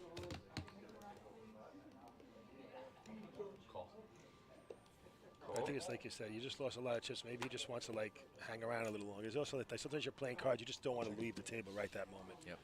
And also, to be fair, it's a pretty big pay jump from 4th to 3rd. It's 5,000 between 4th and 3rd place. So I mean, that's, you know, wow, what a flop for Greg. Holy, and he checks. Oh, and Paul binks the 7. Oh my goodness. He's have a We're shot gonna here. see some fireworks yeah, here. You're right. That's a great one. What a great check by Greg, too. Yeah. A lot of amateur players are going to bet that flop just because they either want to protect it or try and maybe inflate the pot. But Greg knows exactly such a dry where. board. Yeah. You can't have anything on a Jack-Jack 6 board. No. Yeah, he's got it all. He already has it. Yeah, that's a great bet. Is he raising? He does raise. He's He trying raised to to pull him in, 550. too. He's not trying to get him out. He's trying to I pull love him in. it. No, you want to get that pot big. If Buddy has a pair, he's coming along. But let's see if Paul puts him on the jack here. I also love the play here. This is a tough spot. Paul's got. Is that a long 10? And not Paul's counting the got a lot of jack, chips, he's too. got top pair and the queen. Wow, what a fold. That's what a great fold. And you know what? Greg played it perfectly. And you know. He got maximum out of it. Yeah. Maximum. I don't like showing him, but because now you're giving Paul the confidence of making a great fold. I don't like showing that right there. But yeah, I agree with you. I don't. But maybe, you know, right now his reputation is super tight, super solid. He's almost only shown premium, so maybe he's trying to set that up so he can bluff later. Maybe, but a 4-handed with a chip lead like that, your chips are going to speak for themselves. You know, you can bully this entire table with that stack. Yeah, he could. But I don't think there's a wrong play there from Greg. He could have smooth called and maybe try to get a little more on the river. He could raise right there. Honestly, most players are calling with that 7 right there. 100%. So Paul made a great fold. Yeah, it was a min raise in a huge pot. He only bet like 1/10 of the pot, 1/5 of the pot, maybe less. Yeah. Oh wow, picking up a so monster. many chips. Listen, the sun run is a real thing. Oh, wow. You know, I don't care what anybody says. When you're running good, you're running good. And look, here's Ian in the big blind. This is what we were saying earlier with the ace-9. Don't you wish you could go back in time and play that ace-9, regardless of knowing what Ron had? He's only got 600,000 now. Yeah. And Greg pushes, and then you fold a 30-year stack here because he's never calling with queen 5. So then you're stuck with 600 behind you now. Greg's going to have to put them all in here for What sure. if Greg just smooth calls and lets him do the work? Raise? Min raise. I like it. I like the min raise. Min raise.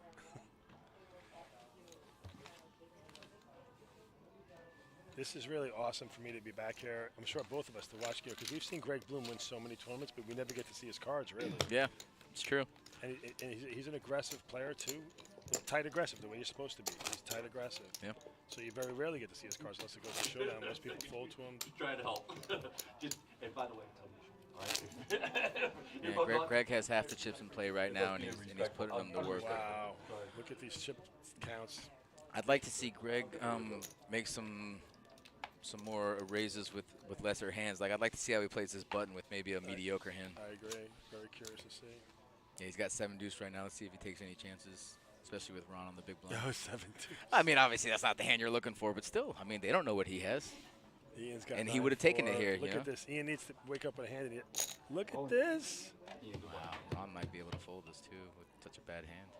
That's incredible. 460 to call.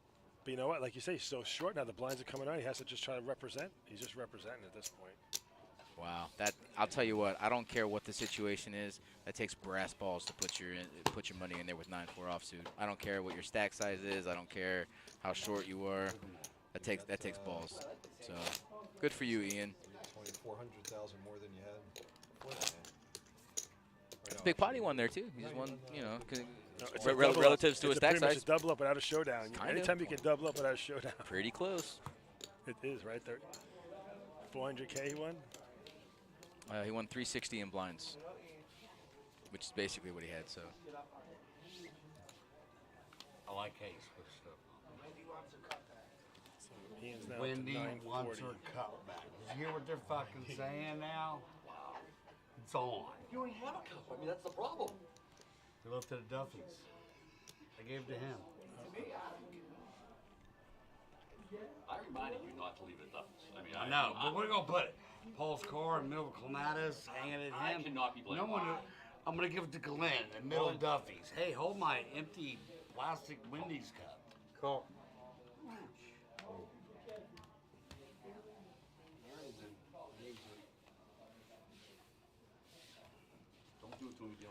So I'm pretty sure Ron shoved with A7 and got snap called with jacks in the big blind. Wow. Oh, it's dangerous. Look at this. He's dead to a jack or queen. Wow. Wow, Ron's going to double through against jacks. Wow. Wow. Let's go, Ron. Has this uncanny ability. Let's go, Ron. He really does. They were saying in the chat. Really does. They were saying in the chat his All right, secret great weapon for is the Ian, horseshoe up his you know what. Yeah, I you mean, know that's his secret weapon. Yeah, there's Marco. New dealer. I had a conversation with someone earlier about people who finish tournaments, and I'm like, when people who can finish tournaments, it's a combination of Jeff, don't skill let me and know playing who he aggressive is. in certain spots, but it's also some people just get really lucky down the stretch on final tables. And by lucky, I mean when they're stuck like this, their hand holds up. Let me tell you something. You don't win tournaments without getting lucky. I don't care what you say. You don't win tournaments on pure skill. You have to get lucky. It's not even a question. Anyone that says differently doesn't play enough cards. You know. 100%. And in the situation right there, I don't mind the move there. He's in the small blind. You want to take down, the big blind, which at this point is 360,000 chips. Most hands are folding in that spot, but he just happens to wake up with jacks. I mean, what are you gonna do? And then you spike the world. So he plays the game right. He plays the game true, and that's why sometimes he gets lucky when he's supposed to get lucky because he's playing right. Right. That's why we just talk about playing right. I agree 100%. And let's look at it the other way. Let's say Ron doesn't shove there. Let's say he just raises to 400, 500,000, whatever the situation. Let's just say he raises. I guarantee Paul shoves and then Ron folds. So he puts himself in a position to win that pot. Yeah, he had the worst hand, but he still put himself in a position to double up. Now he's got 3.7 million. Paul's on the ropes with 1.7, and Ron's in a position to go heads up here. So it's incredible. We're watching these chips moving around with the 3 shots. Like Greg is just coasting, sitting back, playing 1 or 2 hands here and there, picking it, really picking his spots. And I love that, by the way. I see so many people with chip stacks start to think they're going to start stealing blinds more often, which you can't really steal against short stacks because they're going to call you with medium aces if they're short. And I've not seen Greg bleed a single chip, honestly, at least in the time I've been watching. So kudos to all these guys, really, for playing great poker. Come on. You made me change my mind. In Ian's defense, nobody can do as many shots of Fireball and as many Mick Ultras and still be playing it all. The dude is a cyborg at this point in the game. He is. I can't believe he's not going all in every hand. You think that influenced the 9-4 all in the small blind earlier? Maybe. Absolutely, actually. Or the call with the A6. Maybe a little bit of alcohol induced, slightly. Yeah, maybe a little bit. Did you see that really good-looking waiter that brought out some shots earlier? Was he wearing a no-limit jersey? And was he? No, I didn't see him. Carl, you're getting some love in the chat over here. I'm pretty sure that's some baby D love. Brittany says hello. Give me coffee. What's up, man? You are big blind for 160. Yeah, I am. 160, 160.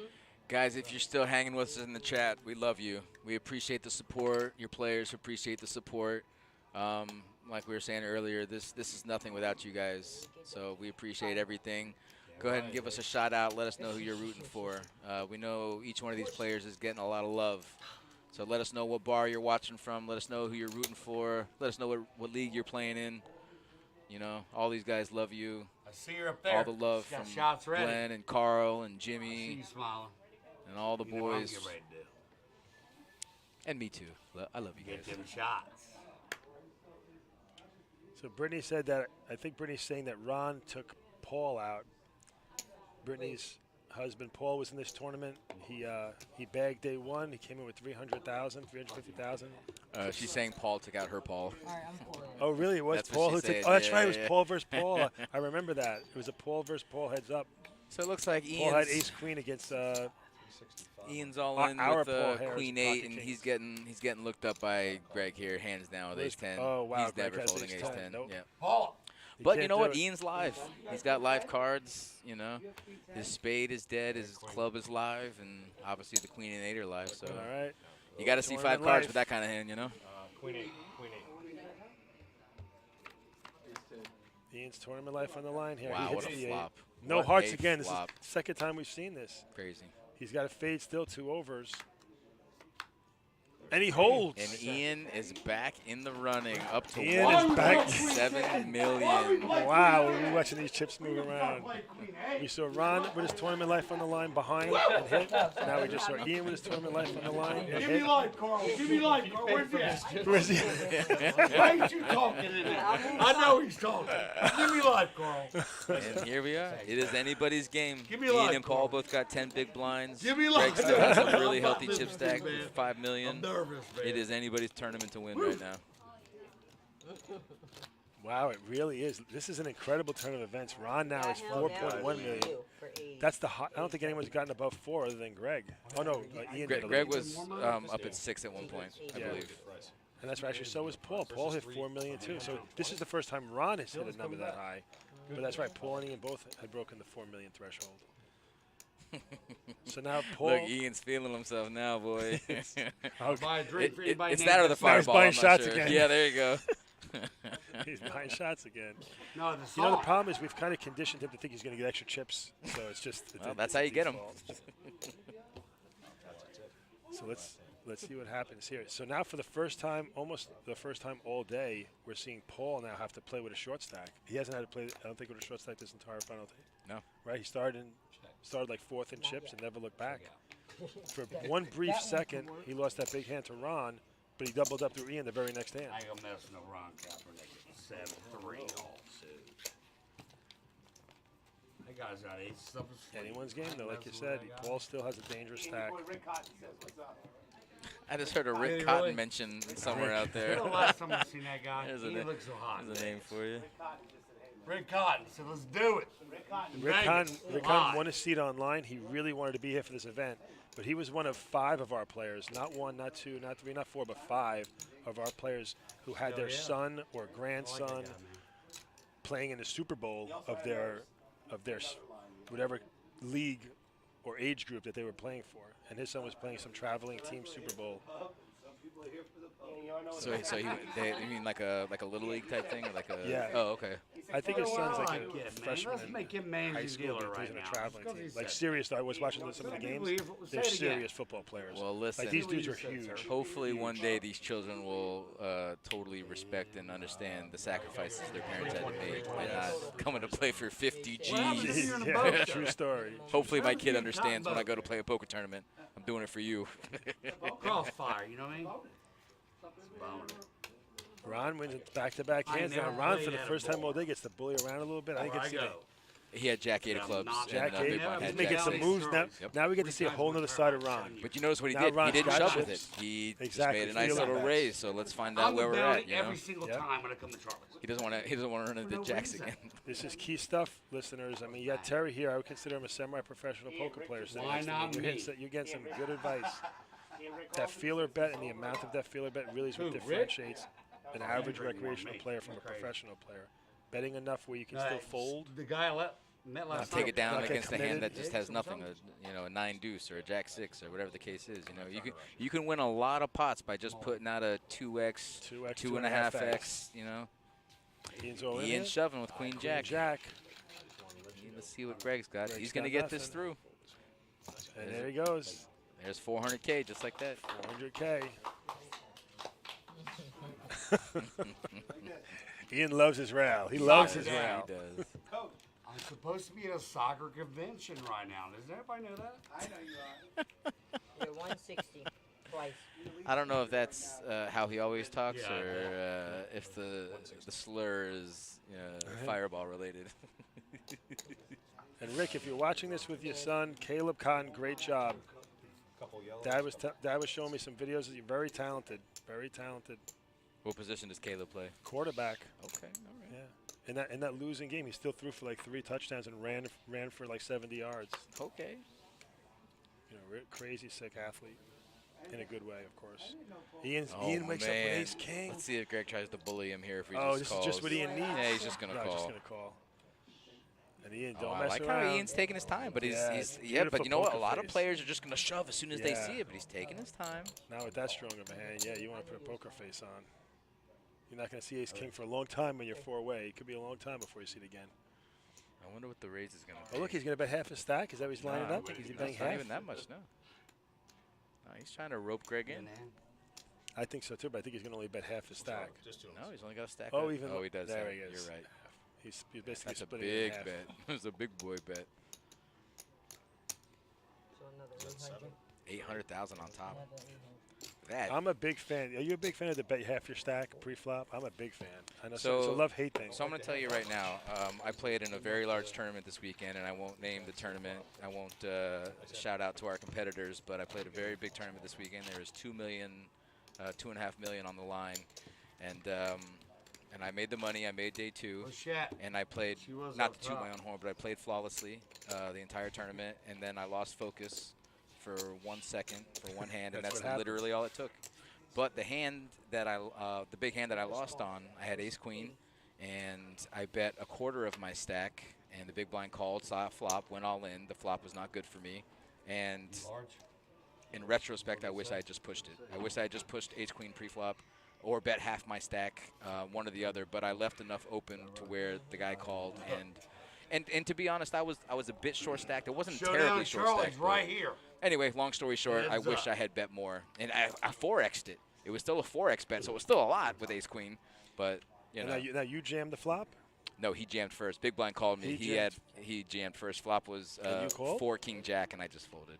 I folded it, and then the next. And then, I lost focus on. Yeah, it was downhill from there. I lost focus after that. But still, 190th out of 8,000, not terrible. You know. Yeah, see, I mean, I don't know. I think you're beating yourself up. I don't think that's a bad. I am, play. and I'm my own that worst sounds critic. Like a great play. I'm my own worst critic, but. Is someone all in right now? Why? No, oh, the just check. Down? Oh, we got a diamond draw on the turn. Oh. No, I can't. Is this king high good? Yeah, king's high's good. Ian's gonna take this one Ian down. Needs this. Yeah, just check it. Is Ron gonna try to steal it from Ian? No. Yeah.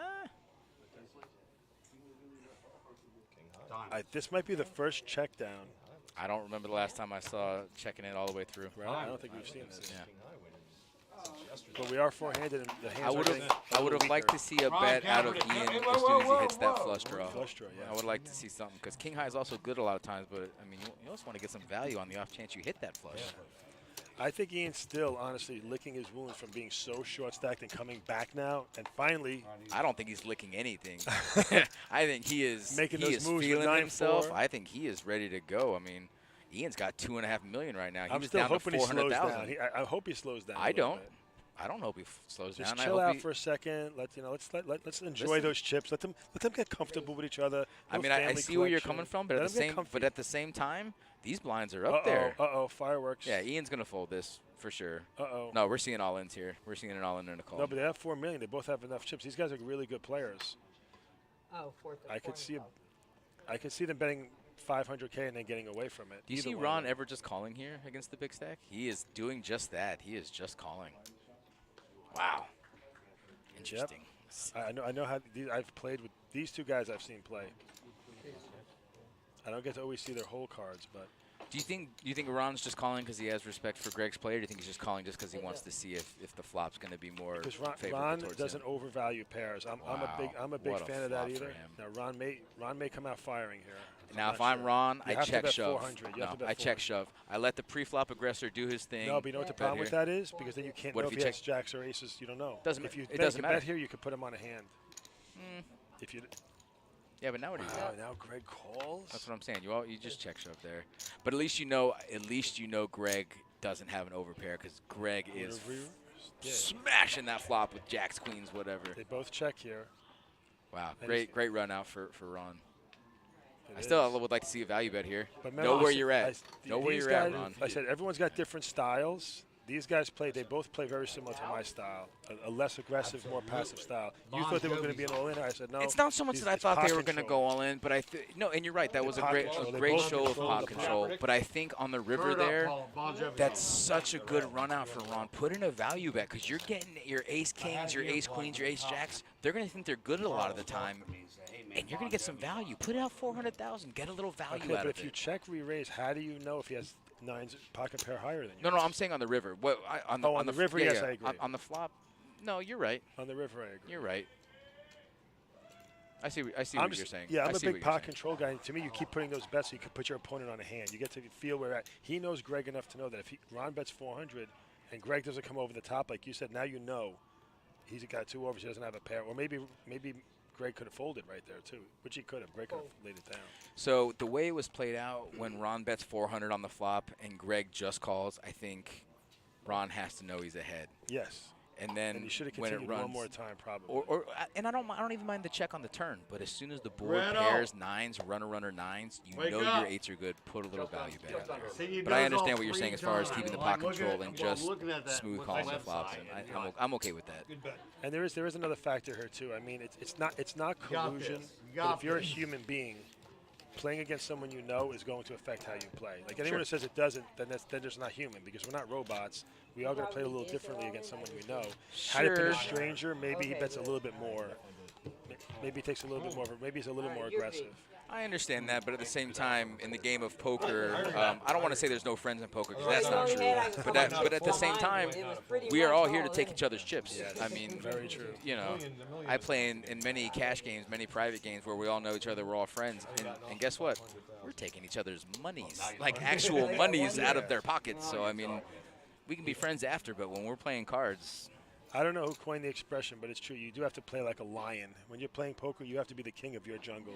And if you don't, I'm not sure if it's one of the Danny Negreanu courses or something, but it's actually a stone cold fact. If you let your guard, if you're not playing like if you're not the lion, you're the sheep. Exactly. You know, there's 100%. No question about it. If you're not the line, you'll ship another great line. Looks like By the way, it's earlier, for those viewers who don't know what pot control really means, pot control means if you have a big stack of chips, sometimes you want to keep the pot small. You want to control the size of the pot, that way you don't get committed. And this is particularly true when you're heads up against two chip leaders. If you're a chip leader against another chip leader, a lot of times it's smart to exercise pot control. Keep the pot small. That way, God forbid, you flop set over open-ended straight draw or open-ended straight draw with a backdoor flush draw, you're less likely to get your entire stack in that situation. And it's particularly critical when you're in this situation where every increment, every knockout is making you $5,000 or $10,000, or when you're near the bubble. I mean, we've all seen these stories. Oh, I was on the bubble and I got knocked out with second in chips. I don't like that call right there. He got lucky that there's a blank on the turn, so he's going to let Greg fire one more time, and I got a feeling he's not going to just smooth call the turn. Wow. Actually, the way this ran out, that's a great just smooth call. He's lucky it's the 2 of clubs. But, yeah, he's going to let Greg fire one more time, and now he's really going to put the pressure Bet on. 475 And then, yeah, he snap-alled in. Those chips didn't even hit the felt before he said all in. And obviously, Greg can't call here with just 9 high, even though he's open-ended. This is a long table. My arms are not short. I know a dealer used to have T-Rex arms. This is just And a again, long table. I like the way they're both playing this hand great. I mean, they're playing it great. Yeah. You know, Greg's trying to steal a pot here with an open-ended straight draw. With 4-way is not a bad move, trying to steal a pot. I mean, I'll be honest, I'm not a big fan of just smooth calling top 2, but the way this worked out, I mean, it looks like a genius play because he got an extra $400,000 out of Greg that he wouldn't have gotten if he had re-raised we on the could flop. debate this, but I say, especially in Florida, but just in general, I'm a big believer, and again, it goes back to the pot control style of mine. When it's a dangerous board with a lot of potential open-ended straight draws, people say, hey, I want to protect my hand if I flop a set or top 2 pair. I look at it the opposite way. Most Floridians are calling you on an all-in when they have an open-ended straight draw, flush draw on the flop. I'll buy you 2 beers. So if you can fade the turn and then snap all in. Brother, that is a wet board. There's diamonds and straight draws and everything, and you're leaving it. I mean, there's no turn you like except the 2 of clubs. How many people fold that flop with a 9? I think I remember to move the right one this time. If we go all in for 1.2 million, well, it depends what we're playing for. If we're playing for 50K at the top, you're folding a straight draw. If we're playing 1-2, nobody's folding. Nobody's folding an open-ended straight draw, you know. So. But, I mean, the situation worked out great for Ian, and it looks like a genius the way it played. So he's down to the 400K out of the deal. Brother, he had 400K about 15 minutes ago, and he ran it up. He's got to have what? It's got to be up there. It's at least 3 or 4 million. I think he's right under 4 million. One time. We haven't seen Paul play a single hand here. And that's why he's sitting with like $1 million in chips. I do. And to be fair, he's been card dead. He lost that big hand with the jacks against Ron's ace high. Now found out look at Ian just getting hit with the deck right now. So the graphics say he's got 3.4. I mean, that might be right, but I felt like he had a little more than that. But still, it's a lot more than he had about 15 minutes ago. Oh, look at this. Ace King versus this is a dangerous situation right here, to be honest. Yeah. Ian getting hit with the deck. This is blind versus blind, so it's a little scary. Hopefully Ian's going to bet. Oh, here he's grabbing 500 or 600. He's not messing around. That's it. Take the blinds. Ron might come along with King Jack. He's got the chips. He's got a good hand four-handed. He's got position on him. He might come along and see a flop here. Ron's too smart for that. I like that he's not showing him. Look at Ron. Listen, that's a big time fold. I mean, I could probably fold that at that point, but still, you know. Never bluff Rod Kaepernick. That was tough. Yeah. Don't let nobody know it's Thursday. Stop it. No. Oh, you can imagine what Thursday's going to be? I'll be there as well.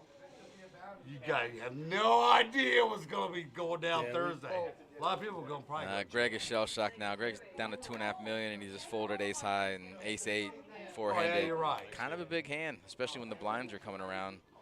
He's going to be spending $500,000 on the blinds in the next 2 hands. So I mean, I think you got to start. Yeah, I think you got to go all in with ace 8. I think you got to just pick up those blinds. It's always so much easier in the booth. It's always. You're right. Of course it is. it really is. But I mean, I don't know Paul's hand. Paul's short stacked. I agree 100%. You know, maybe he's scared of that short stack, but I agree with you. You can't play scared. You bet 1.5, 1.3 Look, you better all those guys fold. Paul's in the big blind, 3 deuce. Ron's folding king 6. Both of them looked you, at me you, crazy. you pick up 250,000 Knew in it! blinds. Both of them. Wow, Paul's What's shoving that with for? 3 deuce. Show it. He's gonna show it. No, don't Both show of them it. looked Don't at show me it. crazy. I knew something was Wow. coming. Wow. Listen, that's a pretty solid all in there. He knows Ron is not strong. If he just limped but see, Ron should know that king high is a supposed to favorite bet. over any random big blind, and especially a short stack. You know, This- Ron has to I'll be make honest, the move there. We've been talking about how flawless the play was here, but there was 2 mistakes there. Greg and Ron opened the door Somebody to give the me short a Wendy's stack. cup. And you got to hit the short stack when he's down. You gotta Back to give the away if I lion, get a with the Wendy's sheep cup. of the lion, right? And we just So- saw 2 sheep plays right there. Bro, and You gotta and call it give like Paul you see it. credit. Guys are both playing great. Give And Paul credit. That was a lion move. Yeah. Absolutely. How many guys are going to check that big blind? 9 out of 10 guys are checking that 3 deuce big blind. So good for him. In the middle of Line Street. I got lucky, okay? But again, we all do that sometimes. You said well, maybe let their guard down a little bit. Greg's getting beat up a little bit. Okay. Ron's feeling good. He's been getting a lot of good cards. Didn't want to take any risks. And maybe he felt that Paul would have been inclined to push any pop hand anyway. or to call any hand, you know. Which clearly he was half right. That's true. But again, audience, again, if you try to just give just our styles you're up. and our advice. But if Ron makes, sometimes you got to look at your stacks of your opponent. When your opponent's sitting on 1.2 million and the blinds as high as they are, you can just raise to like 450K, and really it's hard for a person to bluff over the top because you're kind of forcing them to play only legit hands. Sure. Right? Like you could bet 400 and fold. You'll see pros all the time do that. They'll bet like a big bet and then they'll fold, and people are like, how are they folding? It's because they were just trying to steal the blinds. He calls.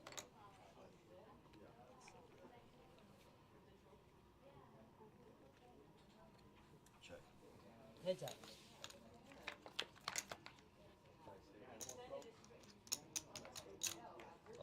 He checks.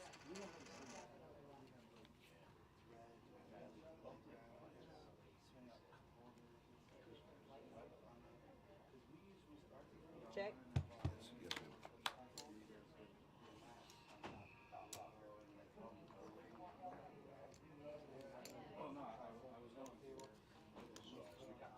Bet 400. So I hit 3 clubs and a deuce.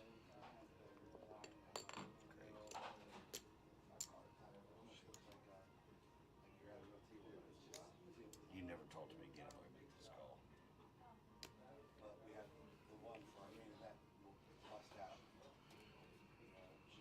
Fold. We'll see it on the stream. That's a good fold. It's a really good fold. Trapping me? I might have been. Nah.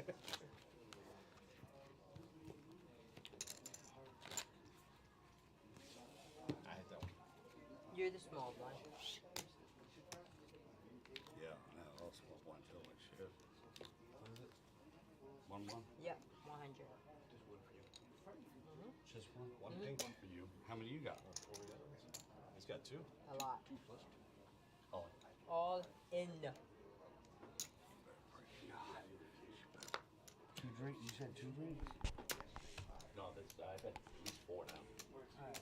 I'm counting every one that came down. You ain't having It looks none like of Greg's them. got a pretty big hand on the button here. Everybody King, hands me queen. something, I watch.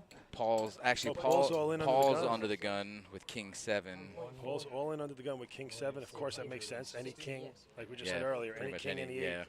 ace. This is a tough hand for Greg because he knows the blinds are coming around. He may not see a better hand.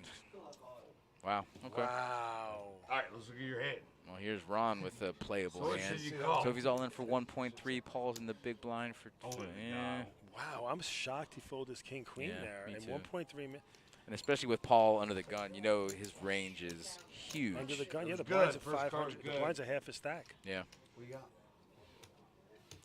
But obviously Greg's worried about any random ace, any ace deuce. He's thinking in his mind that he's going to have to hit a king or queen. So. I like it. I like that That's dirty true. talk.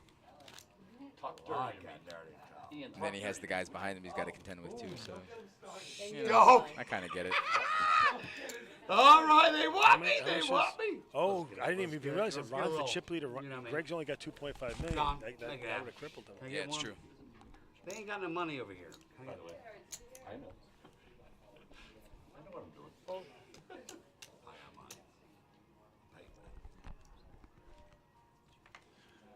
All right, Ron here's got a pretty big hand. Queen Jack of spades.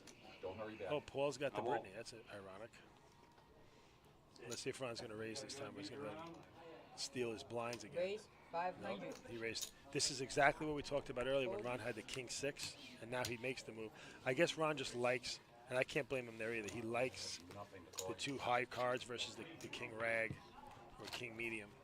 All right, guys, I'm going to take a quick bathroom break here. I'm going to hand this over to Jimmy Michaels, also known as Jimmy Rivers, in case Jimmy nobody Rivers knows in his the last house. name. So here's Jimmy, and I'll be right back. What's up, all here? I'm back in the house. Jimmy Rivers in the house. I don't even know who Jimmy Michaels is. I met him once or twice, by the way. Good to be back here, and I've got Mr. Carl Pips next to me.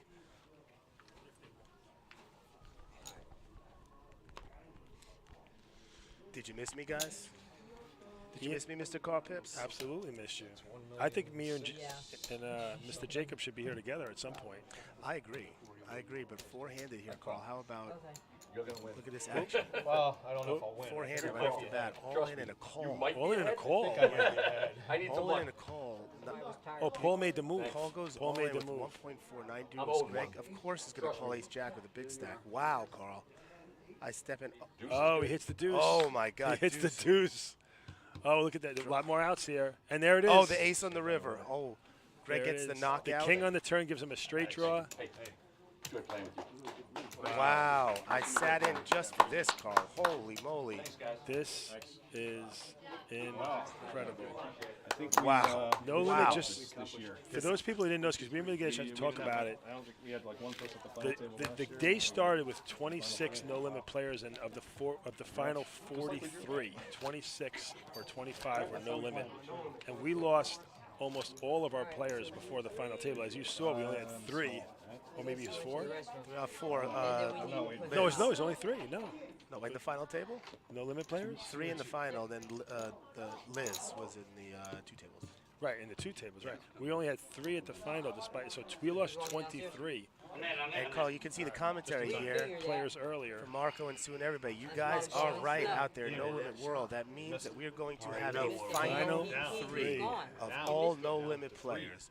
And of course, Carl and I are unbiased here in the commentary booth because we welcome all of our players from around the country. Correct. However, there is a happy part of us here. This is a first in the history of our business. There's a free no limit players contesting the title here. And I'm going to throw it out there. I said we're neutral here in the booth. Yes, we are But neutral. I did make a prediction because South Florida in particular was due. South Florida hasn't really made a final table or deep final table run in almost 2 years. And I said we were due, and I boldly predicted a guaranteed South Florida champion. You did. And there's Ian. And here it is, the final 3. I mean, can we get a round of applause? This is a small miracle. Keep it going. But they said they have Can run, we they burn our have, they hands? have run Keep incredibly going. bad lately. So they were due. Well, they're all there. There's Ian with an ace Where do you queen, got it? and he's Easy in the hooting and room. hollering, Take your Carl. money. Oh, yeah. There we go. Oh, leave one out. All Hooting and but one hollering. pink. Leave one pink Greg, out. Ian, and Ron now going to play it out for a title here on their home turf. This is awesome, man. Yeah, good luck to you guys. You. But it's been some great poker here at this final table, all players. Let's go. Absolutely. Let's work. The poker's been Make our incredible. room. We gotta work. This whole time in the booth, we've been commentating this whole time, and it's been great the whole way. Yeah. But they said we had the one mistake. You weren't here, Jimmy, but there was one. It's hard to even call it a mistake, but there was a hand where Greg Bloom had ace-8. I call. All in. All in, I call. Call. Ron All in, I call. Kaepernick. Snap call. We're going All to right. bang. Let's bang, Ron baby. makes the move. You know what I got? I'm sorry. Ian What do you makes think the I Uh, move. got? Ron, ace 10. What do you think I got? I got the real Paula. Ah! Wow. King 10? Ian's a 3-1 dog here. I thought it was King queen. 10, ace 10. That's my man. I'm going to lose to him. I'm going to lose to him. Ian is. Oh, look at this flop. Oh my God. King, king, Wow. king, king, king. Ian just snags this Wow. pot from Ron, facing elimination. King 10. He hit 17 kings on that flop. And somehow, Ian is still alive. Wow.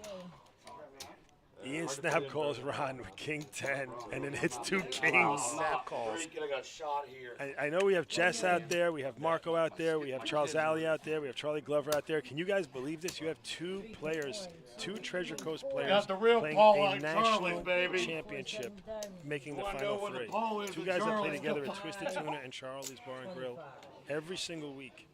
It's an absolutely incredible story. They're both in here with final 3 left in a national championship. The best bar poker players across the country are here today. And a shout out to Chris from Cowboy Kings in California. He made this final table. They only had 2 bars in that small league. They sent out 2 players, 2 maybe 3 players to play in this event, and he made this final table, which is also an incredible story. A lot of incredible stories here. That's rough. No, wrong. Not much you can do on that. I'm playing that hand. The best I could. I ain't coming out of that hand. Thank you, Keisha. Have a great night. Love you. I ain't coming, man. Guy, hey, man. Hell of a. I'm playing. That's my hand. Ian, yesterday, Ian was running tough. It didn't look so good for him. And Matt McGuire, who was playing with him all day, said, as the other players on the table were on fire, scooping pots, winning huge pots, Matt McGuire turned to Ian and said, "Why can't it be us? Why can't it be us? It could be us. Why can't it be us?" And since that moment, Ian has not stopped accumulating chips and moving forward in the tournament. Is it? Ian right now has 7 that million crew? chips. Turn it up. I think it is. Girls, girls, girls. Where they at from last night? Ian is definitely the most entertaining. If he wins this, he'll be the most entertaining. Look at this. They're going to be all in again for sure. Ron versus Ian, part 2. The Thriller in Manila. It's the Thriller in Manila. Ron versus Ian, part 2. We're going to see here in 1 second. Ron short stack with 10s. King Queen versus pocket 10s. Hold on a second. How much did you announce? 2. You put 7 out. 2. You said it, I think you said it after you. 2. Yeah. Yeah, You did. Okay. Call the floor. I said 2. He went all in. You said raise. All right, so Carl, we have some said confusion 2. here at the table. Yeah, Ian, there is some confusion. we had an all-in here by Ron, right, 7 guys? chips. He instantly says all in. He said call out a turn. Ian said call out a turn. And And he he said said 2. 2, but he had 7 chips out when he put it out. Still collecting, brother. I mean, if you said Oh, raise so it to- Ron shoved, and then Ian called before Greg had a chance to act, but obviously Greg's not doing anything with 7-3, so this is gonna play out. Mine's 200,000. He has to Yeah, raise we saw the cards. We said right out of the gate, this is going to be an all-in. Okay. And so King Queen versus pocket 10s with a short stack. It's going to be an all-in. and Ron's a short stack. Looks like Inevitable. Ian's going to make the quick call, He right? said he called. Okay. I call whatever. So, So we have another race. Ron Kaepernick's tournament life on the line. This is when Ron is at his absolute best. It's when his tournament's life's on the line. It's when he has. It's when he hits. tens and the boxes. Uh-oh, he's drawing thin now. Uh-oh, the last card. Dead to a face. Oh, 10. Wow, of course, just in case. Just in case. Just in case. 2 friendly foes here. Uh-huh. Stuart, Florida. Friendly foes. Watch out! Oh my goodness, Ron is going to stay alive here. So Ron doubles up through Ian, and now their stacks are almost identical. Yeah. Back to back, he is huge, dude. I would have cried. I don't think Ron is ever going to hear the end of this. 1.4. This is going to be the whole next year. King 10 versus Ace 10, and you flop 2 kings. I mean, just give him a bunch of things. Okay, so. All right, so 3 guys, a little more level now, like you said, Carl. Ron and Greg are pretty even here. Actually, dead even, it looks like. And the blind's so high, it's still only 16 big blinds with 3.3 million. blinds are up to 100, 200K. We're going to erase all the red chips. So all you're going to see on the table are 25,000 gold chips and 100,000 pink chips. Damn. And you know what? I mean, obviously, Ian's got the other boys doubled up, but it's anyone's game. One double up and Greg's in the lead. One double up, Ron's in the lead. So. Yep. Yeah, And with the blinds at 100, 200K, I mean, forget you better be getting it in with ace high, or else you're playing the wrong game, you know? And Terry, you can see who there's CR here. CR says Ian wins. No one's ever going to hear the end of it. That is right. That is right. And guys, guess what? When I come down and stay, my family's house is within walking distance of Charlie's. I can hear it from the balcony, trust me.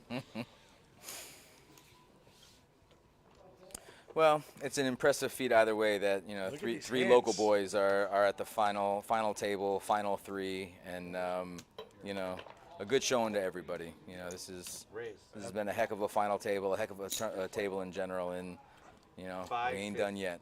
Absolutely. Wow, look at this. Ace 3 and 8s, three-handed. I mean, The deck's just how are running they not hot. in? The deck's running How are hot. they just I was not just in? gonna say, Greg, obviously he ain't done yet because he's coming out here firing. Yeah, it's ace high. He has to fire, and Ian has to go all in. I mean, he's got him covered. What's this, showdown? Uh-oh. I can't hear what he's saying, but he didn't just say call, did he? He just said call. Ian, brother. you have him double stacked here. What game are we playing? Just calls there. I told you we got more passive. As he started accumulating chips, he got more passive. I guess, but I mean, you're three-handed with 8s. I mean, Yeah, that's And in position as well. that's about as good a flop as you could ask for, I guess. Yeah. Doesn't Wow, seem like Greg much has danger. the foresight to check. Yeah, good check. What? Doesn't But seem he like knows. much danger to Ian. He bets. Wow. Ian is just getting hit in the face with that horseshoe. Ian's on a absolute heater, unstoppable heater. I mean, not even a club for Greg to wet his beak with, you know? I love this. I love when people Hollywood the fold here. He might not have been Hollywood. Ace high is good in a lot of the times here, and obviously Ian under-reps his 8s right there. I mean, you're looking at ace 3 on a 10-10-4 flop. Ace 3 is good more than half the time, so for him to be able to fold that, I don't know what he saw or didn't see, but I mean, Ian played it great, and I mean, Greg just made a great fold. I don't know if I'm ever folding ace high there. Tough to fold there with any. I think so, and ace especially with the three-handed. blinds as high as they are. And I don't think he can fold if Ian shoves pre-flop. I mean, how are you folding with 500,000 in there? You put 500,000 on the raise, you know. You're getting shoved on. Great flop though. 10-10-4, great flop. Well, there's that horseshoe again on the other side of his face. Again with a hand.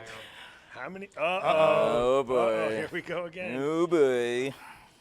You know, Ron, I think folds deuces here. Three-handed in the big blind. I don't know. How much is Because you know Ian's how big is raising. he going? He went big. He went really big, actually. Those are worth 100 each. I don't understand what that means. So Each chip is worth 100 each. 800? His response is, I don't understand what that means. Did he raise? That would be the greatest line we've heard at a final table ever. No habla inglés. Somehow he just called again? I don't think I like that. What flop? Oh, you know what I was just going to say? I was going to say, what flop do you like with deuces? Oh, that one. Wow, this is a huge change of bets. Ian was going to Holy raise. wow. I'm pretty sure Ron would have folded. Ron, please just call. Please don't now- raise. Just call. Ron, Ron don't. is just Ron, thinking, stop. how do I Ron, get don't. my money in? Just call. Ron. Just smooth call. Oh, There it is. Ron. Yeah, but you knew what happened. I guess. This is so messed up. But you know what though? That's actually not a bad raise, because if, you know, Ian picks up a diamond on the turn or a 4 or 5, he's got a straight draw. So I mean, you know what? Yeah. Put your money in when it's good. And you know what? He meant to raise it. And there's a lot of scenarios that could have played out. Ron could have flat called the raise, in which case Ian comes out firing possibly on the flop and maybe loses his whole stack. I think that's a tough smooth call with deuces, It you is. know, because Yeah. there's literally no flop you like except one that has Right, deuce in it, exactly. the one I was that we I was just see, thinking that. you know. So I mean, It's a raise or fold for me. and against any ace 10, ace jack, ace queen, deuces are the same thing as 7 or 8s there, you know. So I mean, get it in and let the cards lie how they lie. All right, well, Ron here with another. We got an exposed card to hit the player's hand. All right.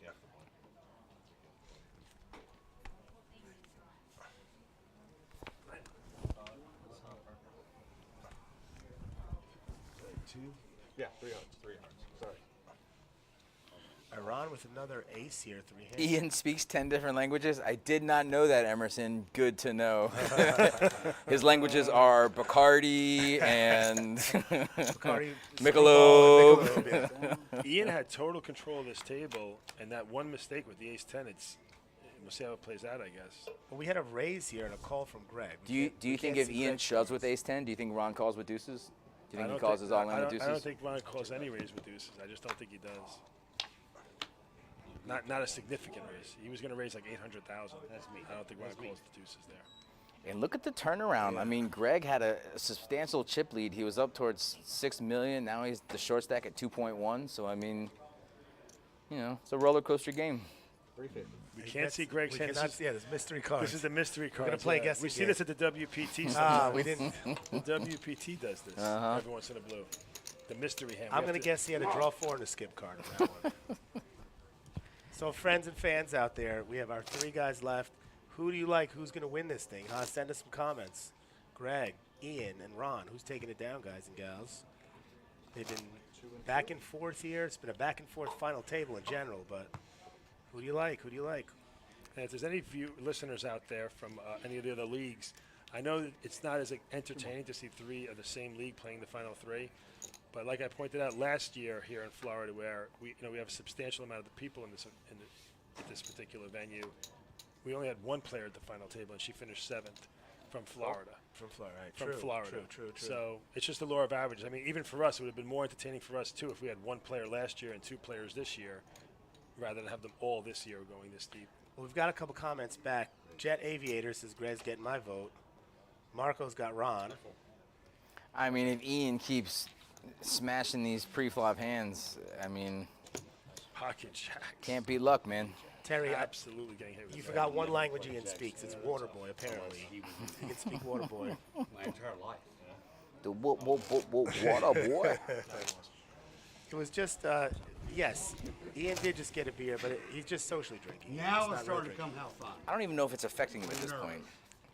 I feel like it's part of his life source at this point. I think he needs this to play. Ian's blood type is Fireball. Give him a chip. Negative Fireball. In case you need to donate. Just one. And you guys probably missed it, but Ian, during the first break, which was very early in this final table, they took a break like 40 minutes. I think there was still 7 or 8 players left. Ian was almost in tears, basically saying, guaranteeing. At that point, he was not a chip leader at all, but he was maybe he was a chip leader at that point. He was guaranteeing he was going to take this trophy for No Limit. He said, I'm winning this trophy for No Limit. No Limit deserves this trophy. That's what Ian said? I think he actually said Pipitones deserve this trophy. 25. But it's really, he really meant it for all of No Limit. He meant it for all of us. That was in between shot number 6 and 7. Yes. We heard that. But it did come out. He said he predicted the final 3. And there were real tears. Like I mean, honestly, the tears, you could sense he actually felt he was going to win this tournament. Way before we were at this point. Oh, what? Because Burrow got hurt, Bigelow got hurt. It was a crazy game. Everybody yelled at Charles. All right, let's see here. Next hand. Do we have any action? Ron's got a couple rags. Oh, sorry. Forgive me. Ian here with the Queen 5.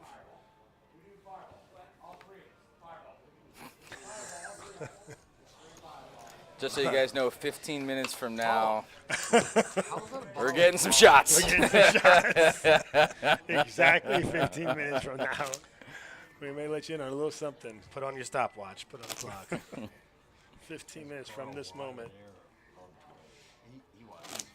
Michelob sales just went up all around Palm Beach County. See bars and restaurants. I got a feeling they're up watching a little football and playing some cards at Charlie's. Just a guess. That's for sure. Just quick enough. I can. Oh my God. You know, we may have to open up Charlie's Thursday nights when these guys play. We may have to open up the bar on Thanksgiving to be thankful for what's happening right now. I think there'll be a lot of thanks there this week. I'm hearing word that they may be there after Thanksgiving dinner, makeshift game. I hear there may still be a game late night. It's actually not even sinking in right now that these guys, between the 3 of them, are going to win $80,000. Crazy. $80,000. It's amazing. Absolutely crazy. $80,000.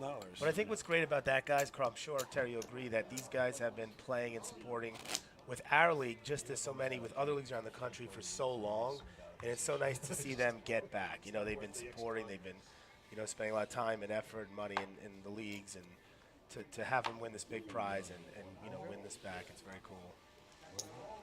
Very, very cool. 100%. And very tough. I mean, these guys have to whittle their way through for a couple days. I mean, I think when Ian wins, he puts all his currency in terms of shot rounds. So it's like if he wins first place, it's basically like what's the math on that? 20,000, 50,000. That's a lot of fireball shots. It's 18,000 shots of fireball. I guess it's exactly 2,500 shots. Well, Ian, shot rounds. Listen, he's got a pair here. Flops the bottom pair. Ron lays it down immediately. Ian has. I don't think he's even been contested on any raise he's made in the last 40 minutes.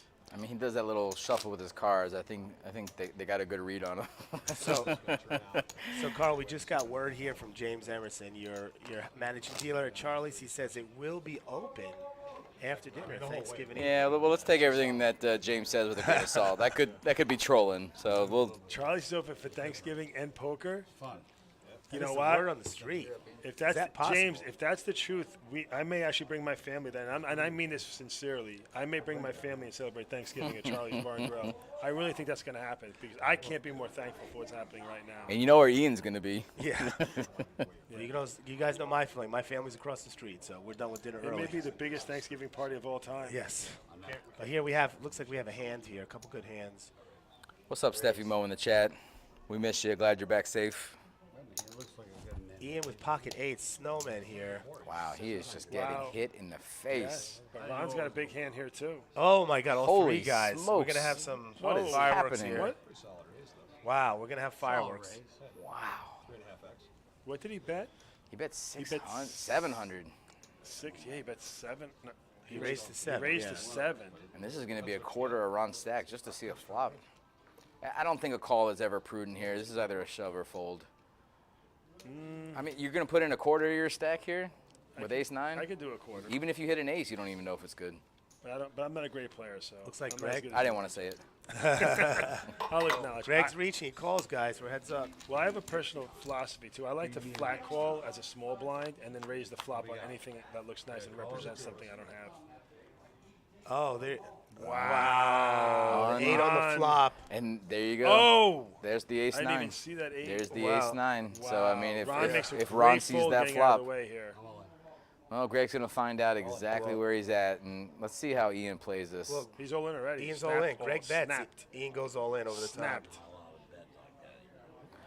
Oh, Greg bet and Ian shoved? Yes. Wow. Greg bet, Ian He snap shoves. shoved. God, what a bad shove. Ian, I love you, man. I love you. But just smooth, baby. You just got to smooth here.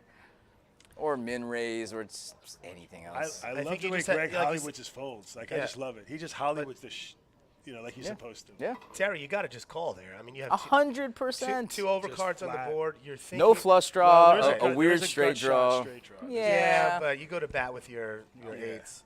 You're thinking there's a way to get more money out of Greg in that situation. Ian, Does he show maybe it? Nah, jump he the gun a did show little. it. He did. Unless you didn't think I had it. Or you, Wow, look at Ron. Look at Ron. He's so happy. Look at his Yeah, face. look at Ron's this like, smile. I'm the best in the world. Ohio State. Very nice. He's right. Know him, You can baby. see Ron smirk from here. He is Thanks, guys, over there. smirking. He's smirking. Right there, Poker News. Story notes. See, all right. What you got? Nice hand. Ian scooping chips, but you never know. Could have These been a chips are knockout. moving Hey, I around just like I've never never know. seen before. Guys, in between hands here, I want to give a big shout out to our production crew. We got a former NPPT member, Robert Anchelowitz, a legend of the game. Love you, Rob. Give Love a you, big shout out to Rob, Or a big not- shout out to Ron, to Barlington, to our tournament director, Joey Dolans, to our current tournament guy right now, Donnie. Give a shout out to that tall Josh. I want to give a shout out to everybody because this is not possible without our crew. And you guys, we've been here all day, guys. We've been here since, some of us have been here since 9 o'clock this morning. Not me, but some of us have been here since 9 o'clock this morning. And I was gonna say, Terry, 9 o'clock. bro, maybe? I haven't 9 seen o'clock this I haven't morning? seen 9 o'clock in like 10 I love you, years. Terry. I love you. I know you. But we love you, Rob. I can't even say Big Rob anymore. They're not so big. Bro, he's looking good, isn't Yeah, he? man, looking sharp. Rob, He is you're looking getting good. some love from some He NPPT is boys in the looking chat. good. Marco's sending some love. Yes, sir. I don't know who the Cube King is. Well, the Cube and- King. That's Joey. That's Joey D. Yeah, cute That's Joey. Yeah. Just a few comments up. It's out of the screen now. Love to my man Will Olson, Sniper Pro 631. Thank you, Will. Back from Long Island, New York.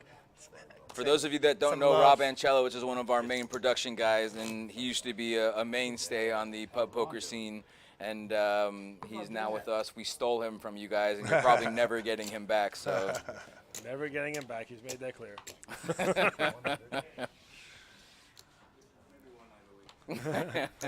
Well, don't go to Charlie's because they got pros that play there. So. Wow. So Ian makes that one mistake that looked like it was going to cripple him out of the tournament. Calling an Ian was down to pennies. He had nothing. He had a couple of big blinds. He made that crazy fold with ace-9 that looked. We were talking about that. It yeah. looked really bad at the moment, but how does it look now?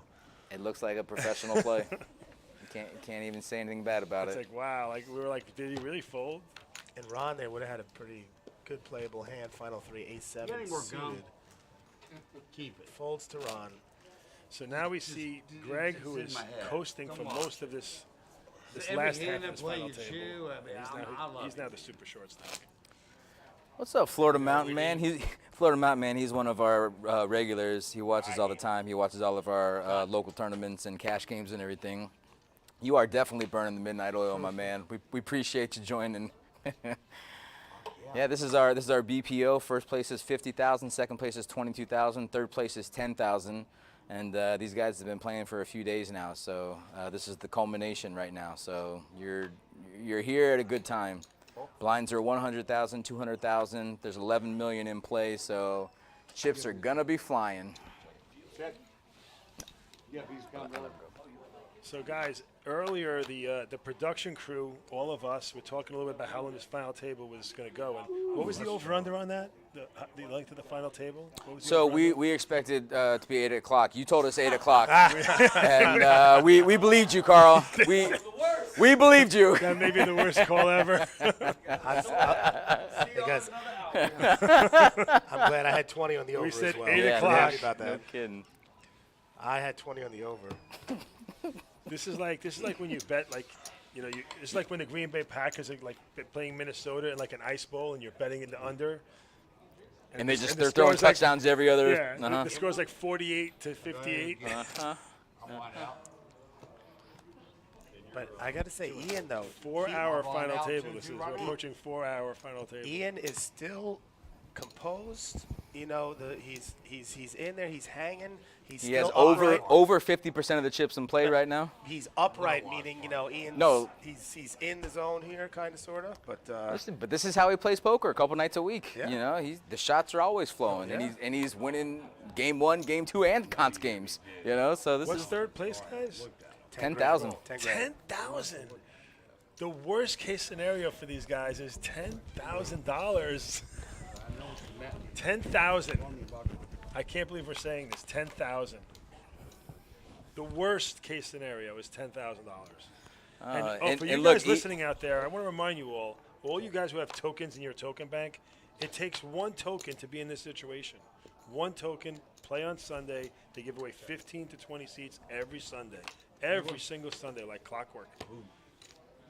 yeah, I mean, don't forget in Vegas, Ryan Surtee, runner-up in the main event in Vegas. Ryan Surtee, runner-up, $50,000. He won the last online satellite just a couple weeks before, the last possible one, and made his way into Vegas just with his token. He literally won the last Sunday. That was two. And big up to you, Ryan Surtee, again. If you haven't mentioned Terry today, big up to Ryan Surtee, still our champ, a runner-up in Vegas just a few months ago, winning $50,000. I forget that too. It's surreal too. Vegas, 50,000. $50K on the runner-up, 100 on the win there. Wow. We definitely had a big party for him when he came home. Let's just say that. I bet. When No Limit first started the BPO, it started with Sue Kennedy winning 20,000, then Joe Jarboe winning 20,000, Jennifer Atkinson, now Peyton winning. Oh, Ian's waking up with aces. He's waking up with everything. Only thing is, he no doesn't look like he's going to get any action. Nope. Let's see if he limps here. Do you just limp in a situation like this? I limp. Ever? Heads up. Terry, do you ever limp just to try to get some action? Absolutely. This is a limp situation for sure. Raised 400. He just min-raised. All right. Oh, he gets a call out of Ryan. Oh, that makes sense. He somehow squeezed I it. can't believe Ron is calling here. Oh, that's incredible. He's in position. And Ron doesn't get any of it. Check. Yeah, check. I don't think it's in the end to check here. No, I don't think so. He has to bet. I would love to see a $200K bet here. Yeah, he's gonna bet 2 or 3. Doesn't matter. Ron's cards were in the muck with yeah. And the horseshoe is real. Jeez. Get it, queen. So again, listeners, if you have tokens in your token bank, every single Sunday, there's 15 to 20 seats. You can win one of those seats. You don't have to grind it out. You can just hop online, just go all in when there's 6 all-ins, try a 6-tuple up, and if not, if you lose, you're done for the day. If you win 6X, you're on your way to win a seat to play. Carl, I just want to show you who chat boards just are entered lighting the up chat. here. We got Donnie Marsh and Soko in the chat. Welcome, oh my. boys. It's a reunion. It's a family reunion, boys. Hey, Donnie and Soko, you believe this? These three up in the booth here, huh? And Terry, Carl, and your boy Rivers in the booth. That's great. That is classic. But yes, and also the old school Mike Creston. Mike, I know. Maybe I should try to suit up. We'll end this game in a couple minutes, huh? Mike says get in there and deal it to a win. But Donnie and Soko, we miss you guys. Having some fun here, working in the process. Why not? That's right. Hey, Donnie, Soko, just so you know, Joey D is the Cube King. So the whole crew's here, man. We're all here in spirit. I love you guys. Yeah, I know. I know, Donnie. We need Soko, the reunion is going to have to be Thanksgiving Day because as this is going, we're so thankful for the situation. We have to come to our Thanksgiving party at Charlie's, and everyone can join us there. Ian's going to be buying all the turkeys that day. Greg lays down King 9 there. Lays down the King 9. Ian is just kind of steamrolling now, it feels. Donnie, we love you too, man. I'm sure excited too to watch this final 3. You can see Ian's sort of in the driver's seat now. He's getting smacked with the deck. And again, getting back to the Sunday seats, I just want as Jimmy mentioned, Ryan Surdy won his whole package on the very last Sunday before the cutoff to go to Vegas. Man, this is a really came out with badass 50,000. song. 2 years earlier, one of our players did the very same thing. And also, just like 2 Sundays ago, a brand new player, for example, played on Staten Island, literally played on Friday for the first time ever in the No Limit Public Tour. Won a token. 2 days later, he played online. Boom, he won a seat. He's going to Vegas. Like, that's how simple it is. You don't have to play every week. You don't have to be a bar leader. You just show up every once in a blue moon. You win a token. You play online. You're in. You're in this event. You're playing for this much money against an amateur field of people having a fun time on a recreational weekend twice a year. Wow, Ian. He's about to crack the 8 million, the uncharted territory in this tournament so far. 8 million. Just to remind everybody, there's 11 million in play right now, and Ian has 8 million. Wow. He is. Now, if you're smart, keep the gas. I mean, I know it's easy to play when you're getting jacks and ace king and aces. I mean, that's easy, but you know, keep the gas on. If you're seeing face cards, put them to the test. Thank you so much. I think, is this the highest lead that we've had from any one of the players? Absolutely. This is the highest stack in any one of their hands, right? Absolutely. So if you're an Ian fan out there, guys, you got to give him some, He likes Fireball. some good luck in fives. Fireball. That's All 7.3 three of us. million. Fireball. Fireball, all 3 You of us. predicted this, didn't you, Bring Terry? Fireball. Is this happening? I believe so. I think Terry predicted this. Terry? He said 15 minutes ago, Terry said we 3. Just call me Brostradamus. God, Terry, you're good. Brostradamus. Yes, shots are coming, guys. Ron's got 6s here. 9 deuce, that's the hand that Paul got knocked out with. Listen, wouldn't be a bar poker open without shots. Ian said it, and that's the other thing Ian said. What? Oh, yeah, Ron's got 6s. Ron's all in with 6s. You know what? I like Ian did Ian just call or was that a raid? No, I think he just called, right? He just called it out of the small blind? Yep, okay. I wanted to do it. I like a John. raise or a fold What there. shot. I We don't got like a smooth call with shots. 9 He deuce. jammed on me right then. Ian really said it. He said he was going to own this table. He said he was going to do his shots all table long. We all told him not to do it. I mean, you want to talk about Brostradamus, that is coming true at the moment, you know? He has not called won. that. He's double fisting on his Terry, side table. Donnie disapproves of Mick Fireball, Ultras. apparently. He said him and Steve-O with the turtle yesterday. Hey, much love to Steve-O. Anyone that knows Steve-O, if you know, you know. If you know Steve-O, then you know. You know. But Donnie, hey, man, sometimes you got to do what you got to do. Fireball, how about Jackfire? He just got lucky. So I don't know who Rare Brecht is. Rare Brecht is saying, Ian, if Ian wins this, he better get a plane ticket. Well, Need Jaeger bombs. Raise 6. Ian is unstoppable right now. This is a 4 hour. We're just crossing the 4-hour threshold right now in this final table. It's insane. It really is. But it means this is like a final table on Staten Island. I love you Staten Island players, but this reminds me of a final table on Staten Island. But it means also there really has been fair and even play all day. Absolutely. Back and forth, fair play. There haven't really been any crazy mistakes. Thanks, man. All right, here, well, let's see. Greg is debating the call. Chips are moving around and moving around. Ian with the dead man's hand. Scoops the chips, ace 8. This whole moment is really surreal. It's really surreal. These three guys are playing final 3 and it's 460 entrants. Can we get a 3-minute break by the...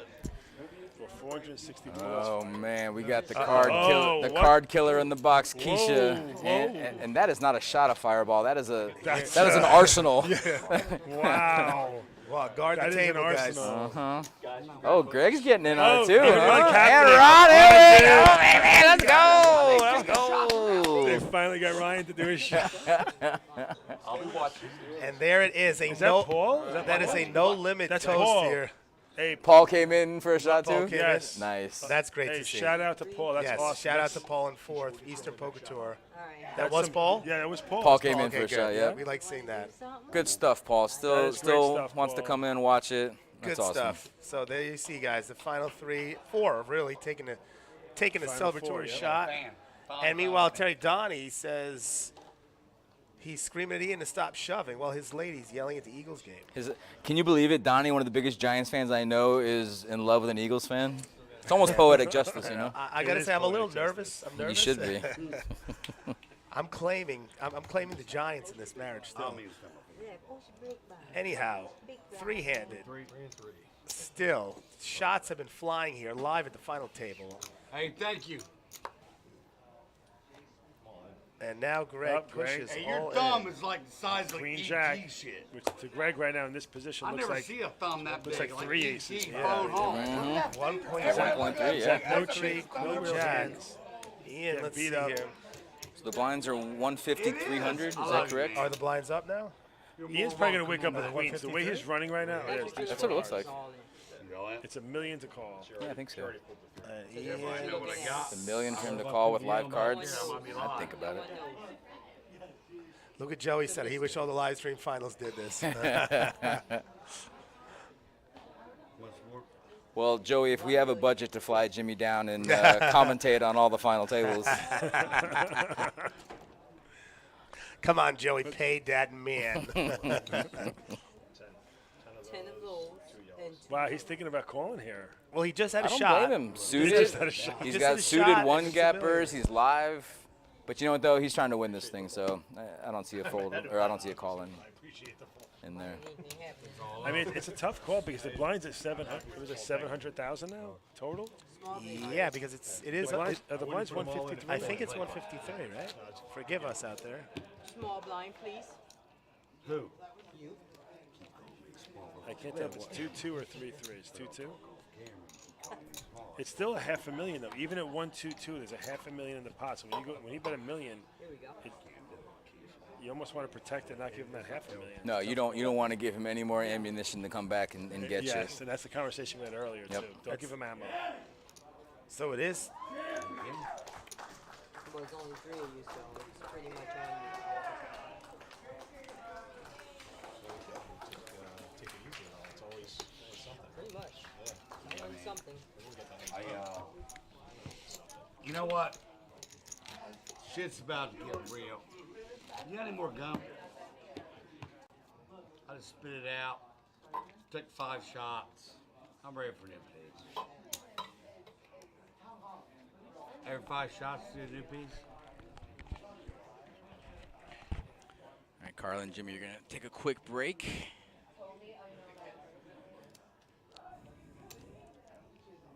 Donnie boy, anytime you come down here, I'm gonna get you a Kennel Club shirt. We'll get you a one-day badge, and you can commentate with me, brother. I don't know if we can do that, but 1207. they left me in charge now, so I can kind of do what I want.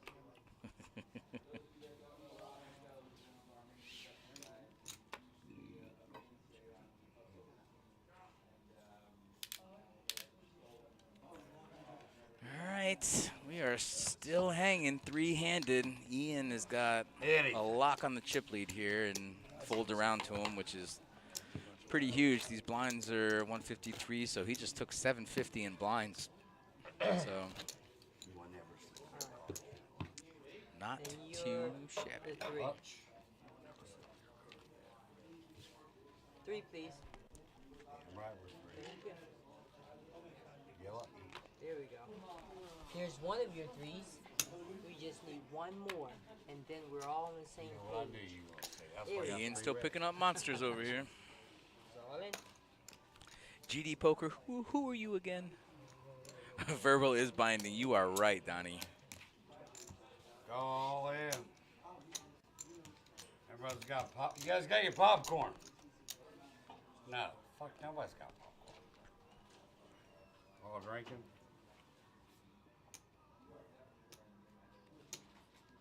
Which is it? I call. Yeah. It's 1,050,000. $1,050,000 again. I call. Okay. That's Lift a good them up, call. please. I think I'm in bad shape. I call. Oh, I don't even have. Guys, I don't know. I think Ian's pretty good to drive. You don't think so? Wow. Oh, they both got a 5. Okay. He's picked up a gutter ball, so he needs a 6 or a 9. Wow. Unbelievable. Right. Greg is hanging in there. Unreal.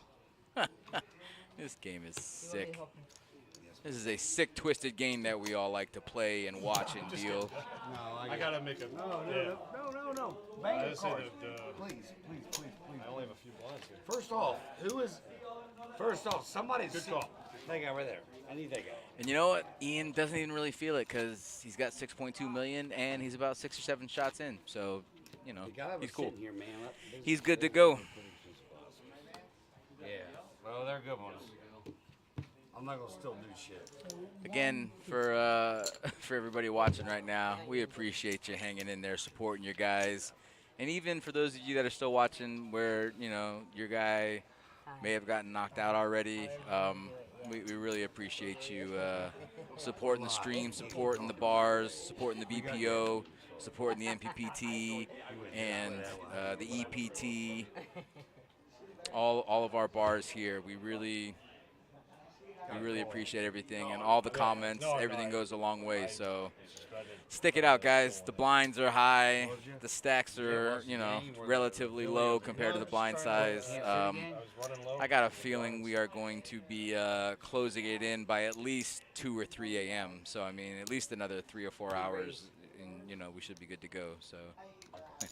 I'm just kidding. 1,200,000 is the range. An Uber night for Jeddah? Yeah, I think you're right. Just a guess. I think you're right.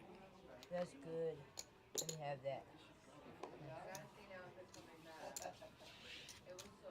All right, you too.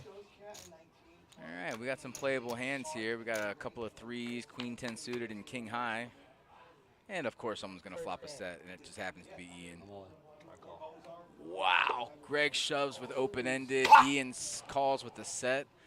But listen, he's got outs. He's got outs. And he could possibly hit a runner flush.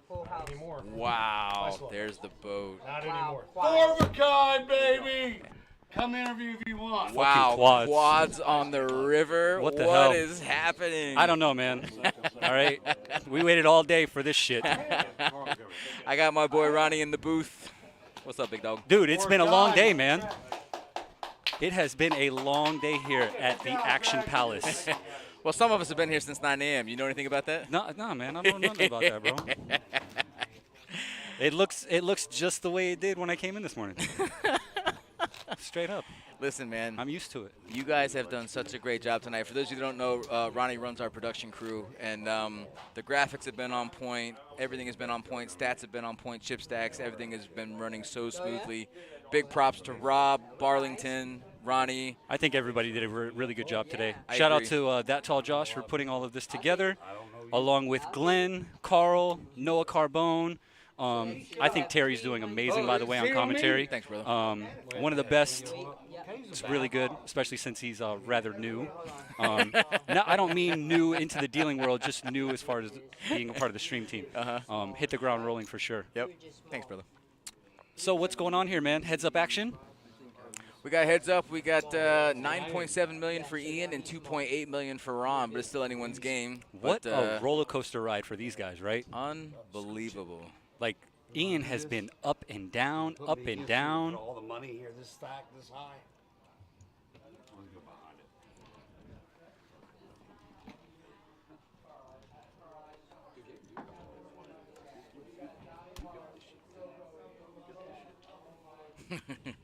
Cube King. Some people do get breaks. You know what I mean? Like, I was in the booth, bro. Sir, you are not allowed breaks. I know, right? Like, dude, there's other people that work here. here. Okay, there's other people that work here.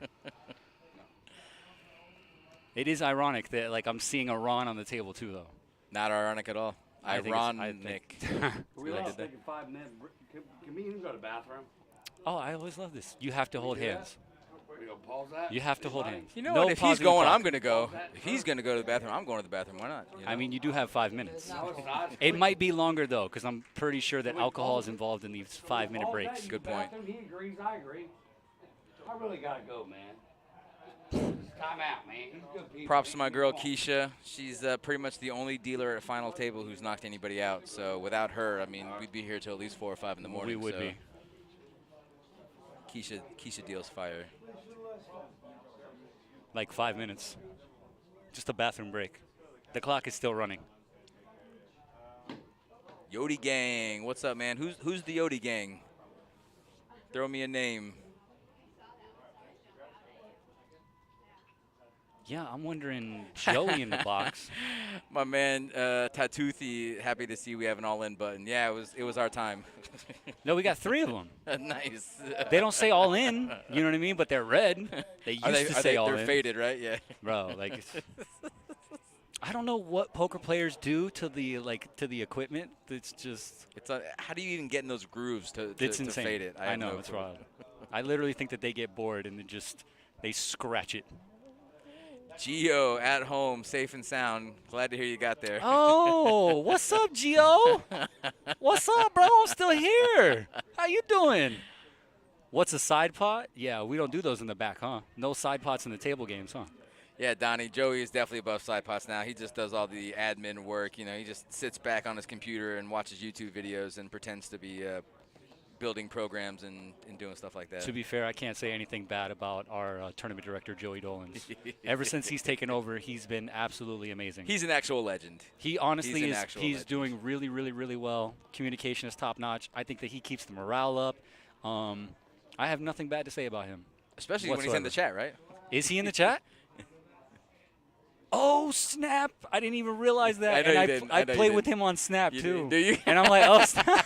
So bad. This is how you know I'm tired, bro. That's funny. I am tired. Uh-oh. Oh, this is Rob. I thought it was a player coming back to the table.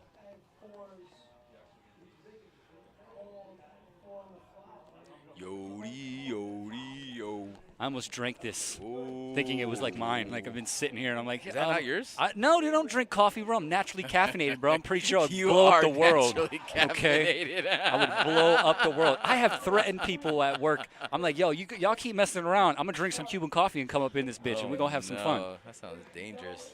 Listen, man, it might be fun. Fun for the viewing audience for sure. Yeah. They don't have to stay around. You know you're running good when you're river and quads 3-handed. That's kind of the sign how you know you're running good.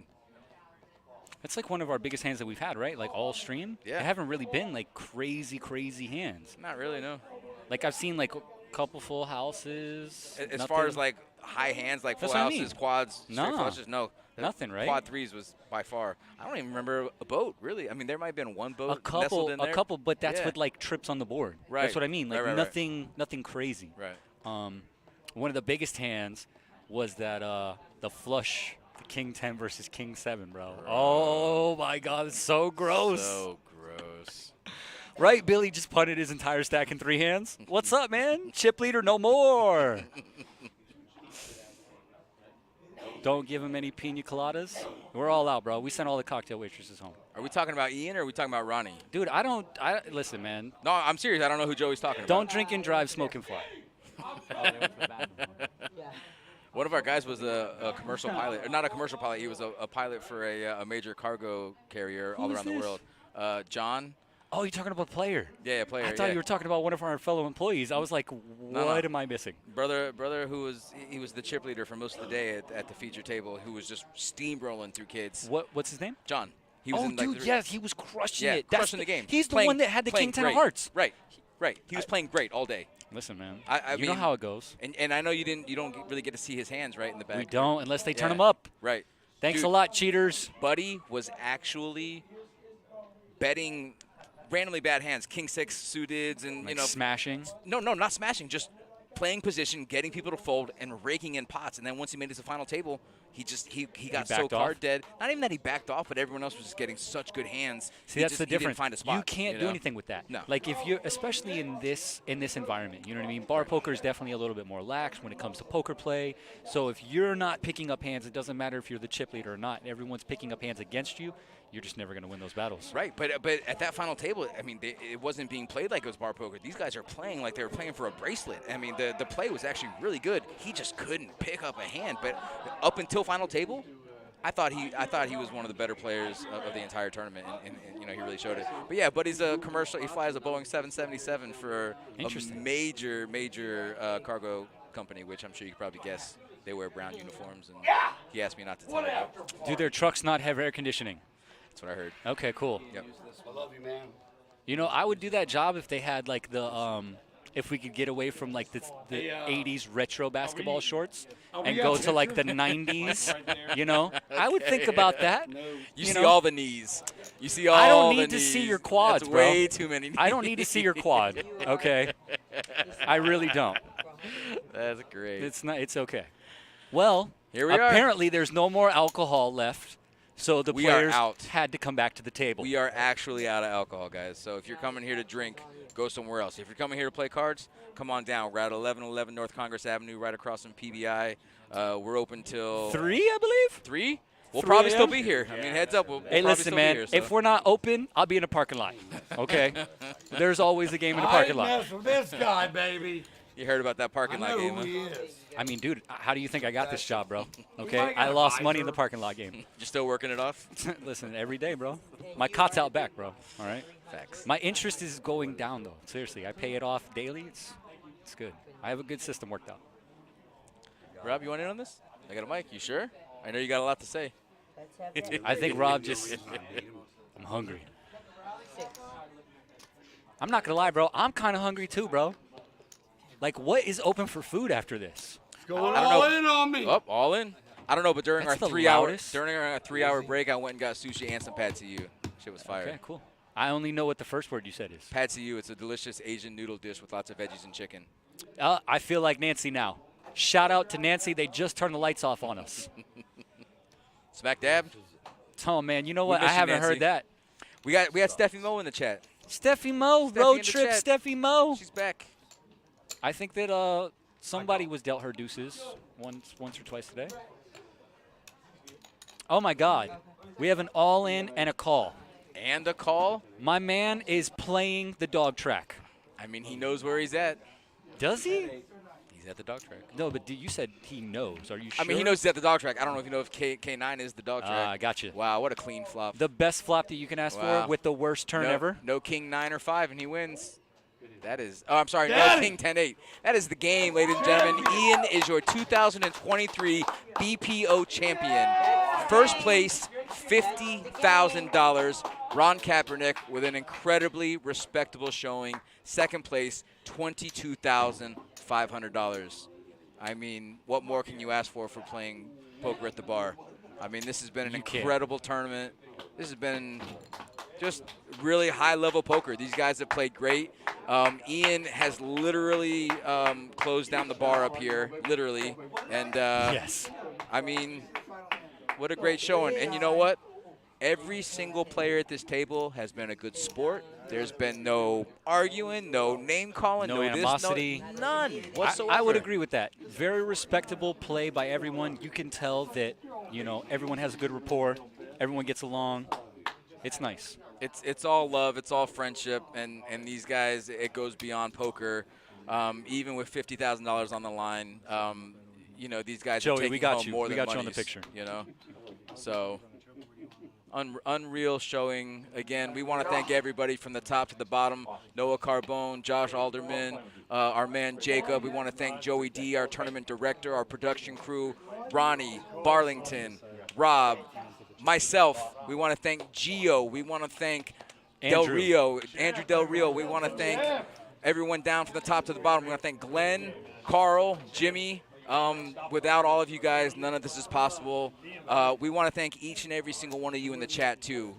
Without you guys in the chat making this, exciting and letting us know who you're rooting for and really supporting your bars and your people, I think this has been an incredible success. And for sure, this will not be the last BPO that we have here at the Palm Beach Kennel Club. So, honestly, man, I can't add anything to that. It's literally phenomenal. Why don't you just do commentary by yourself? Honestly, get out of here. Okay. Thank you guys so much. We'll run it back. We appreciate everybody. Guys, everyone have a great night. Get home safe. If you've had too many drinks, Uber home, baby. Do not drink and drive. Smoke and fly. Have a great night, guys. Good night, everyone.